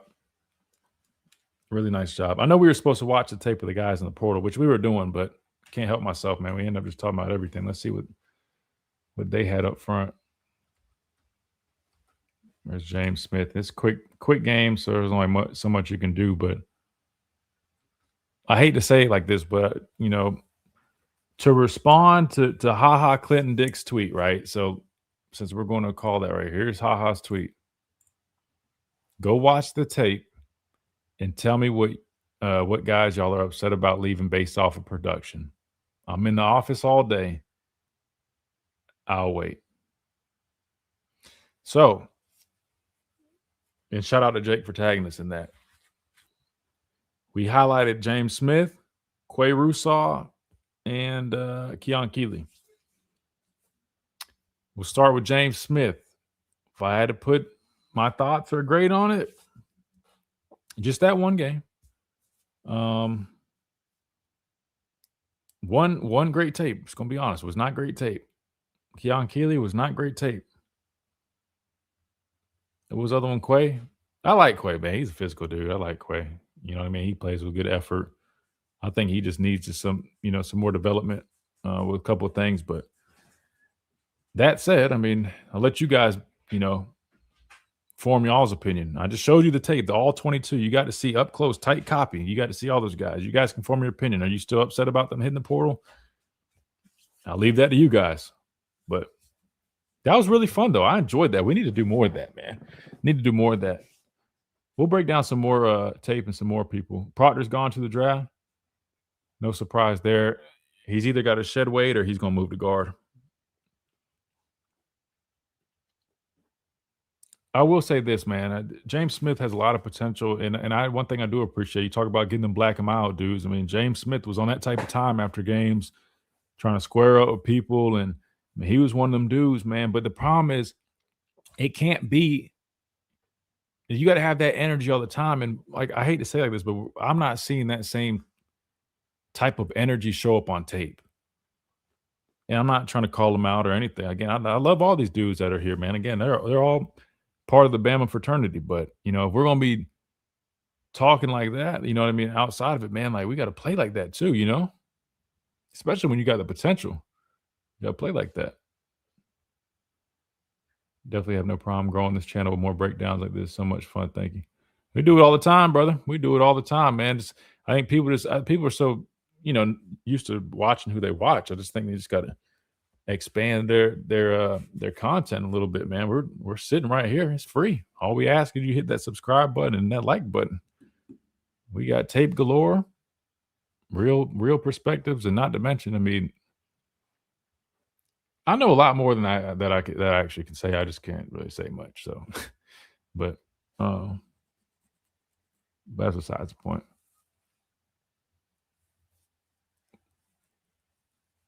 Oh, you're welcome, Phil. Anytime, man. Let me make sure I didn't miss any super chats. All you guys that left super chats, man, thank you guys so much. Seriously, again, y'all are buying stock in the show, man. So as we keep growing, man, know that you guys were a large part of that. Seriously, all of it, you know, our sponsors, our super chats, all our listeners too. You guys, man, seriously, you guys are with us. 2026, man, I'm telling you guys, we're going to have a lot of big stuff in store for you guys. So y'all are already in on it, man. You're getting early stock. Getting early stock. Let me see if we missed anything else. Thank you guys. Y'all have been showing so much love too, even on X. Seriously, thank you guys. Is there anything? I got like 5 more minutes. Any questions or anything you want me to pull up real quick before we get out of here? Question: do you like Devon Tompkins? I think he'll be an asset. Is that the guy from Southern Cal? Pastor Corey keeps it 100. Yeah, he does. I got to use him as my vessel. He can say some things that I might be thinking a little bit that I don't. They don't need to come from me. But yeah, no, he's funny when he gets going, man. And I'm glad you guys have come around to him because again, we've been doing our show together. He did radio for 25 years after he got done playing, but we've been doing our stuff together for almost 4 years, 3.5 years or so. And at first, man, folks, it was a lot for them. You know what I mean? It's like if you're not used to that Southern Baptist church and you show up in there, they're laying hands on people, and you're like, whoa. Some fans weren't feeling it. And they're like, man, nah, this dude's negative, man. He's not a fan. He's this and that. But I think they just realized, man, he calls it how he sees it, you know. The USC transfer, you want me to pull him up real quick? I'll pull him up real quick. I'm going to be honest with you. I watched a few of his highlights. I'm going to be straight up with you guys. I don't think he's the answer. I know you probably don't want to hear that, but I'm just being honest with you. I think he can be an asset. I think he can help you out. We talk about getting some more rush on the defensive line. I think he can help out a little bit with that. But the tape that I watched of him, hold on. I mean, I would just pull up we could pull up a full game, but that's going to take us a minute. Let me pull up these highlights real quick.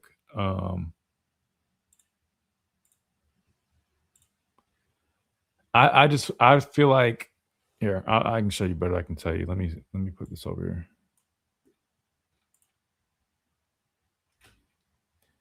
Like, I love the hand usage. A little slow off the ball. His feet just kind of sometimes look like he's, you know what I mean? He doesn't look real quick to me, like real quick twitch. I like the, like you got a little stutter to him, nice hand usage. Like to me, like that's something that we don't see our guys do a whole bunch. So I like that. Counters with the spin, really nice counter. So that tells me already off the rip, man, he's got good feel with his rush, right? Like he has good feel as a pass rusher, something that I feel like some of our guys lack. Sometimes I feel like if you watch our guys are just running down the middle. Like I just showed you guys. We're just running down the middle. You don't see that stutter. You don't see the scissors, the two-hand swipe. You don't see the counter spin. You don't see a bunch of those moves out of our guys. Our guys don't feel as advanced sometimes. I like that piece. But now, what is he listed at? I think he's like 290. He doesn't look very fast to me. Plays a little high. You see what I'm saying? Like, are we watching? Like, it almost look, and maybe this is late in the game. I don't know when this is. It almost looks like we're late in the game and he's tired. Which I hope that's the case, because I'll be honest with you, like that blow me away. If I'm just being completely transparent, I'm not trying to be rude. I'm just being honest. You ask my opinion. You know, I think it could be, an asset on, third downs. But if you're talking about like on down-to-down base, I want to see like how can he hold up when he's playing the 4-eye and you got to start bumping. You got a tackle and a guard bumping on your hip. You know what I mean? Like you standing straight up like that. That ain't gonna end well. I mean, here he's playing in 3.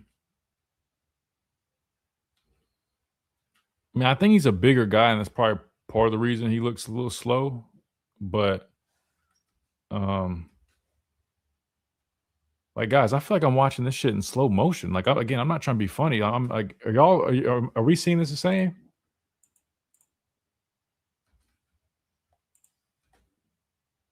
I mean, maybe everybody looks a little. Maybe it's the tape. I don't know.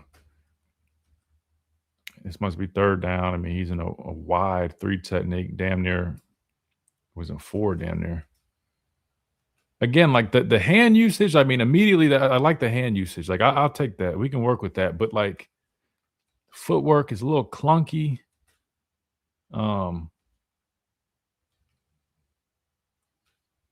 The problem is too. I mean, I'm thinking like we're talking about Alabama football, and if you guys are sitting here telling me y'all want to get back to like the trench play that you think of when you think of Alabama football, I don't know if he necessarily fits that. If I'm just being honest, I think he definitely could probably help out with getting after the quarterback some just off his technique and hand usage. Here he is in a 1 technique. So he clearly has versatility. He can play across the line. I mean, definitely wouldn't want him in like a 5 technique for real, but you get what I'm saying. I mean, he can move around. Nice job crossing face, gets the rip. I mean, like the way they play, the way that we're seeing our defensive line play, I think, I mean, that's his style. Now, if you were asking to put him in like Coach Saban's system, like 2-gap and stuff, hell no. I don't think that would be ideal, but I think for what they're trying to do with this unit, a lot more penetration, a lot more, movement up front. I mean, I think, where's he at? Is he in a 5? See, listen, I will say this. He has really good hands. We call this a freebird watch or a forklift. Now, he is advanced when it comes to his technique. I'll give him that. Right? So he's getting to the long arm, but watch him work this outside arm, right? You always want to say you got to beat the hands to beat the man, right? Whether that's a chop, whether it's a clubbing something, I mean, like, or a lift, like a freebird, like we used to call it. See him take that elbow, right? His hand combat is really good. I mean, it's better than anybody that I see on our roster working their hands and pass rush. So I'll give him that. I mean, his hand usage is advanced. Looks a little bit quicker here. I mean, he's rushing out of a 5. Listen, I'll take it. Like that's definitely helpful. I just think like we still need like somebody like go watch Texas. Some of those guys from like Texas Tech, like some of that explosiveness they got. Go watch. I mean, definitely Miami. Just trying to think off the top of my head, but you get what I'm saying. I just think you need. I think he's definitely a helpful piece, but I think you still need more. That's not going. They're going to need more than that.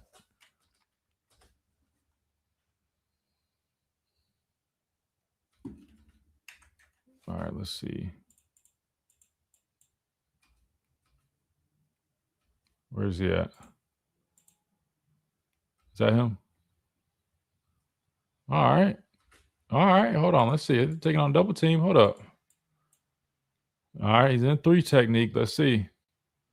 That's what I'm talking about, where you got to strike that tackle. You got a guard coming bumping. He's holding his own. It's hard to see what happened with all that, but I mean, all right. Let's see what we got. Michigan's in this jumbo set.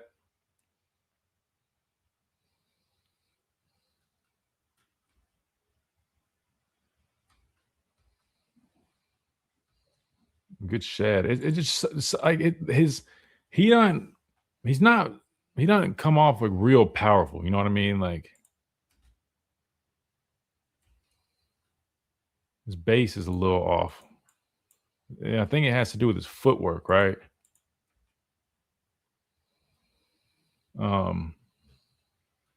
He definitely could use some. He could use some help when it comes to stopping the run, getting a better base, and being a little more physical in that department. But I like the hand usage.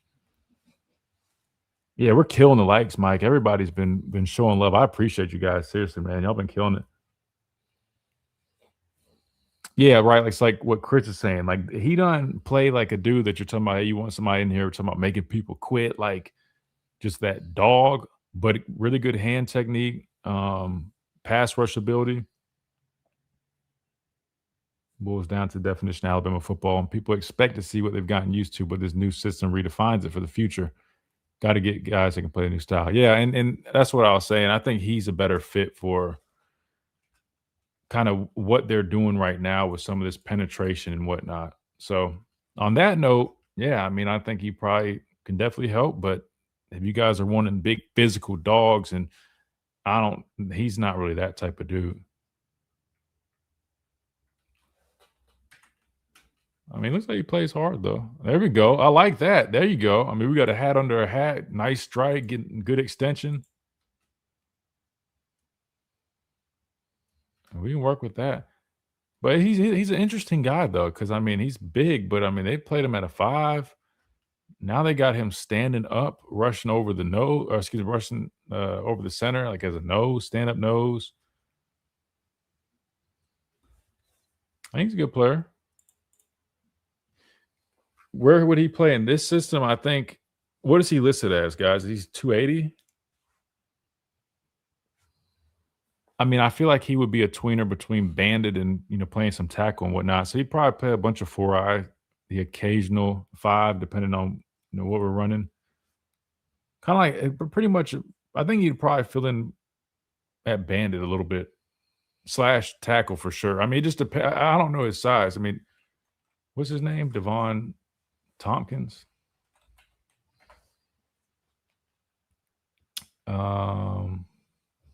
What is he listed as? Sorry, I'm just trying to see his height and weight. Wait, no, not Falcons wide receiver. Why does he not have a regular ESPN page? 6'5", 290. Well, so he's a bigger dude. Definitely a little bit on the bigger side of playing bandit, so he'd probably be more of a tackle, but he's got versatility. I think he probably fits what Kane likes to do or wants to do. So my dog is knocked out. See what I mean, though? Like when it comes to playing the run, like I'm not saying he can't do it, but if you guys are wanting like these dudes that are like, I'll give you an example. Let me show you what. Let me show you what I think Alabama is lacking right now. And there's not a whole bunch of these dudes out here,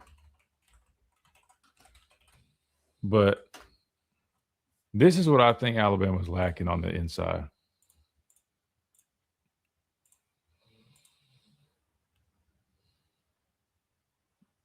And I know, okay, I know you're going to, you got to get premium. I want to sign up for premium when I get off the stream, I promise. That's my promise to you guys. Peter Woods, you, sir, should have been an Alabama Crimson Tide football player. Like, to me, like, this is what we could benefit from. Now, I got to be careful because this is the TV copy. But you guys are probably already familiar with this guy. I mean, you're talking about a physical guy, great hand usage, powerful, right? jacking dudes up, playing on the other side of the line of scrimmage, violently shedding players, making tackles, has pass rush ability. Like, everything about his game is violent. Other guy, I don't think he's real violent. Good hand usage, but he wasn't real violent. I think if you want to restore the trenches, man, like, it's great to get guys that can, pass rush and this and that, but like, if we want to see a true restoration, we need violence, man. Like, this dude plays violent. Like, I would be looking for dudes, and again, I get it. Peter Woods is hard to come by, but he plays violent, man. Now, some of this might be from when he was younger and stuff. And again, I know some of it ain't gonna be perfect, but there you go, showing pass rush ability, right? Good hand usage, see him striking, right? No movement right there. Ain't going nowhere. Eating all that up, right? All right, now you're getting a little stonewalled. You ain't making me look good with my comparison right here, Peter. Come on now. You guys get the point, though. I mean, he's a damn good player. But of course, I don't know whether these definitely aren't highlights. These are just clips. I would not call these highlights, I mean, because they're definitely decent plays, but I forgot what game it was, but there's a game, and there he goes making plays. There's a game, man. I forget. It was from this year, though, and which this is from this year now. But there's a cut up. I forgot what game it was, but man, he was just so active, violent hands. I mean, this is what Alabama needs, something like this, like that, firing off the football like that, like when he ain't being lazy. That's what I'm talking about. Like, you see that firing off the football, violently firing off the football, shedding, making a tackle. Like, we need more of that, especially in the system. Like that works in the system, right? Like that this system allows for that.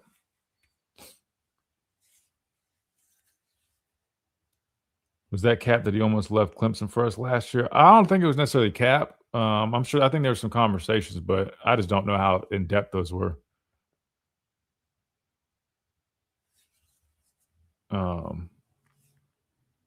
Yeah, I mean, if the Tompkins, is that his name? If Tompkins, I mean, listen, if you want to play him at Bandit, he could afford to lose 10 pounds or so. Play him at 275, 280, and he would probably be just fine at Bandit.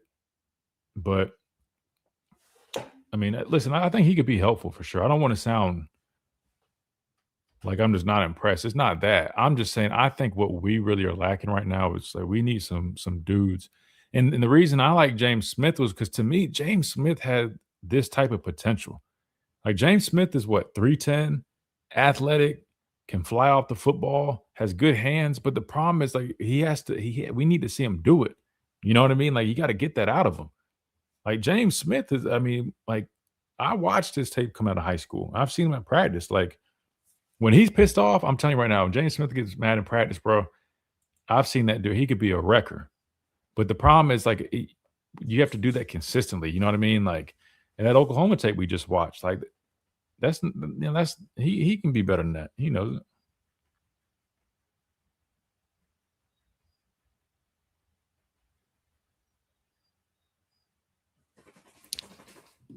it.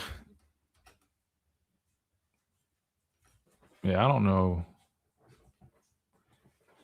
Good push in the pocket. I don't know who out there is, a Peter Woods that's available. I don't know, but I think that would be helpful. But plus we're watching these highlights. I mean, I would probably, what I would do is I'm gonna pull up. I'm not gonna do it right now because I know you guys are probably ready to get the hell out of here. I'm surprised you guys love breakdowns. Y'all are serious about it because we've been live for almost over, I think, 4 hours, man. Shout out to you guys. I'm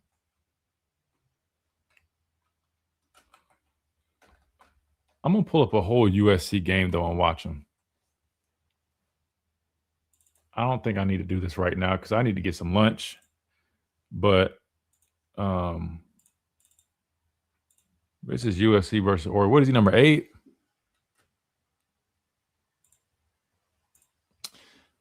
Man, you guys always got me in here, man. always say I'm gonna leave, but now I'm like intrigued, man. Let's forget highlights. Let's watch like 2 series of this dude. Yeah, Kelby Collins will be at Bandit. You still got Jordan Renaud for now. At least we'll see, what pieces end up happening. But all right, 8. See, this is why you can't always go off of highlights, man. 1st and 10, man. Rundown. Let's watch the tight.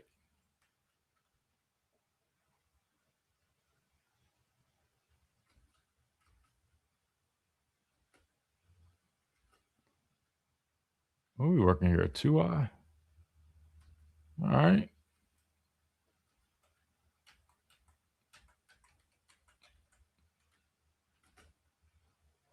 Yeah, I think he's well, no, he's on the other side. Wait, hold on. Did I just mix him up with the other dude? No, he's right here now. He's in this tight 3.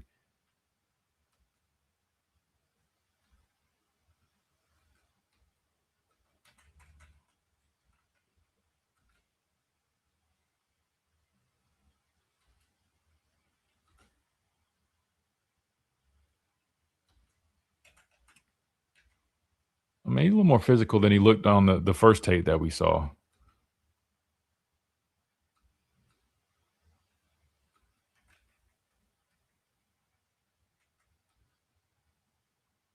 Got a 4-eye. Here we go. Let's see. He's definitely got some long ass arms. I'll give him that. He's got some long arms. What is this thing? Oh, I was like, what is this stance? But he's stemming. Stem to a 4-eye. What front are they playing? They ain't got no nose. They got a 4-eye. What the hell? What is this? They got a 5. They got a 4-eye. Nobody in a 4-eye and a wide 5. What kind of football is this shit? I've seen it all. I have seen it all. Boy, man, I have seen it all. Supper time.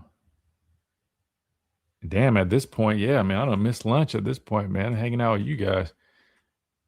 Bro, I've never seen that. Man, maybe I'm tripping. Maybe I've just been out of the game for a minute, but no nose at all. I'm talking about 4-eye all the way to then another 4-eye. I mean, that's crazy work, man. He's not in here right now. He's not in here. There he is. Let's see. Now he's in a tilt.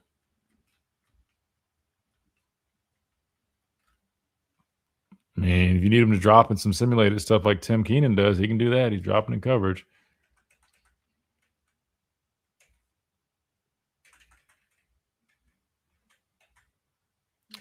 Yeah, I feel like I'm wasting my time at this point, man.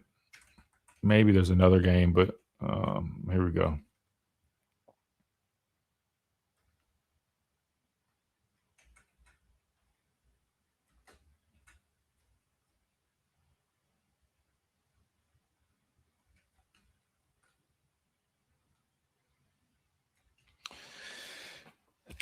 I'll let you guys make your opinion, form an opinion off that.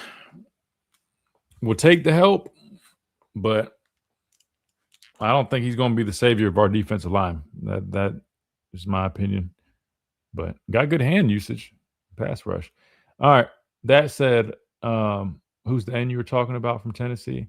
Oh, James Pierce earlier. He's with the Falcons, though. Virginia Tech linebacker. I haven't seen any of his highlights. I promise I'll do that tomorrow, guys. I got to get out of here, but I'll pull up a whole game for him as well. This is why I don't like watching highlights, because as you guys can see, highlights are exactly that. They're highlights. This is why I watch tape, because I really want to know what these guys are on a down to down basis. And I'm not listening. I need to go back and watch even more of this guy. I'm not going to judge him off of just 3 series that we've seen, but as you guys can see, I mean, it kind of falls in line, kind of what I was thinking, in terms of the type of player he is. But yeah, Virginia Tech guy, we're watching tomorrow. If there's any other players you guys want, man, you guys know the drill. Just let me know. We'll pull them up. We'll watch the tape. We'll do all that. But same thing tomorrow, 11 a.m. kick start time. We don't have any guests right now. I'll get Gray Robertson probably on here. We'll probably talk some of the semifinals. With those coming up, Roman Harper was going to join us, but he told me today, he sent me a text that he still hasn't come around to watch the game back.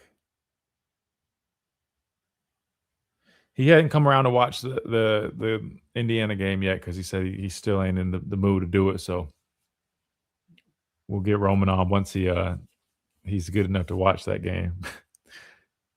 But I'll keep you posted if we have any more guests. But as of now, I think we got Brandon Clear on Thursday for sure. We got Slade coming back on, and then if any players come on, I'll let you know. But that's scheduled right now. But if you guys haven't hit that like button on the way out, big thanks. If you're just joining us, we'll be back on tomorrow at 11. Subscribe if you guys enjoy this stuff. Again, radio show Monday through Friday, film breakdowns, analysis, expert opinion, guests, you name it. We do it all right here, man. And we're going to keep doing it all 2026. So big thanks to all you guys for all the support, and we look forward to seeing